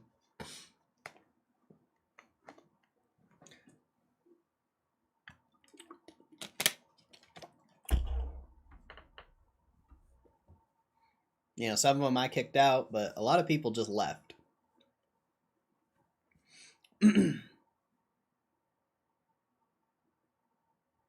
What is that emoji? What is that? What is that? How did you even get that emoji in here? How did you get that? Is that a YouTube emoji? That thing's weird. I've never seen that before.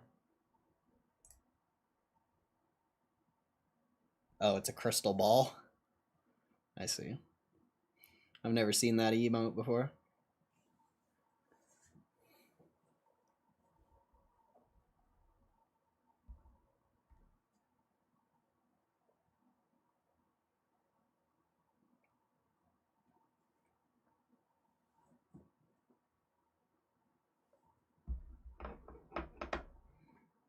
Yeah, exactly. I mean, yeah. I'll just leave it there. Fool must be on Boost Mobile.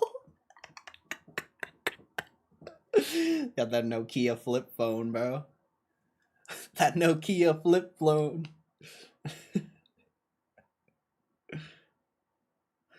Where you at?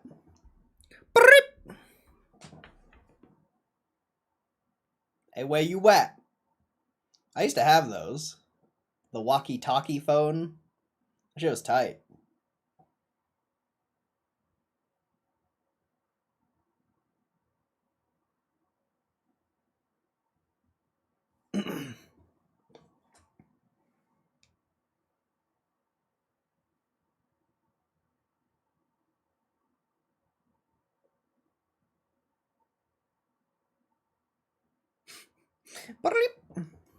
Where you at?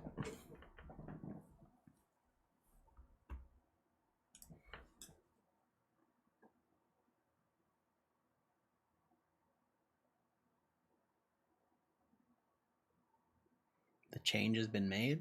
What change? I don't see no change. Are you homeless?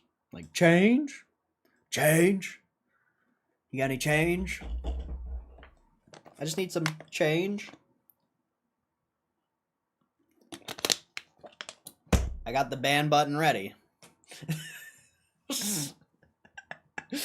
I got the ban button ready. We'll see. We'll see what happens here. The ban hammer.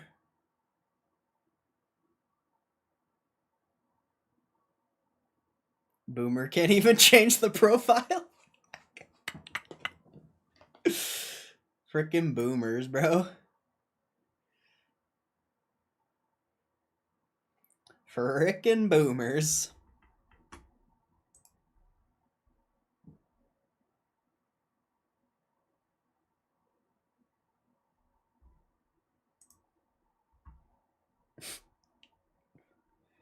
Get on the grind late with the streams. Keep it up. Hey, I appreciate it, Matt Romano. Appreciate it, bro. I wish we had more stuff to do, because, like, literally, like, 2 hours is already pushing it. I mean, we're already 4 hours, over 4 hours in. But, fuck, man. I just wish we had more stuff to do. It's hard after, like, 3 to 4 hours. Like I said, like, it's hard after 2 hours. 3 or 4 hours is pushing it, but after like 4 hours, it's like, what the hell do we even do? Like, why am I even live at this point? Besides for the people who like hang out here no matter what we're doing. It's like, I don't know. It just doesn't seem like it's that it would be that entertaining for a lot of people when there's nothing else to do. But I appreciate it, bro.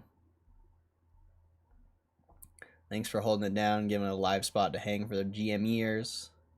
No problem, bro. No problem. The real GM years, in my opinion. The not sensitive GMEers.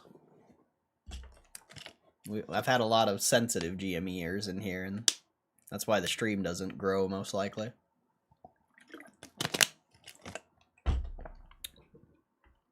We're waiting. Tune in next week, guys. Around this time, Drown will by then figure it out how to change their profile. That's funny.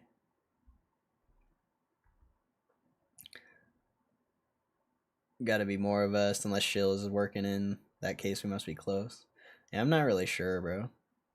I think a lot of people come in and out, too. I don't know. You know, I think there's a lot of lurkers, potentially. Who knows, man? I don't really know, like, everyone who hangs out here. I know most of the names, but I don't know everyone.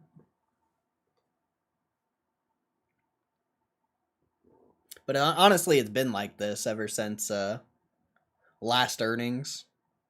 You know, going into last earnings, everyone was excited and everyone was, you know, really bullish and all that. And then pretty much after that, it's been pretty dead, honestly. It's been pretty dead. A lot of people only care about this stock when it's up. I would say a majority of people only care when it's up. Because I think there's a lot of people who say they're like holding GameStop and they're, you know, diamond hands, long-term investors in GameStop, but I would say a majority of people trade it and are trying to time the squeeze.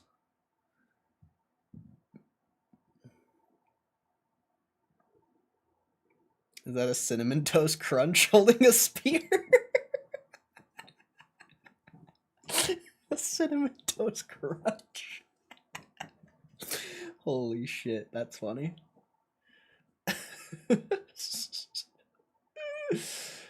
Oh, man.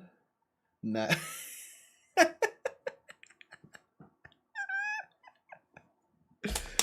That's funny. That's great. Imagine you've just been talking to bots for the last year. I mean, I wouldn't be surprised. But that's fine. As long as there's at least like 2 or 3 actual real people, that's really all that matters.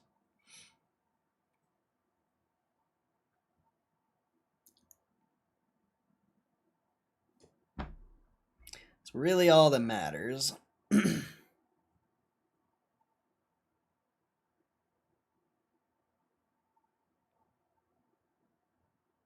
I've always been a boy. Not surprised.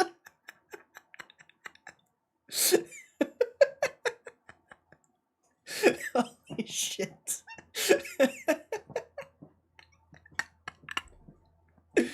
Oh, that's awesome. That's funny. You can't make that up. That was hilarious. I'm real people. Yeah, some people you can definitely tell they're real. At least, I mean, I guess these days you don't really know, actually. These days, who knows? But I feel like there's a lot of people you definitely know they're real just by the way they interact with the stream. And then there's some people, like, it's very debatable.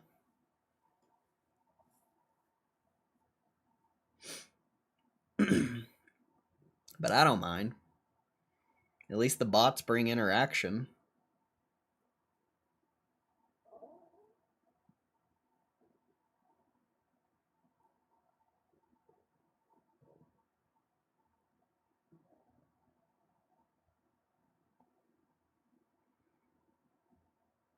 Is Drown real? No. It's definitely a bot.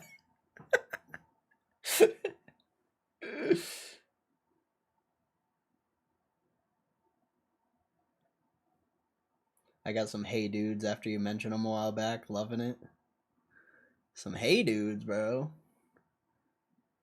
Oh, you're talking about the shoes. I was thinking about like dude wipes for some reason. Like, wait, what? Talking about dude wipes over here? Like, yeah, that's a fantastic purchase. I get it. I get it.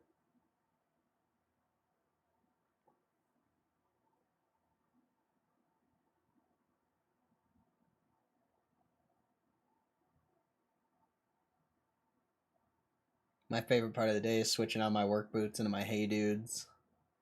Are they actually that legit? Some Hey Dudes, bro?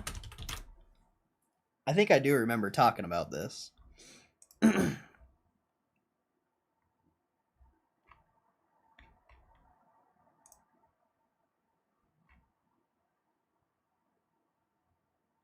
yeah, I do remember looking these up. Yeah, I'm getting the Wookiee slippers, bro. I'm getting me some Wookiee slippers.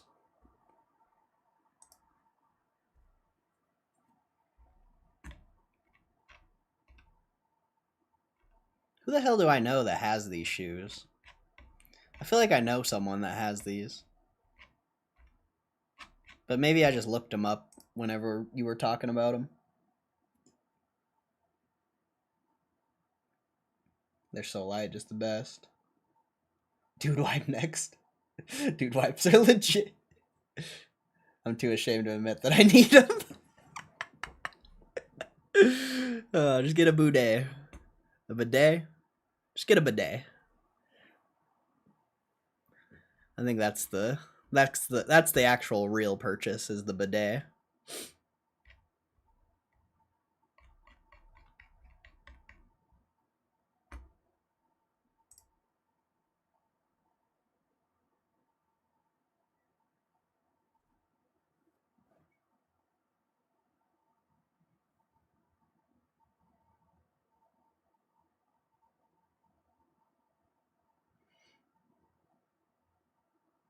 I'm too ashamed to get a bidet because I like it too much. I've never used one, but I want to get one. I should get one day. It's such a worthwhile purchase. Do you ever look further into that slate truck, clean slate? I looked it up on stream when I think it was you that mentioned it or someone mentioned it. I don't remember who mentioned it, but we did look it up on stream. And I looked a little bit into it. It seems too expensive for like the idea is really cool, but it's too expensive. I'm into being clean. Yeah, I usually just shower after.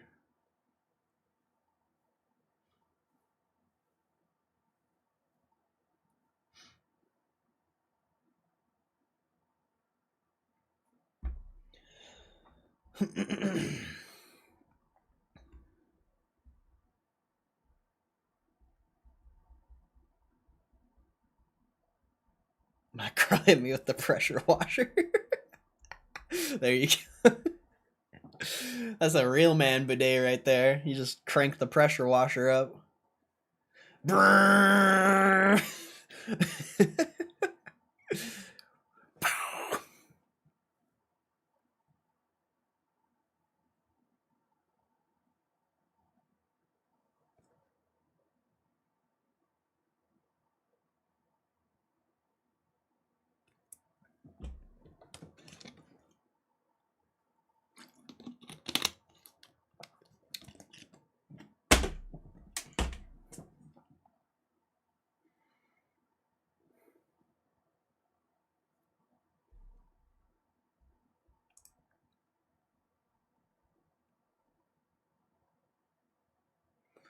Going to a Mexican joint, I might need it. Damn, I might go get some tacos today too, bro. Sounds so good. There's this taco truck by my house, and I'm just like obsessed with it. I don't ever really go eat there, but I think about it all the time. It's like such good tacos, bro. So good. Can't get over it.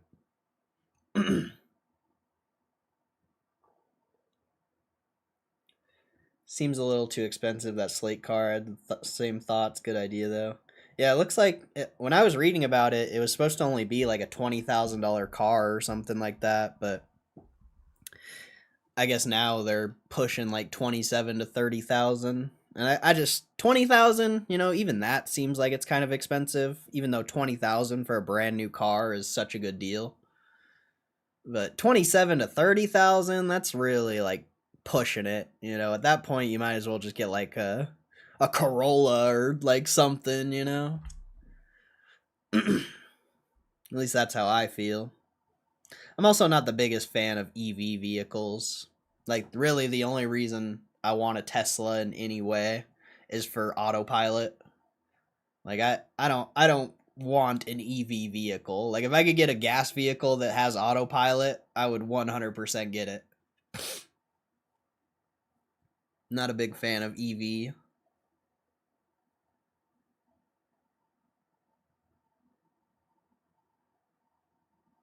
One of the best parts about us having our gelato truck is bartering with other food trucks. Ah, that's actually smart, bro. It's actually so smart. So smart.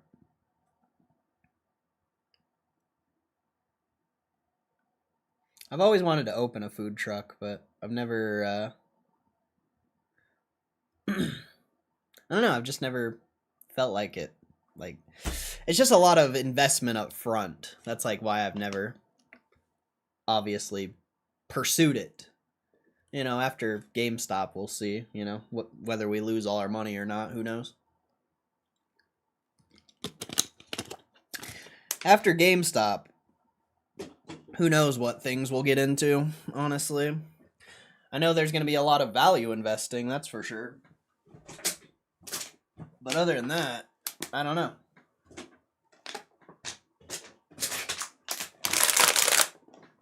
Ugh.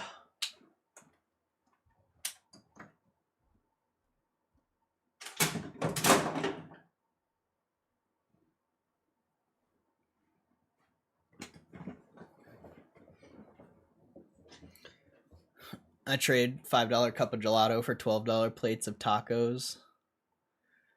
That's clutch, dude. That's so clutch. And you get to try all the local food trucks and stuff, so you know like what's actually legitimately like what's actually good. Like that's clutch, bro. That's way clutch. I love that. Have you ever thought about selling Pokemon on the side? Like, have you ever thought about maybe, you know, probably not bringing your sealed product because that could definitely get ruined, but have you ever thought about bringing like just raw cards or like graded cards? I wonder if it'd work. I'd be curious. I mean, it works for McDonald's. It works for McDonald's, so I don't know. You'd be like you could get all your like cheap raw cards. One free Pokemon card with every purchase or something. Like, I don't know. Just a random idea. Just a random idea.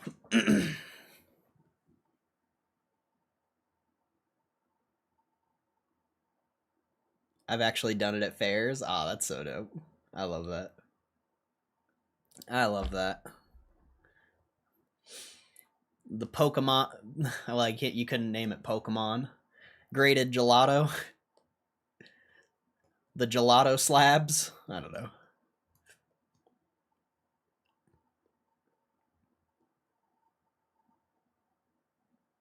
Break Nation gelato.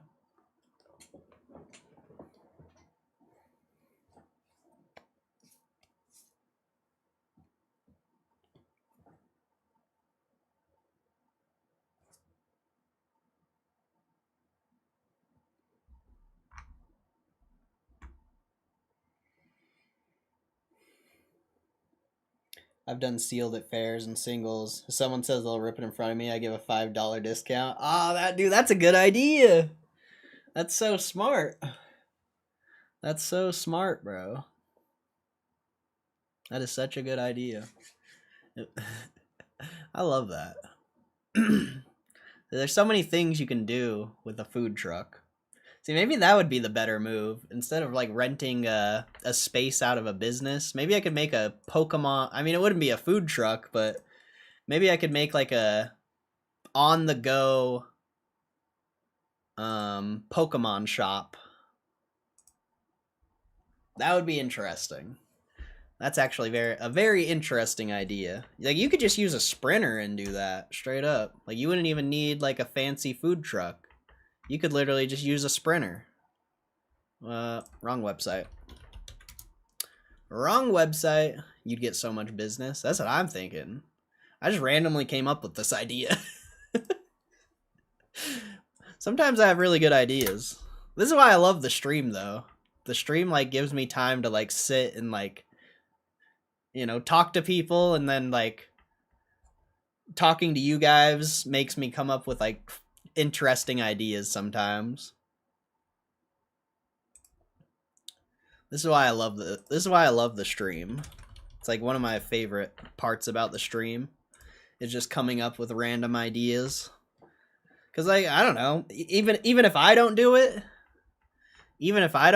like someone out there is potentially listening and be like, whoa, that's actually a really good idea.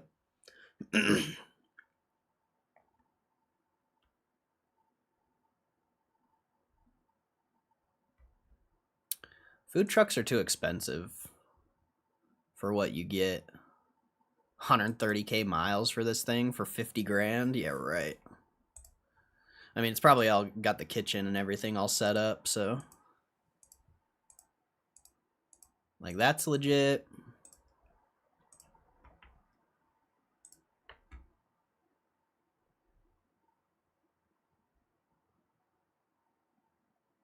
It would just be such a unique idea because you'd be able to pull up with all the food trucks, but you're not actually selling food.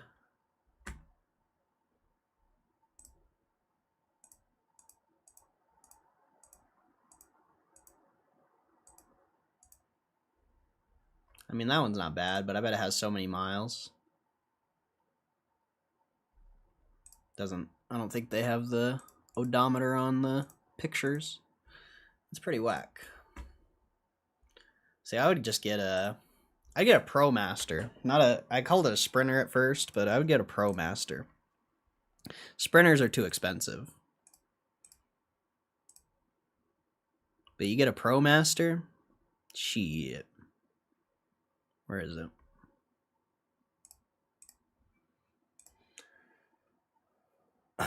Damn it, it didn't even do it.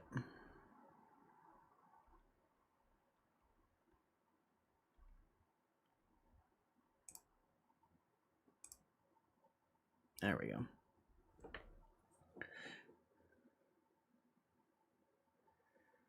You'd get so much business. I think that's a fucking insane idea. Insane in a great way. When we've been buying used sprinters, cargos for work, mad cheap from the auction. Makes me want to get one for a conversion project. Yeah, bro. Like, I've always thought about, you know, the van life. We used to talk about it a lot when Kristen was here, because obviously she was very interested in it as well. But wouldn't it be cool if you could have a business at the same time? And Pokemon is such like I mean, obviously, you know, depending how much product you have, it would be a little sketchy to drive around with all that, especially if you left your van somewhere or whatever. Like, there is downsides to it, of course. There's definitely downsides to it, but it would be an interesting idea, for sure. Because then you'd just be able to, like, travel all over the US and just sell cards, make content, hit up different, like, fairs and stuff. Obviously, you'd have to have a good way to get the product consistently, of course, unless you already had it. That'd probably be one barrier, especially if you're traveling around the whole country. Any good price on it? I might have to start looking. I think they're all Amazon delivery vans at 17K. We've got 3 so far, and they're all still running. Oh, dude, that's legit. Those Amazon vans, a lot of them have decently low miles. and they're not really getting like driven like crazy. Like it's a lot of stop and go. That's interesting that you say that, because I've actually thought about that for a really long time. What happens when Amazon starts to liquidate some of those vans? You know, it should make a lot of these drop in price potentially, because Amazon does have a lot of them, and they partnered with Rivian, so I think they're more pushing for EVs at this point. But before the Rivian collaboration, or whatever you want to call it, it was all Ram ProMasters and Sprinters.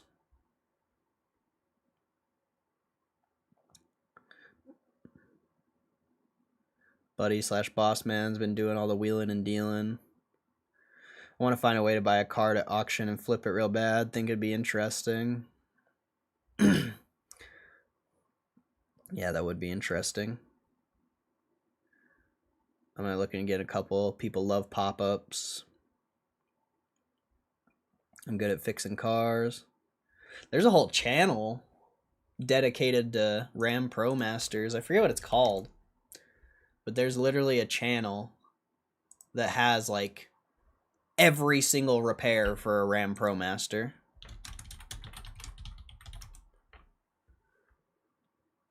I think it's this guy, ProMasters Only. He has like 3 or 4 of them, and basically all of his content is him fixing parts on it and stuff. It's actually really interesting. I'm pretty sure it's this guy. But he has a, I don't know if he still has it, but he has one that has like 400,000 or 500,000 miles on it or something like that. Nuts.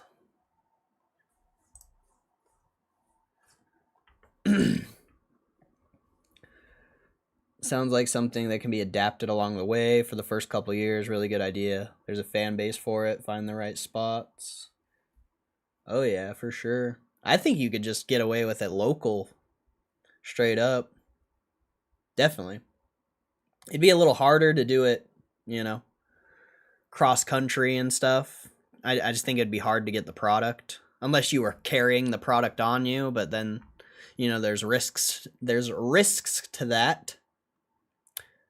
But if you were doing it locally, I think it would work really well. There's so, like, I don't know about you guys, but where I live, there's a lot of like random fair. I don't even know if you'd really call them fairs. Swap meets, stuff like that.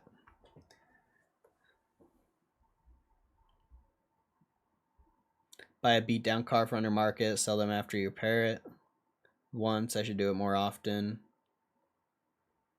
I mean, it's just like flipping houses. You just gotta be able to run the numbers and know what you're doing. Have a good buffer for profit, just in case there's more wrong with the thing than there appears to be. It's literally just like flipping houses, just smaller. I mean, I've never done it, obviously, but it would be basically the same thing. Same idea, I guess. Just smaller numbers.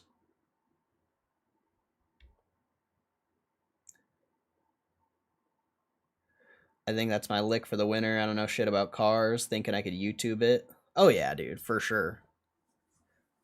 Oh yeah, you can YouTube every fix. But you got to know, like, you got to make sure you know what's wrong with it and make sure it's not something more. Like I said, it's just like flipping a house. Like, you can find the deal, but you have to know your numbers, or else you could put in all that work and not even make money. Like, at that point, you're better off just going and getting a job.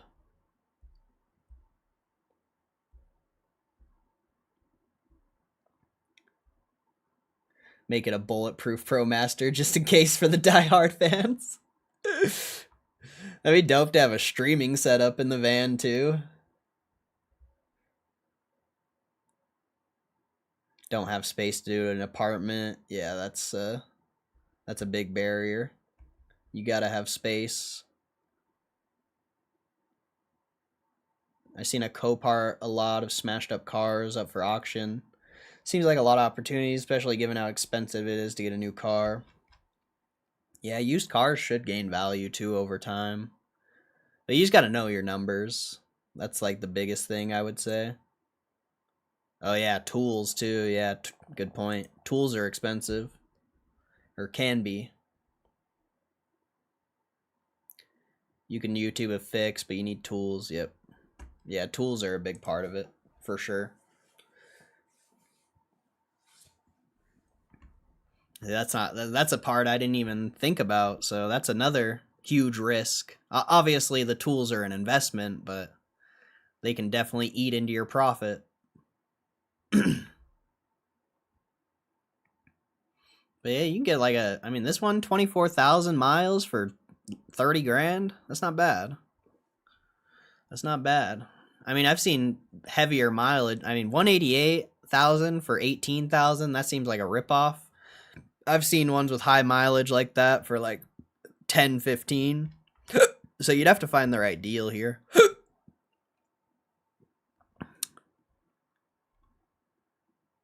But I think it'd be legit. I mean, let's think about it this way. Let's go to a car loan calculator. Car loan calc.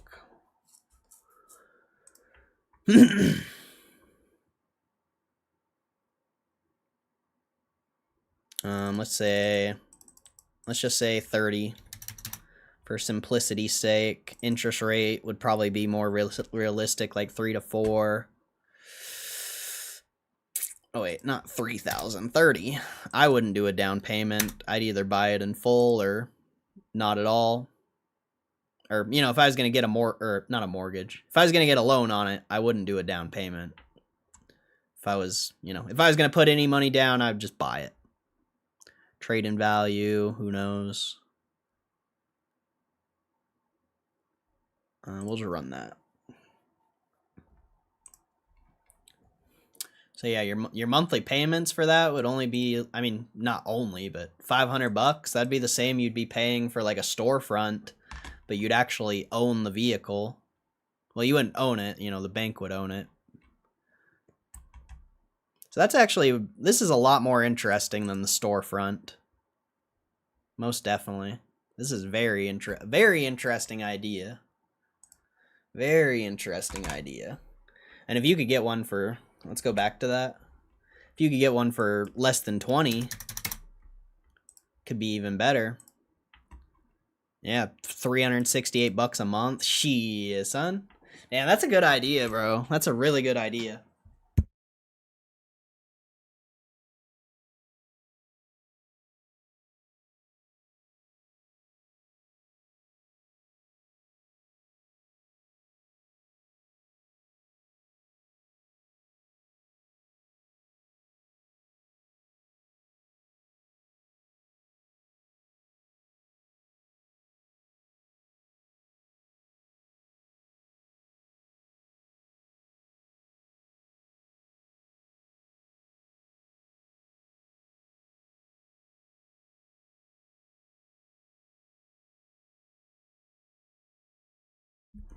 I've said it before and I'll say it again.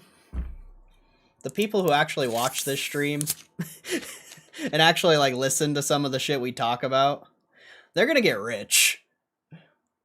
I'm sure most of the stuff we talk about never gets put into action, but I don't know, some of the shit we talk about on here, if I was just like someone starting out in investing or something like that, I'd be like, God damn, this is a banger stream. This is a banger stream, bro. We come up with some good ass ideas sometimes.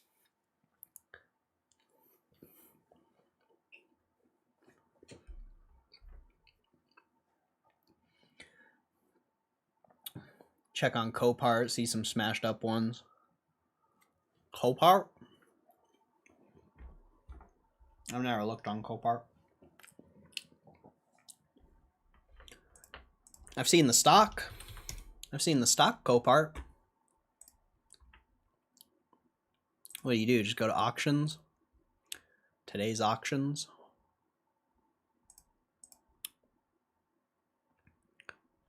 It seems like there any in Utah?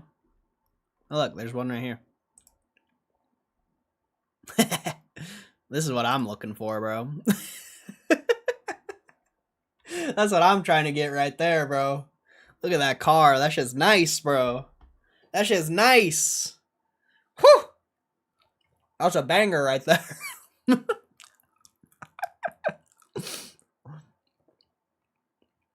That's a banger car right there.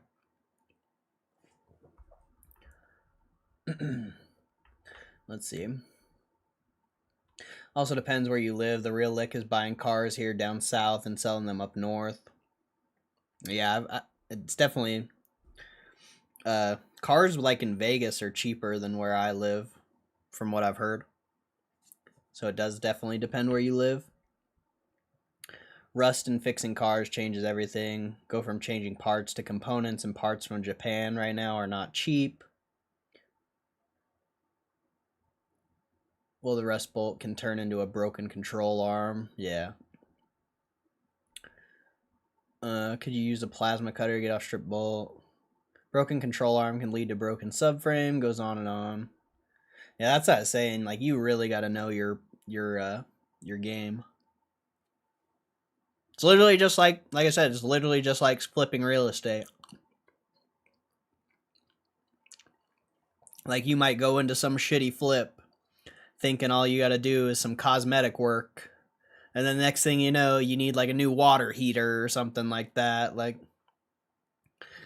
always risks, always risks. You just got to know your market, I guess. I take apart old 2000 cars with 0 rust. Check for the Pro Master vans. If you need cheap, good quality parts for cars, use Rock Auto. Oh, really? Rock Auto? Okay. I've heard of Rock Auto. You think Rock Auto is the best out of every one? 2006 Tundra has 300,000 miles, no rust. Damn, that's sick, dude. That's badass. We need to come up with a way to get some consistent product. That's the key. Hey, power packs, bro. Power packs. Straight up. Power packs. It's just getting it, like I said, if you're traveling across the country, getting it shipped to you might be kind of a barrier.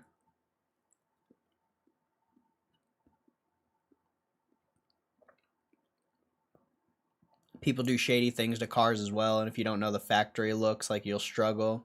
Yeah. It's a big issue with car buying.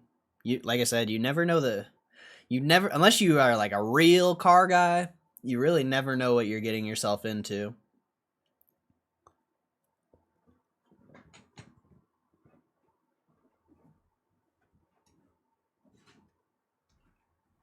I'll be back.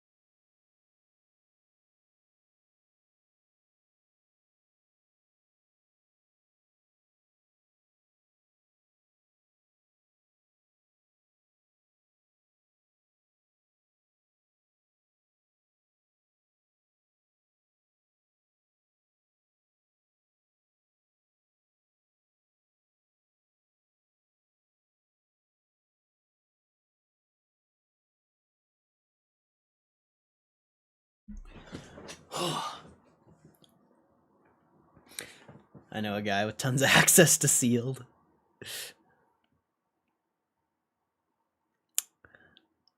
Rock Auto uses Denso parts, which are factory, and it's cheaper than the dealership. Okay.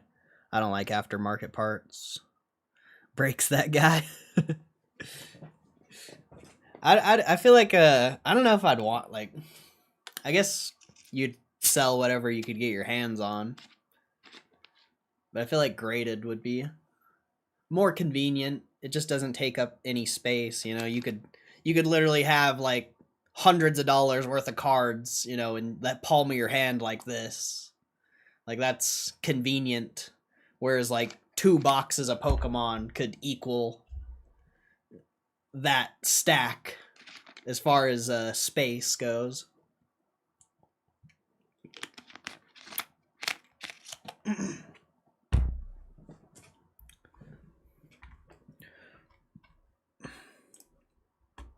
All right, let's see what do we got. Salvage title. Yeah, you got to be careful with salvage too.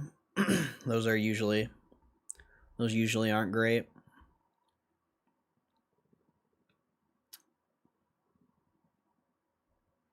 A lot of high mile stuff.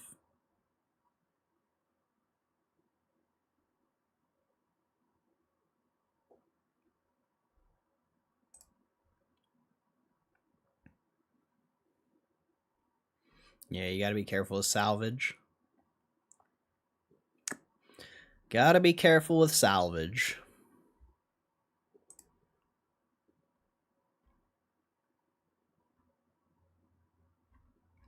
That's what most of these are, it looks like. Yeah, I don't know. I wouldn't be a fan of that personally.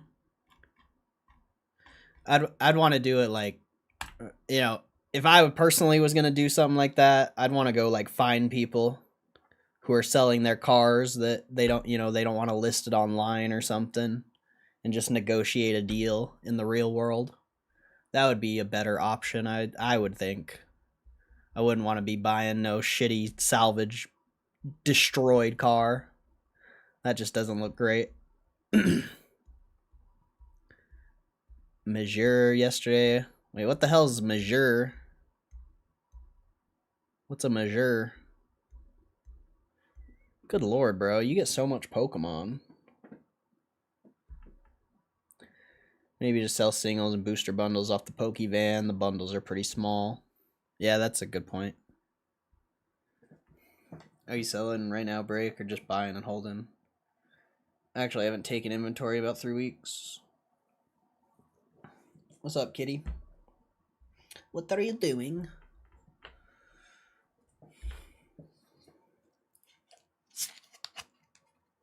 Meyer is like a Walmart. Oh, okay. Never heard of it. Or actually, I think I've seen it on the stock market, potentially. Maybe not, but I swear I guess not. Did I spell it right? Yeah, I guess it's not in the market. It's probably some local thing. I don't know where I've seen that name before, though. Maybe you've brought it into here before.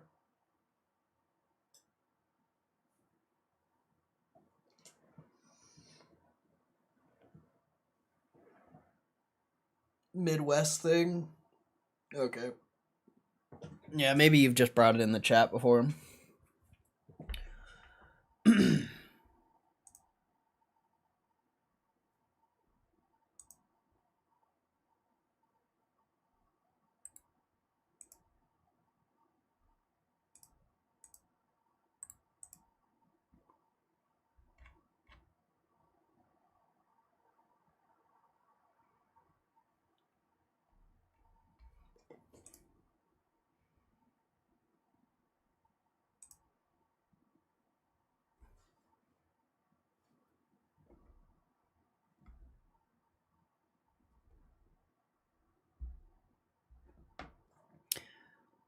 Man, we almost killed another hour. Almost. So close. We're pushing 5 now. Still got an hour and 15 minutes left. We getting there. I know, we're pushing, bro. I don't know, we're pushing. We're trying. Coming down to the wire. I really doubt there's any new news that came out.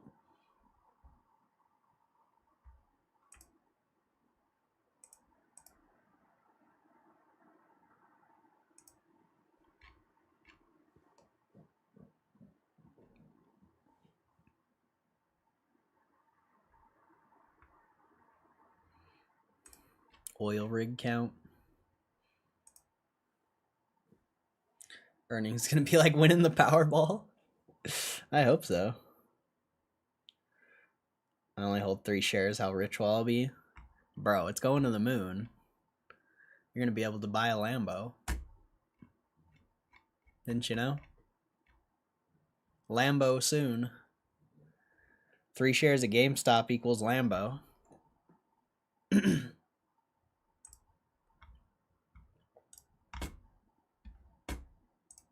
That's what everyone tells me. That's what all the YouTubers say.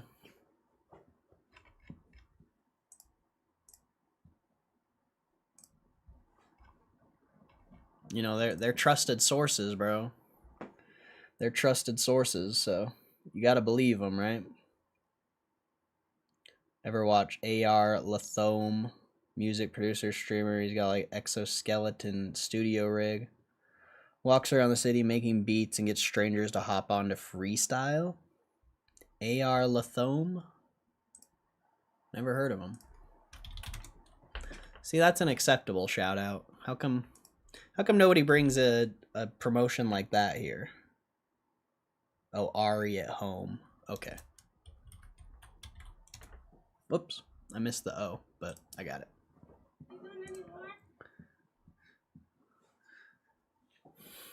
No. I think you've talked about this guy here before. Oh no, I've just seen this video before. Or I haven't seen it, but I've saw the thumbnail. Cause I've watched Harry Mack before. That guy's a very interesting freestyler. He's really good.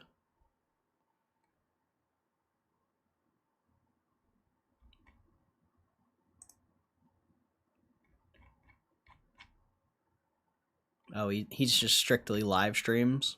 Okay. I was wondering why he didn't have that many videos. I was like, what the heck? But he's a streamer. He's a streamer.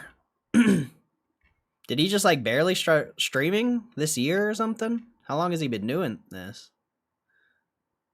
7 months? Is he new? Well, newish. Like obviously he has some older videos, but he doesn't have much content. I was expecting there to be a lot more content. He has a lot of shorts, I guess.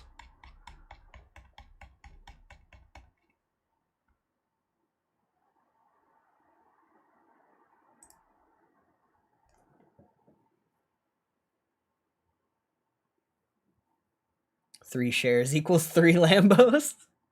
Is that an upgrade from my 2006 Prius of 300K? Nah, bro, that Prius that's money right there. All right, for sure, Break Nation. Got one regarding golf. Sure, run it. Let's check it out. Used to talk about Mark Rebellet, but this dude is extremely talented and really gives a lens for some of the talents in the city. He was on Twitch before.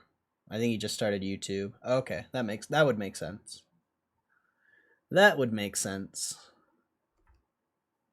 Coach Bawman? Never heard of him. Coach Bawman.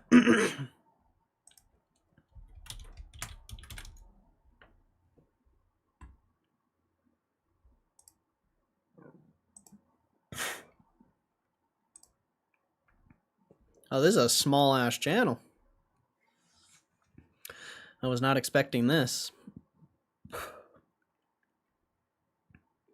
Hella small channel.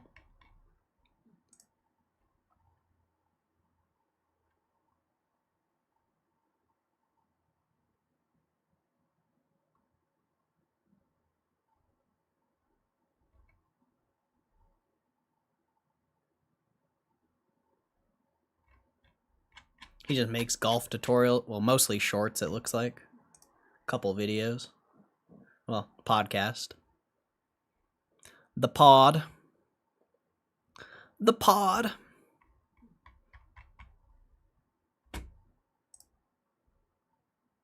Oh, wow, the market's down? When did that happen? Oh, no wonder GameStop's up. That makes sense, I guess. His shorts are great. I'll have to check some of them out. Seen Drewski's Whiteface skit? Nah. I've seen Drewski, I forget what the videos are called. But his videos are pretty funny. Where like people try to audition for him. Those are pretty funny.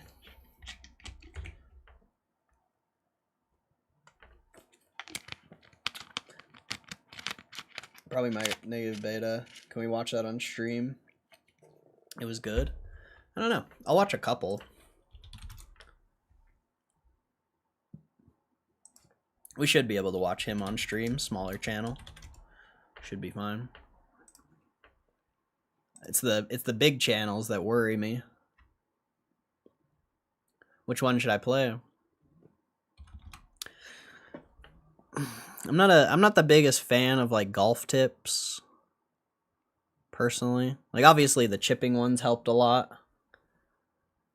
But I feel like all the issues I have with golf right now, I don't think like a YouTube video could help me at this point. I have to get like an actual lesson. The chipping one. Today we're going to be... Don't you need those? Who, me? Well, I'm running late out. Today we're going to be talking about how to build a wedge game. More or less how to build a clock system. Now the whole concept behind a clock system is that you know exactly where to take that wedge back to hit it the desired distance. We're going to make sure that you know how to build that properly. The beautiful thing about this system is that if you learn it with one wedge, you'll know exactly how to transfer it to the other wedges. I mean, that's debatable, but so if you're one essentially, of those people yes. where your half swing's a little bit more up here, we don't really care. That's totally okay. We can build off of it. This golf ball should fly 60 yards practically every time. Tempo is a huge part to all of this. After that 9 o'clock with hinge, the next positions are 9:10, 9:20, 9:30. If you hate thinking about the clock and those positions are too small and there's not enough room in between them, you can make this clock system relative to your body. Spin control becomes difficult when you're putting too big of a swing on your wedges. Promise that 3/4 spot will be plenty far for you to get in and out of almost every single shot. But from the center of the fairway, going 100% at a lob wedge, generally speaking, really bad idea. There's 4 degrees of loft difference on a normal set of wedges between each wedge. 4 degrees of loft difference equals roughly 10 yards, give or take. So if I have a 9 o'clock swing with a lob wedge that goes 50 yards, means I can put the same exact swing on a sand wedge and it goes 60. So with that one style swing, now I've got 3 different yardages, 3 different options. If you train this system with one wedge, you cover every single wedge. So if I need no spin, I'm going to do it with my gap wedge. If I need the ball to be flighted a little bit with some spin, I'm going to use my sand wedge. Need the ball to come in high and soft with a lot of spin, I'm going to use my lob wedge. When you get your wedges to start overlapping like that, you're going to have all the options in the world to get to the different pins. Now you're not going to do that once or twice. You're going to do that a lot. I'm sorry, but it takes some practice. Today we're going to be talking about how to build a wedge game. That was a good tutorial. Very accurate. I agree with everything. Except I don't do like 9:20, 9:30. I feel like that's unless you have that like really solid feel with your club where you could feel like 9:20, 9:30. I feel like that'd be tough, bro. I feel like that'd be tough. I'll do like 9, 10, 11. But 9:30? Man, you gotta have some serious like club feel for that. I thought that was a good tutorial, though.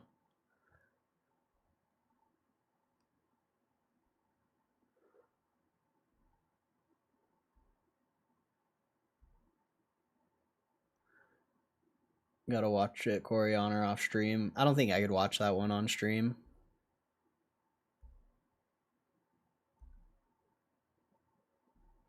Like, I could see where, if you, like I said, if you had the, like, true, like, feel for your club, I could see why 9:20, 9:30 could be useful. But that would be some, like, for sure, like, you know exactly how far you're taking that club up every single time. I feel like that's tough.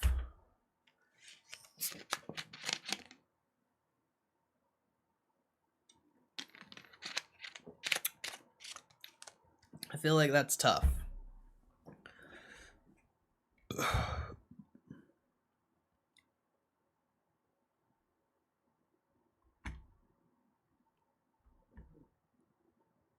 Yeah, I'll check out some more of these later on.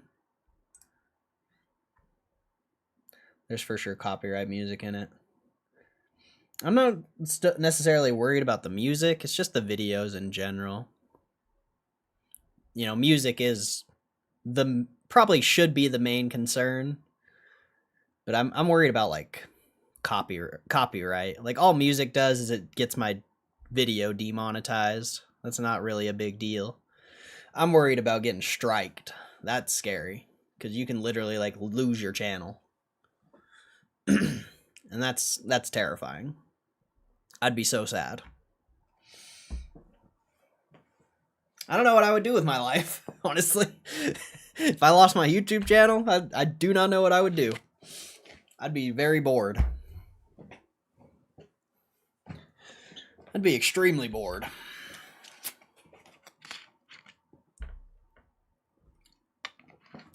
We'd fight for it back. Yeah, I think you have to get like 3 strikes, so you do have to like really mess up, but I'd still be scared.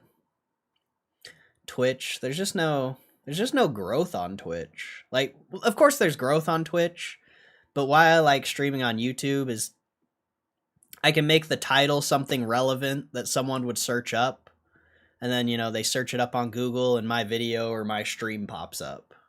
Like, that's the beautiful part about YouTube. Twitch, I feel like it's hard to grow on Twitch. I don't know. And Kick. I haven't really streamed on Twitch. I think we should run a Twitch stream one of these days. Maybe give it a try. But I've tried the Kick stream with the YouTube stream, and then it just like, and then you have 2 different chats, and I'm not a big fan of that. Not a huge fan of that. I kind of like having everyone in one place.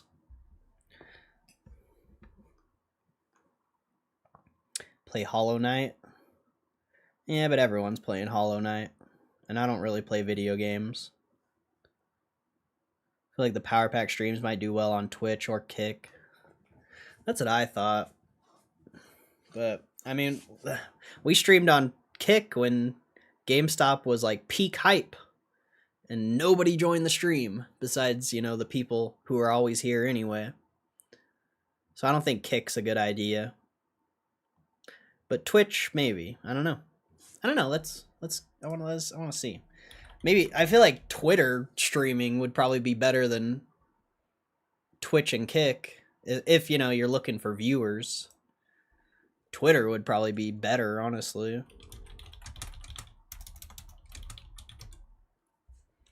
There's nothing on GameStop Power Packs for Twitch.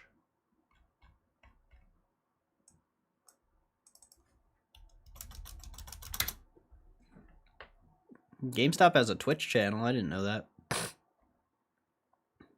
Their last video was 6 years ago. Huh. Whoever this guy is watching GameStop. Whoever the hell this is.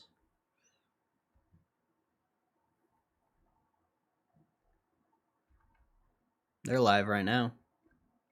I don't know who that is. Yeah, I don't know. Those platforms really like gambling-centric content. Yeah, but if nobody can find the content because there's so many other streamers, that's a big problem.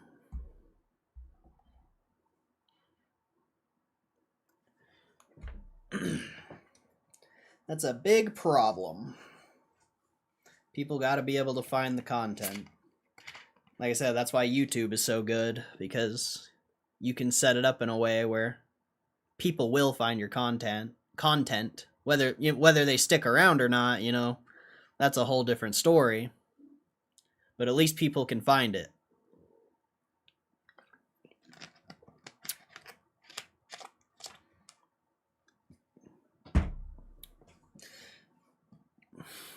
I was saying, I think Twitter would be better. Straight up. Twitter would probably be better.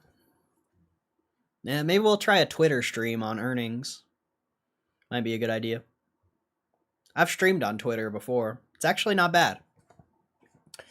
It's not bad. I need to do a space instead, though. I don't know. I don't even know if I'll mess with that. Spaces are kind of interesting.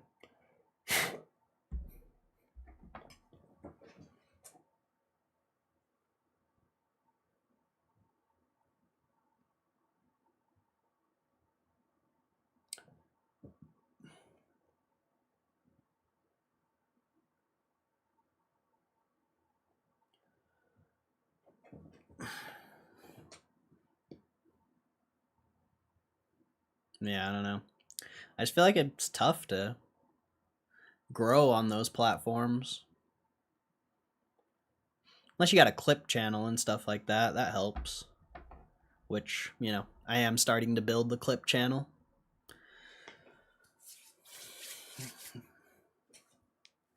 I need to start recording the streams. I need to not forget to do that. I think you can set it up automatically, actually. Let me see.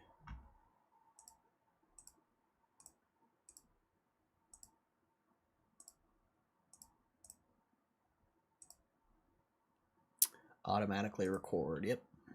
Boom. Boom. I mean, how big of a file will that be, though? It's a big file.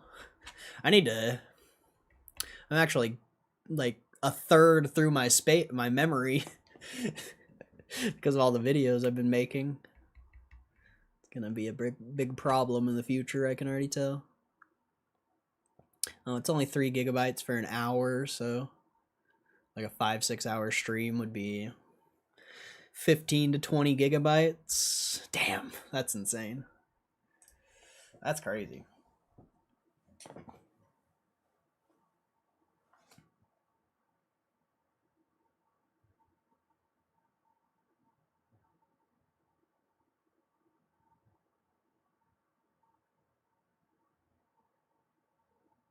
It's Power Hour.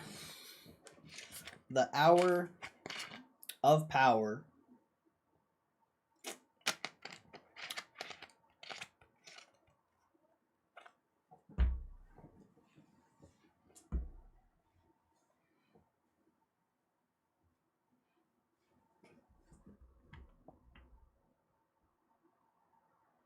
With rate cut hopes.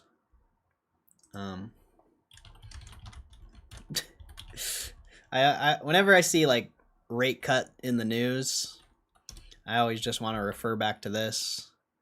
Like the market literally tells you if they're gonna do rate cuts or not. It's not like a surprise.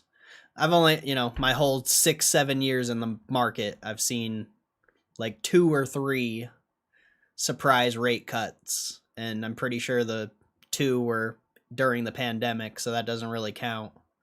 So I've seen one surprise. I think it was a rate hike, actually. I've seen one surprise rate hike. Maybe it was a cut. I don't remember, actually, but I've only seen one surprise where the market got it wrong. So, you don't need to rely on the news to know when rate cuts are coming. You literally come to the Fed rate monitor tool on investing.com and they tell you exactly what's going to happen. There's no guesswork there. It's really simple, actually.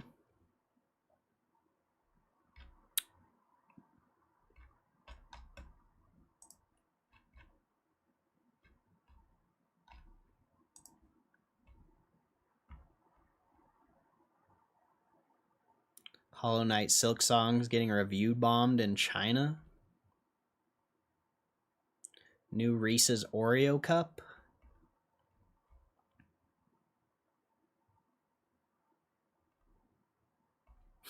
One fan recreated The Office inside No Man's Sky.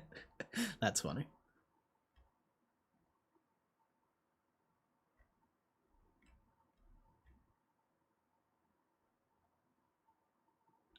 Hollow Knight hits over 500,000 players on PC alone.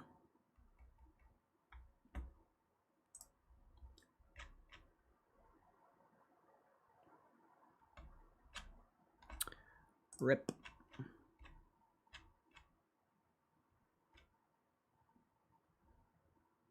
Rip.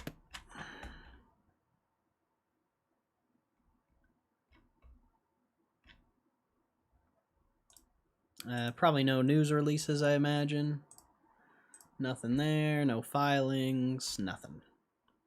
Whole lot of nothing.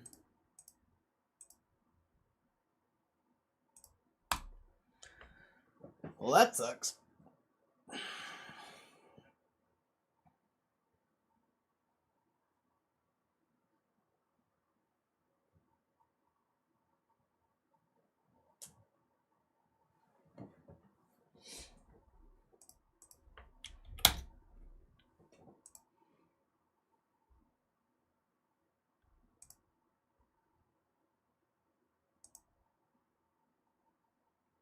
No hype on the Twitter. I think they're all terrible cards, though. I don't even remember what I have scheduled on Twitter. There's so many posts. Next week, I think it's all videos, potentially. Or wait. Maybe I didn't schedule all. I better make sure what I've scheduled. I don't remember. Let's see, I got the 8th scheduled. Got the 9th. I didn't even finish scheduling. Okay, I got to do this weekend. What am I doing in my life? I didn't even finish scheduling all these posts. I'll definitely have to do that.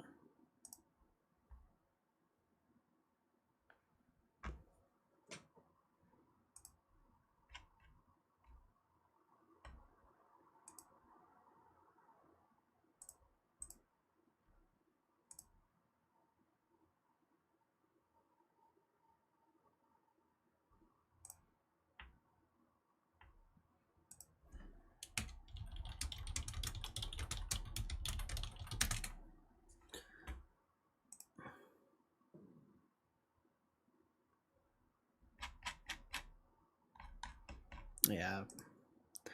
Frickin' Twitter.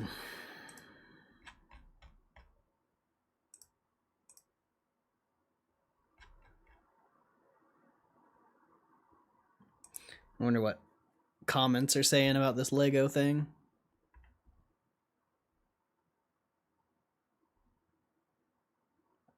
Drop your mix match Legos off for a discount. Then resell the mismatched Legos for 5 cents a block. 100 Legos for $5. I really doubt they're going to take Lego trade-ins.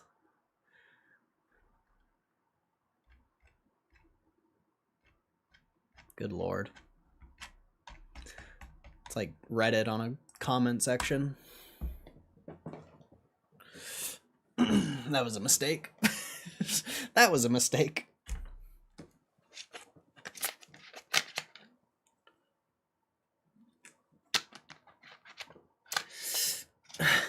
$22.8 again, huh? We're gonna test $22.8 again? That's pretty funny.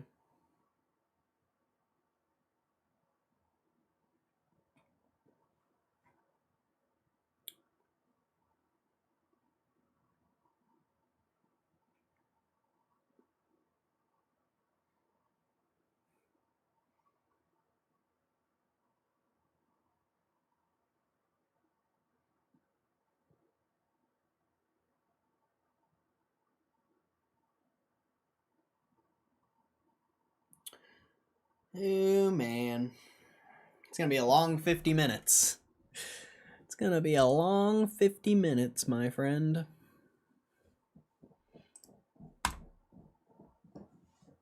Is anyone... What are you guys doing this weekend? Anyone have anything exciting going on?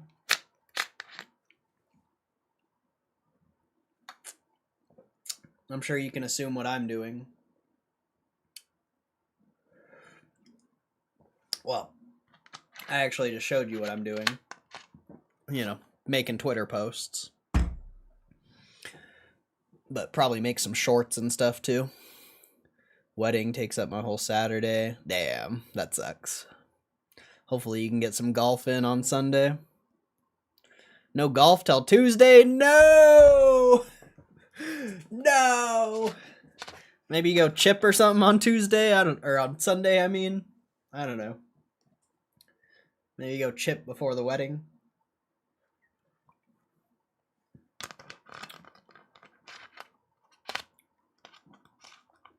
Some chip revolution.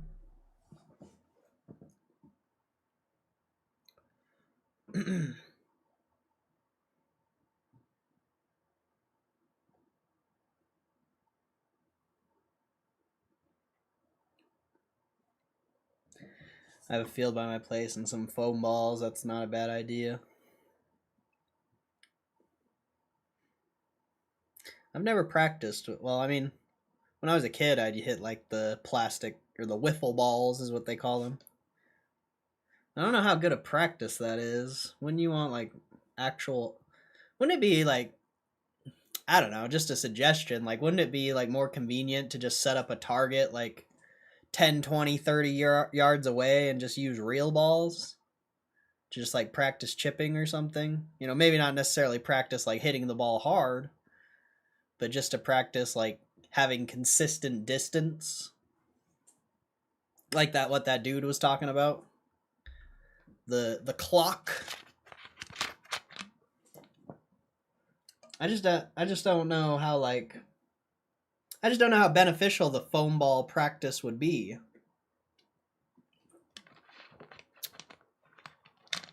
These ones are dimpled for full swings, but yeah, I also bring real balls, chip like 20 yards. Okay, cool. I was just wondering. I didn't know, like I said, I haven't really practiced with the wiffle balls, so I just don't know how good of a training thing that would be. I guess it would help with like hand-eye coordination. I guess there's that. So I guess there is a point for it, now that I'm thinking about it.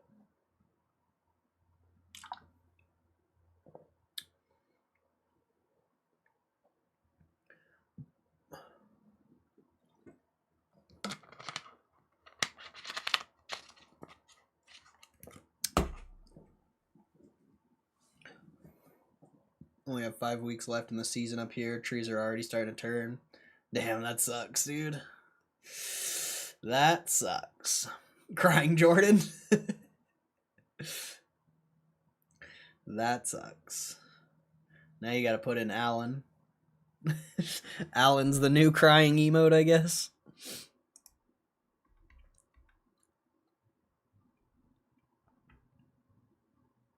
Everyone else is smiling except Alan. Maybe I could get a maybe should I do Ken Griffin instead of the Pokeball? Should I do Ken Griffin crying, bro?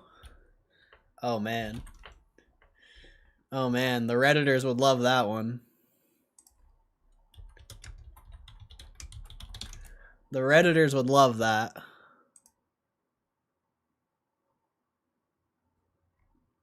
I don't think there's any actual photos of him crying though. I think they're all Reddit memes.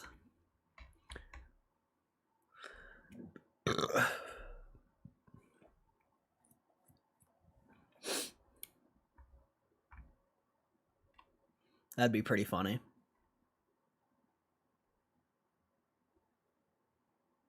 You'd have to steal it from Reddit. I don't know if I'd even be able to find one. Let's see. See if I could even find one. There's no way they're hot. It's gotta be new. I just gotta get lucky to find one, I feel like.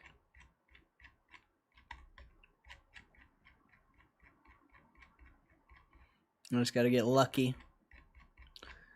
I see them all the time on here. Like, whenever I'm on here, there usually is one. But I'm sure now that I'm looking for it, probably won't be able to find one. Yeah, I've had that card before.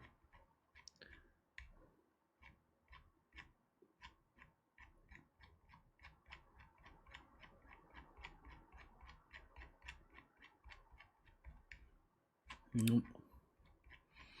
It's gonna be a tough find. It's gonna be a tough find.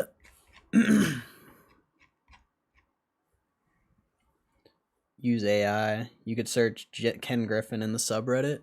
Oh, okay.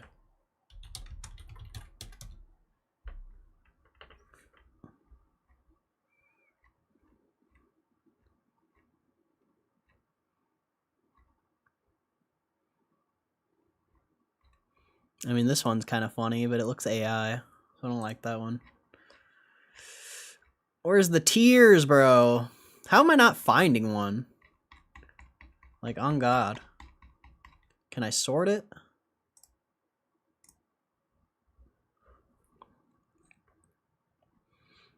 It's actually kind of insane how I haven't just found one. Oh, here's one. That's AI, though. That looks like trash.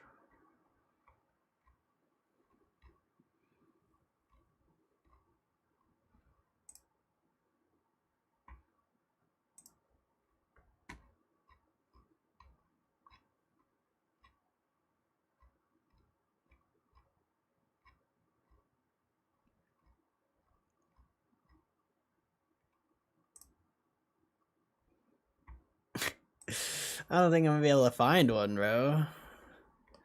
It's funny how almost every time I look at Reddit, there's one, but for some reason now there isn't.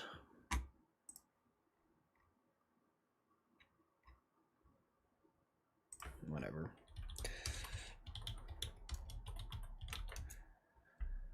I feel like there's one last week. That's what I thought, but I guess not. I guess we'll just have to use one that looks funny. I mean, this one's kind of funny.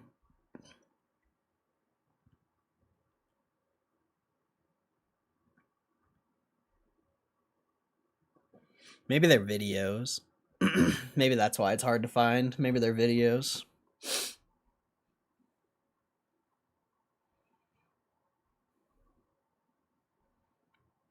AI slop. Some AI slop.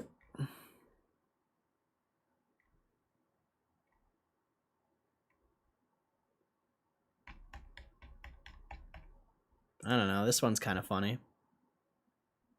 I kind of like this one.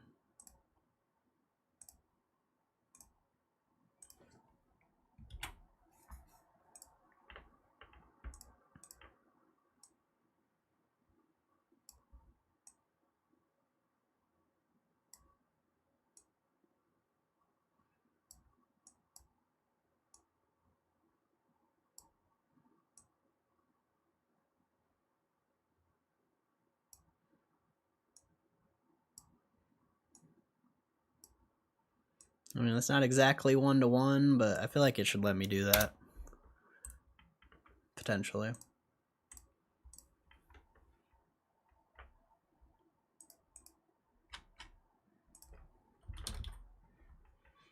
The Redditors will love this. Too bad he's not crying, but he does look upset. He does look upset. BRB, okay. I'm sure I'll... 40 more minutes, so if you're back by 40 minutes, I'll still be here. But I'll probably get out of here like right as the market closes, like usual. I doubt we're gonna get any news or anything. I'm sure the Lego GameStop collab is your news of the day.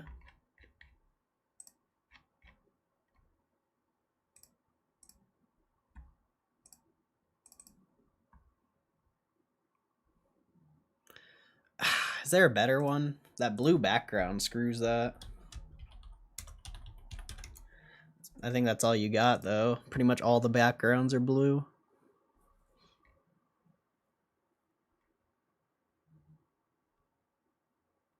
I mean, there's this one. He looks pretty upset in that one.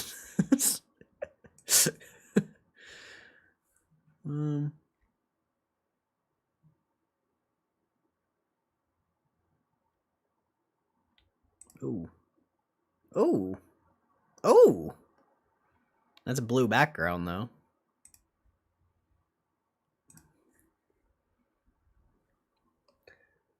I gotta check that Lego GameStop news. It's just like a 20-second ad. There's no, yeah, it's just a video. Short video.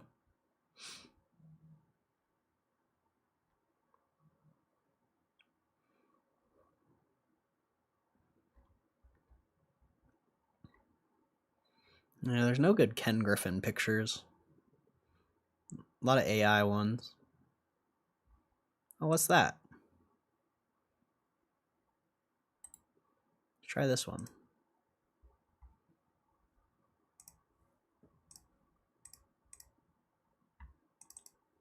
Ooh, that one looks okay. That one looks okay. I don't mind this one. Is that AI, though? No, that's the same picture. He's just chopped out.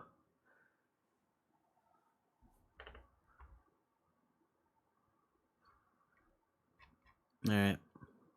We'll run that one for now.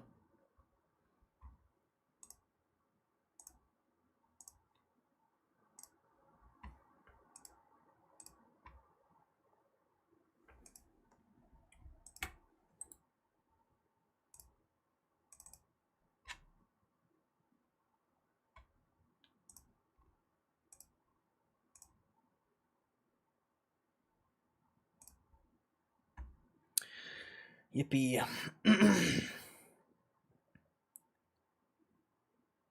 Didn't they do that months ago? There's another one. No, that's new. You had Pokemon in Lego. But GameStop in Lego is brand new, I'm pretty sure. What do I see a GME hitting? I don't care about the price. I'm holding GameStop forever, so why would I care about the price?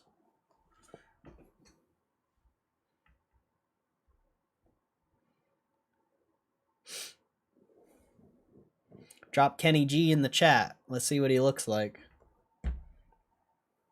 Let's see what he looks like. If I think Matt Romano is the only member here right now, so I think you have to drop it.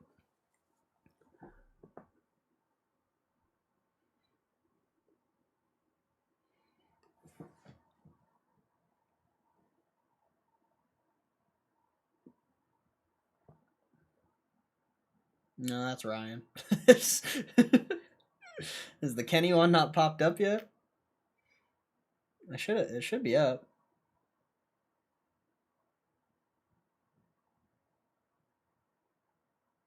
No, really? It's not up? I swear I clicked save. I thought I clicked save.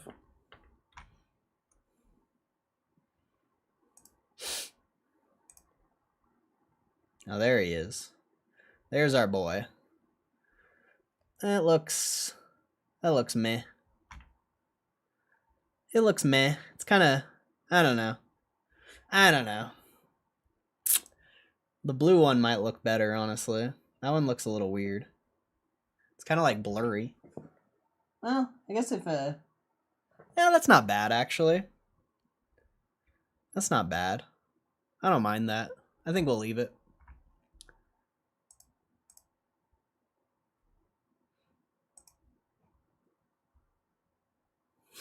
There you go. You got Kenny G now. That's awesome. That's awesome. There's that male loving son of a bitch. Hey, if next week's blowing up, you're gonna have to spam Kenny G, bro. You're gonna have to spam Kenny G if the stream blows up on Tuesday.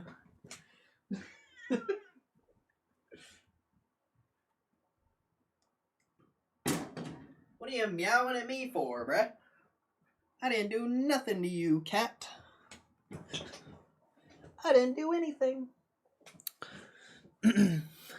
Don't buy GME. Buying Gme gives you cooties. Oh, that's a revolutionary emote right there. That's a revolutionary emote.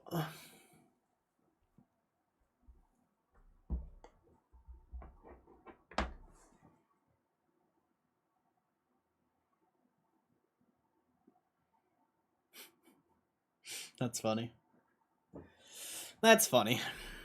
I guess that's the new crying emote, I guess. I don't know. It's the best we got.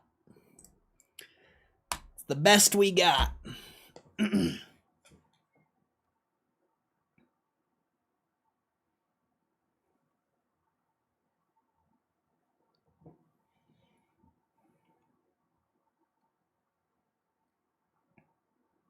Bro, the stream has been dead this whole last hour, dude. It's been so dead. We've gotten yeah, it's been dead, bro. It's kind of crazy. The views just like flatlined the past like hour. It's kind of funny. It is the weekend though.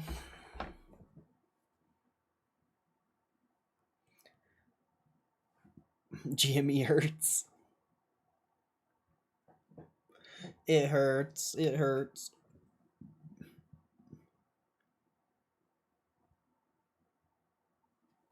What is this? Tag, share, earn. Help viewers shop your stream and discover new things. What's that? Oh, what the heck? I've never seen that before. What is that? YouTube shopping? Oh, I have seen that actually. I've just never looked into it.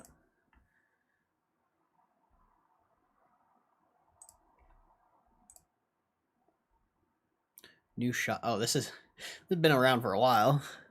Introduce new features to make tagging easier for creators. Expanded our affiliate program and more.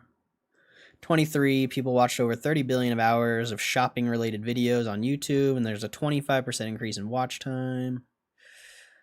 Shopping collections, a new way for creators to curate products from their favorite brands or even their own line. Pick a selection of products for any theme from your current everyday makeup. Look to the ultimate capsule wardrobe. Check out long hair. Let's see. Collections will appear in the creator's product list, store tab, and video description. At launch, creators can make collections on the Studio app on their phone, the feature coming soon to desktop. We hope collections help creators curate their own virtual store. I wonder if I could post slabs on that. I wonder if I can post slabs. I gotta get back on that. You can. I actually figured out a way that you can do it on the phone if you really want. That's how Matt Romano became a member. You can actually I can go in here, go to members, and get this little link here. And you should be able to use that.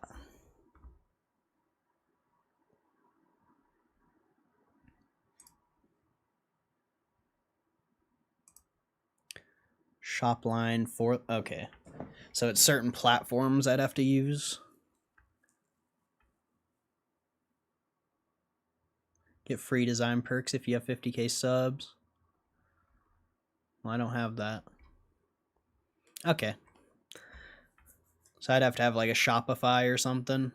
At least I think that link works. Matt Romano said it worked.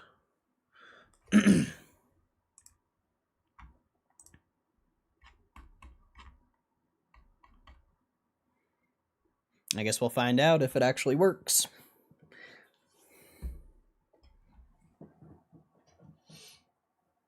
I need to go grab another water though.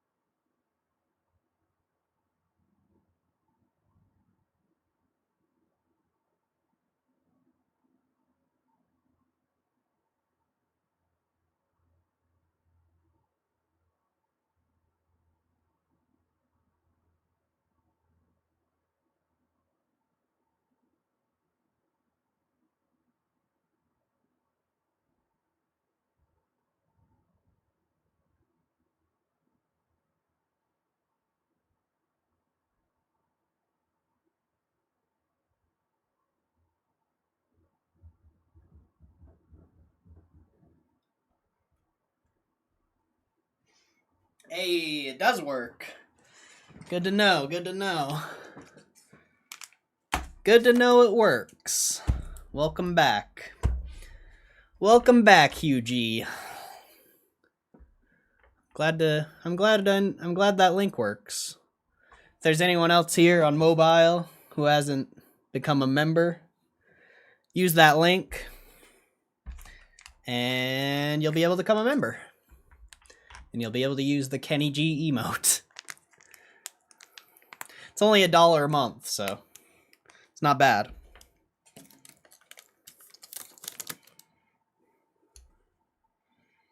Members only on the 9th? I don't know. I might just leave it, honestly. I might just leave it. I think it'll be interesting to just troll everyone this time instead of whipping out the Bible. I think it'll be funnier.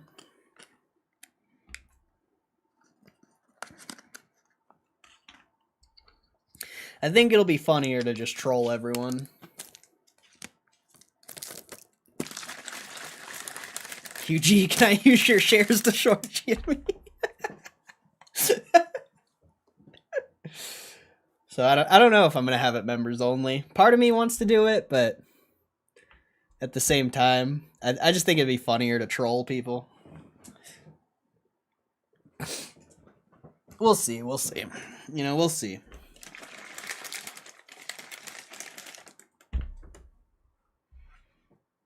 All right, I'm you know, be like, I'm gonna read it. All right, guys, 50 likes. We'll read it. Like, I just think it'll be funnier to do that.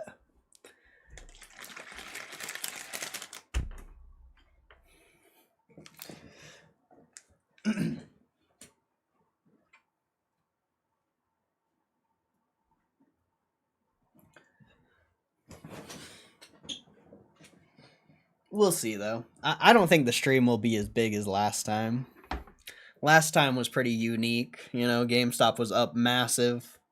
There was a lot of hype around crypto. You know, last time was a very unique stream. That's for sure. You know, I'm sure we'll still get around 100 people potentially, but I don't think it's going to be like last time where we had like 400, 500 people in here. I'll be very surprised if it's even over 100.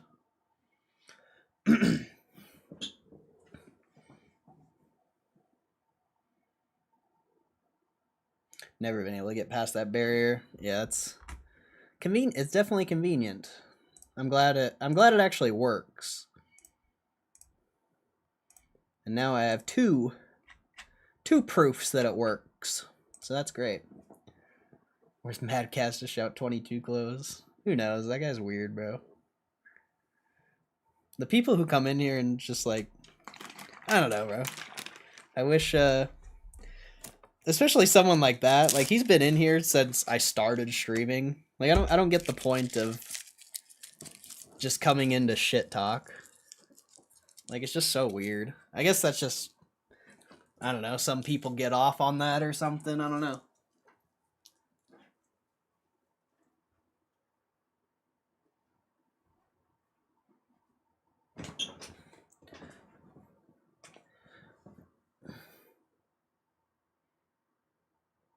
Borrow some synthetics. One thing after all this time, people would temper their expectations for these calls. Nah, because a lot of the people that get excited about it are traders. You know, it's not really, from my perspective, I don't think a lot of the hype comes from investors. You know, obviously even the social media hype, I don't think those people are GameStop investors. I really think it's traders and just people who know that you can get views on this stock, so they just talk about it. Like, I feel like most people who have been in this, I mean, there's so many people that have been in the stock longer than me. Like, I would feel like those people would actually get it. But who knows, man? Who knows? You know, a lot of people don't learn. They just continue to make bad decision. They just continue to make bad decisions because a lot of decisions, especially when it comes to trading, are based on emotion. And when you make all your decisions based on emotion, you don't learn anything. And I've been there, so I definitely know.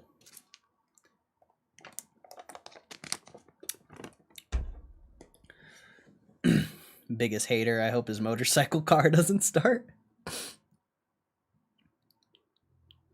The bad controller you would have at friend's house. The mud cat. The mad cats. That's funny. The mad cat controller. I think they're mad cats. I can't remember, but I know exactly what you're talking about.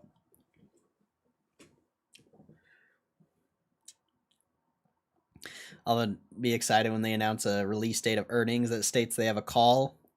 Haven't had one since Cohen took the helm. Yeah. That'll be interesting. I mean, at least he did interviews this time around. So you have, like, I would say that's just as good. I kind of like that he doesn't do earnings calls because your average stock market participant is just going to have a very negative view on the company because they're not giving guidance or anything like that. So I really like that aspect of it.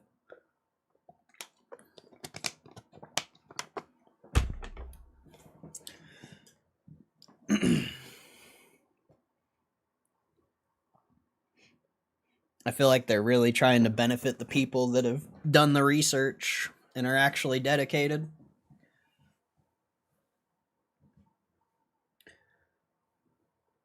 We'll see, man. We'll see what happens on the earnings. It is, it is worrisome being this low on earnings because, like I've said, if it breaks that 20, a bunch of people are going to panic sell, and that's going to be annoying.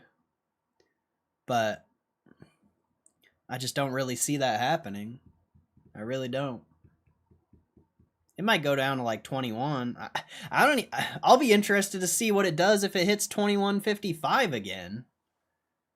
Like, what if it flatlines again? What if it fucking flatlines? I don't know if anyone remembers that. But what if it flatlines at 21.55 again? That would be insane.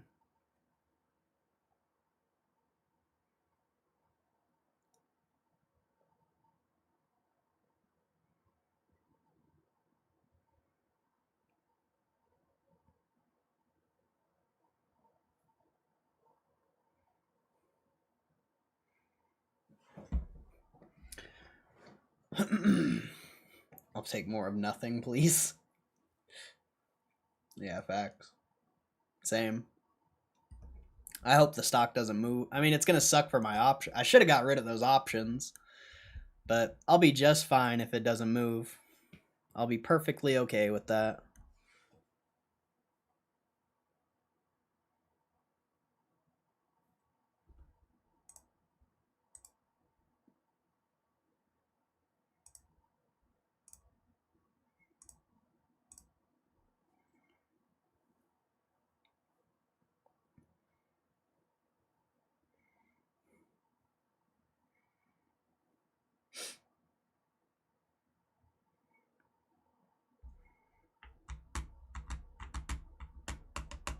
Got about 20 minutes left of the market.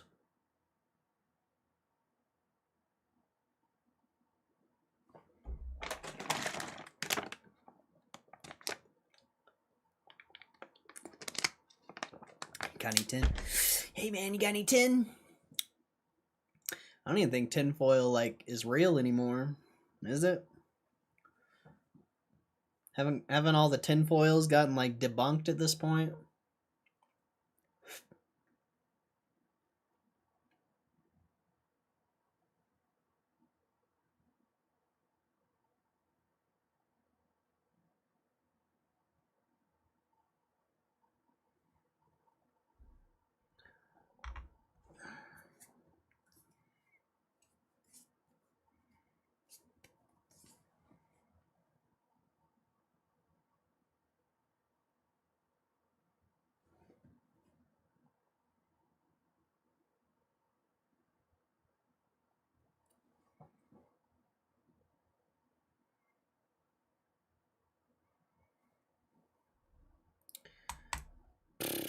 Yeah, I don't know what to do now. I can't believe we even made it, bro. I can't believe we even made it. I was ready to end the stream 2 hours ago.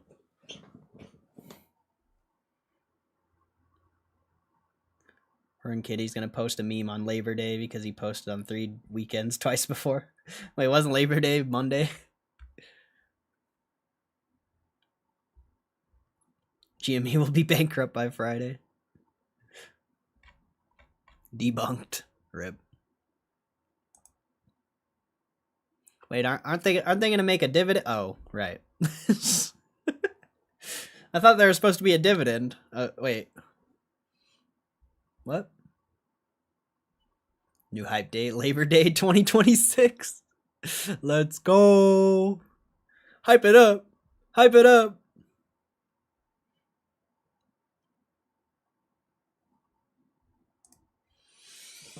Hype it up. Hype it up.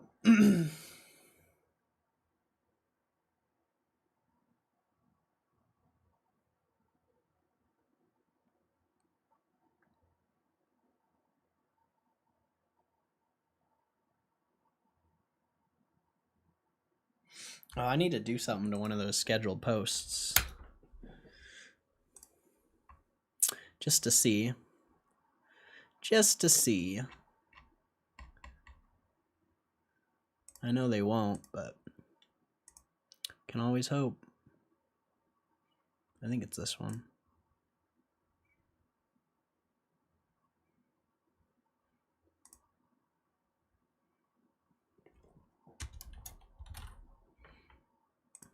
Wonder if we at Power Packs. At GameStop. Oh, wait, don't if you add people, it like hides the post. I'm gonna only at Power Packs and hope it doesn't hide. You know what? I don't even care. I don't even care if Power Pack sees the post, honestly. Now that I think about it.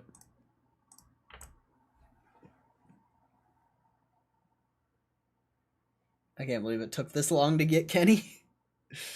Me either. I'm surprised. I'm surprised he's there. I'm surprised it's there. It is a funny emote though. It is funny. I'll give it that.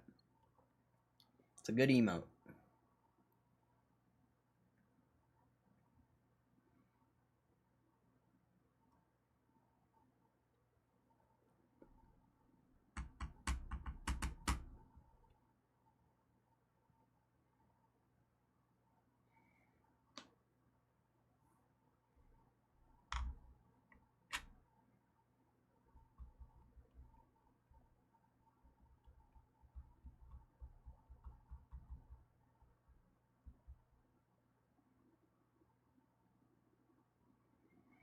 Big weekend plans? Nah. Probably just schedule some Twitter posts. Make shorts. I don't have anything planned. As usual. Per usual. What about you? You got anything going on? Maybe I'll try to go golf one of the days.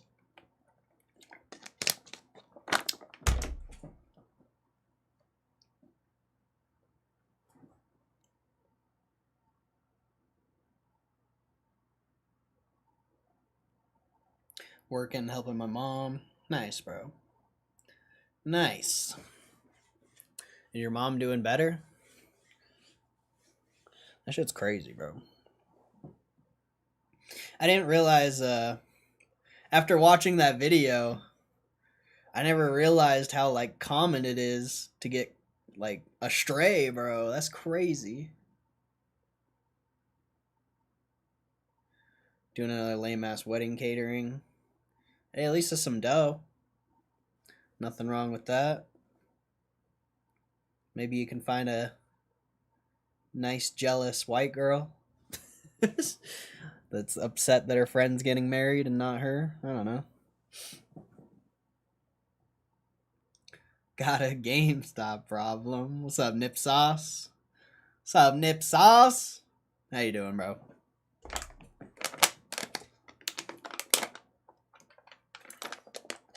That ain't no reason to stop.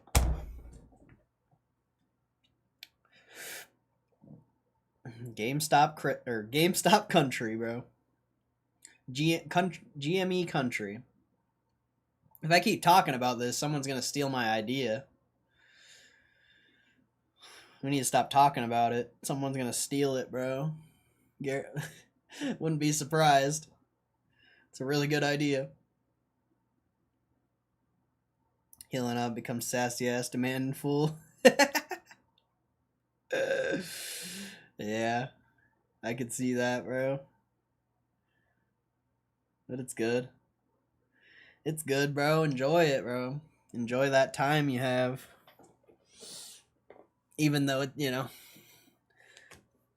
sure it's annoying sometimes, but you should enjoy every minute you can.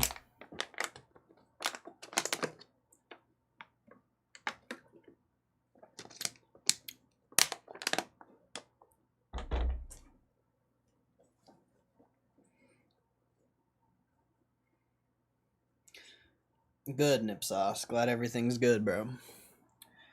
I'm glad everything's good. Hopefully next week is a fun week. Hopefully it's a good time.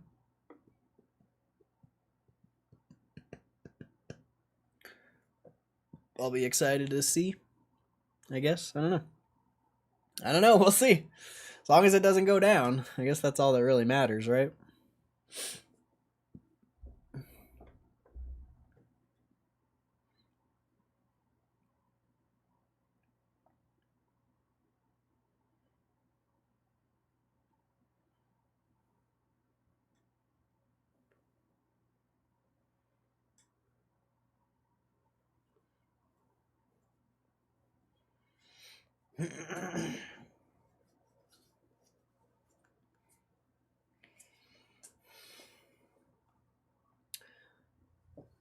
When you hold power packs, does the PSA buyout offer update over time? Yeah, it updates as new cards get sold.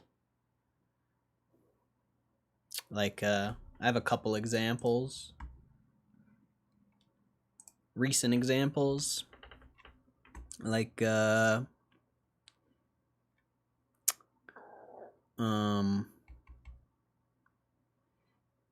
like this EV card. They were only offering me like $10 for this card.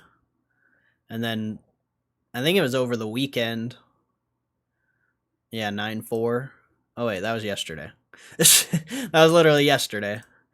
They updated it to $17.50, and this is only like a $25 card, so I ended up selling it.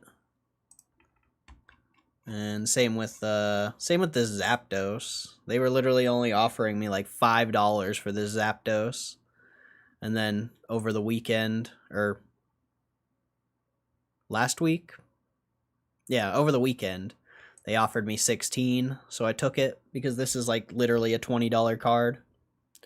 So yeah, it just depends, what sales come through. Like if higher sales start coming through, then the prices should start going up. Or if lower sales start coming through, because like this Umbreon, probably like a week or so ago, they were offering me $36 for this Umbreon, and now they're only offering me $30.79. Last week, they were offering me like $45 for this Snorlax, and now they're only offering me $23 for some reason. Well, I think the system doesn't really recognize this as a GameStop exclusive. I think it's giving me price off of just a basic Snorlax. But yeah, this one was at $45, but now it's at $23 for some reason, which is fine. I didn't plan on getting rid of this card anyway. It's a $60 card. And then yeah, so I have a few examples where they've gone up, but then I have some examples where the prices have gone down. So you just gotta, keep an eye on the cards you want to get rid of if you don't want to keep them. And just make sure you're selling them for what you want to sell them for, I guess. I've sold a lot of cards for extremely cheap that I probably could have just kept and potentially gotten my money back if I would have just kept them. But then, you know, you're talking about holding over 100 cards, which is totally different. Totally different. That's a lot of cards to be holding.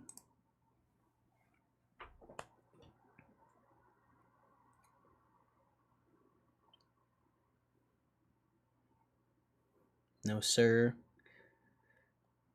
You've ripped a few on your brother's account, though, haven't you?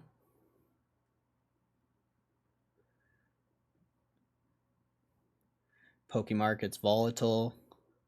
Well, it's that, but also if higher sales are... I mean, they base it off of the average, I think. So if higher sales start coming through, you know, the average is going to get higher.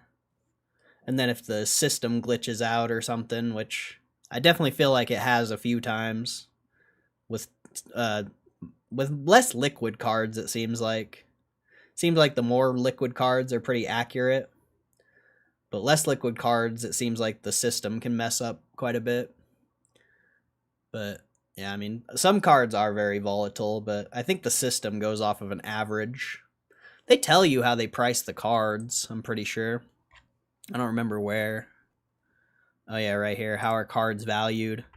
Estimated card values are powered by Card Ladder, which is powered by their 100 million plus sales database. Pricing is updated daily to ensure estimates remain up to date. These estimated card values determine card offer amounts to the instant buyback feature.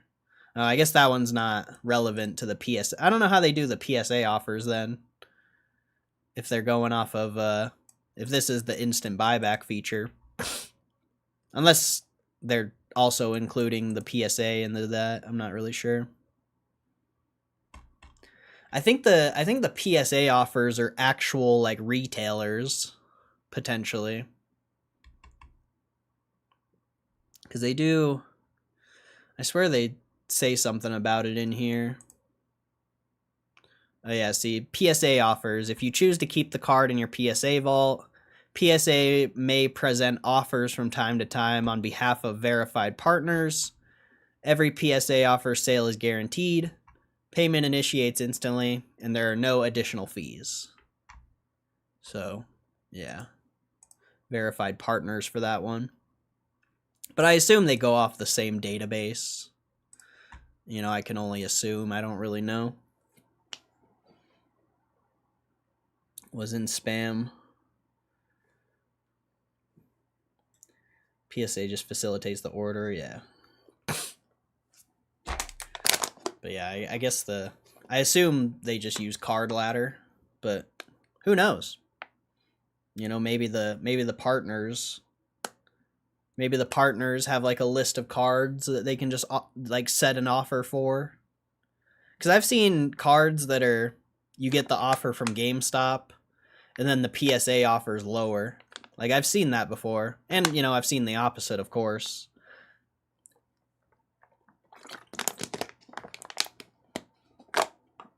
So I'm not really sure if they go off the same database. It's a sale to Nat Turner for him to grade to build his PSA 6 collection. Yeah, you gotta offload those PSA 5s so you can get some 6s, you know?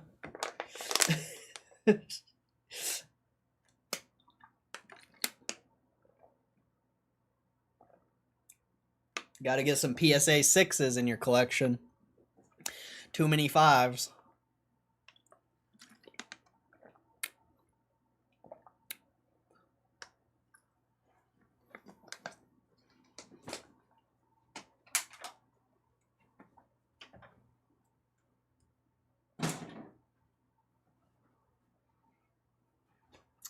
Too many 5s.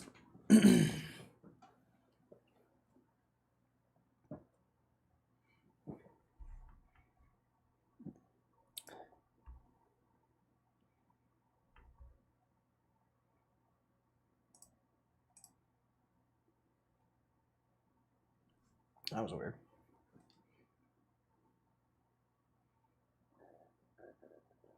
That was weird. Probably more PSA 10s than PSA 5s of most cards. I mean, probably. It's just nobody would, you know, if you didn't think your card was good, especially if it's a more recent card, you probably wouldn't submit it anyway. Unless it's vintage, you know, vintage is tough.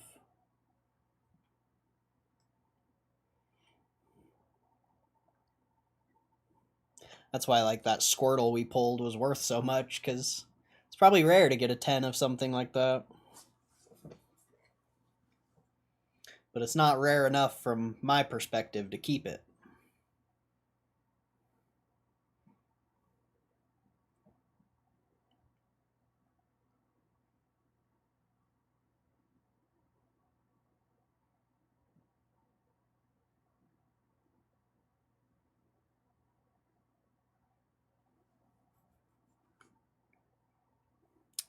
Oh.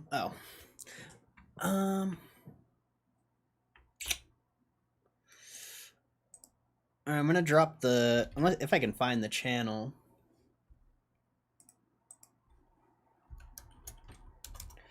Gme Stock Live. Oh, nice. I'm gonna post a link to the clip channel into the chat. If you guys would, go sub to that, because I'm gonna start uploading videos on there. Just random videos. Probably mostly GameStop related in the beginning. But it is just gonna be like a stream clip channel. So make sure you go sub to that.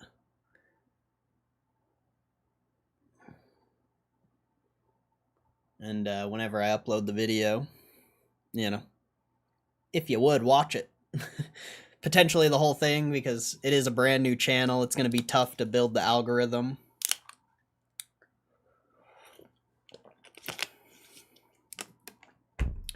What kind of emotes it got? None. It's got 25 subscribers. It's got a whopping 25 subscribers, bro. Crushing out there. Absolutely crushing.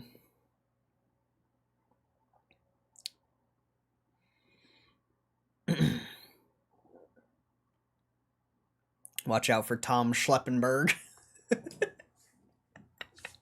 keep an eye out for Tom Schleppenberg. Where the hell I came up with that name, I don't even know. keep an eye out for him. I'll probably post it on Tuesday, most likely. I just want to, you know, all the people who are consistent long-term viewers are all probably here right now, so figured I'd drop it.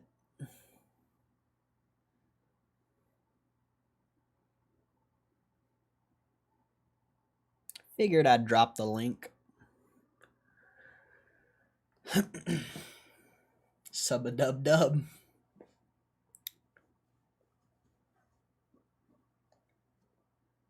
I've never really had a clip channel, so it'll be interesting to see how it does. I imagine most of the videos aren't going to get like any views. But who knows, you know, maybe it can build into something. I do have a power pack video I'm going to post on there. That, you know, it's going to be an exclusive to that channel. I was going to post it on my channel, but I don't know. We'll see. Maybe I won't even. We'll see how the clip videos do.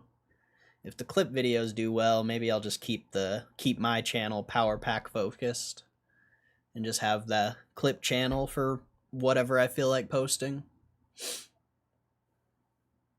We shall see. I don't really have a full plan yet. I just want to get it going. Because it would be nice to have somewhere to just post whatever I feel like. Or, you know, like just a random stream clip.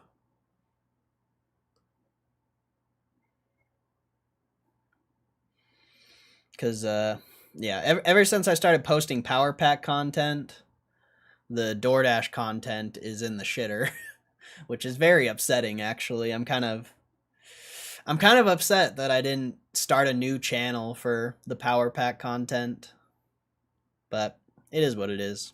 You know, we're committed at this point. But I'm not going to ruin the Power Pack content with just random videos. I learned my lesson. Learned my lesson, unfortunately. What's the plan? Didn't think of that angle of the algo. I mean, it could just be a coincidence, too, because they stopped making Surons. So it could be a coincidence, and, you know, people just aren't really watching as much Suron content anymore. Like, that could be a possibility, but I just don't know. I think the the algo's pushing that, or trying to push the Power Pack content, and it put the DoorDash content on the back burner. At least that's what it seems like. Like, it's still pushing the Power Pack content. And also, I bet a lot of the views come from, like, new people, like, checking the channel. And now that there's Power Pack content, anyone who does watch a DoorDash video, they're probably getting suggested Power Pack content. So they're not gonna, they're not gonna subscribe. They're not gonna watch more videos. There's a lot of factors that could go into it. But either way, 2260 isn't a terrible close, I guess, to end the week. It's not bad, not bad. We still get the occasional Suron straggler coming in to ask about e-bike. We haven't got one in a while. It's been a while, actually. It's been quite some time.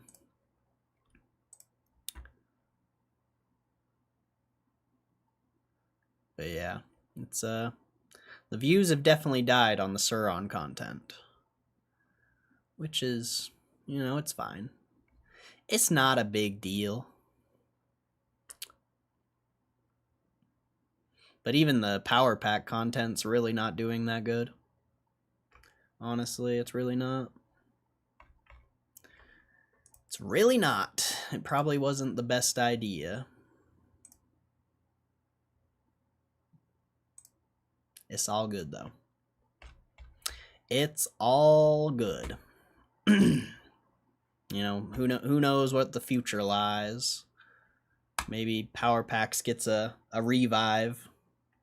I don't know. Sometimes ideas don't work. It is what it is. But I am going to get out of here. I appreciate you guys supporting the stream. God bless ya. And I hope you guys have a good weekend. I'll see you guys on Monday. And then Tuesday, of course, is GameStop earnings. So I don't know how exciting that is, but we'll see. We'll see. Either way, I appreciate you guys. Thank you. Thank you all for supporting the stream, for real. I appreciate it. And yeah, I hope you guys have a good weekend. God bless ya. Peace!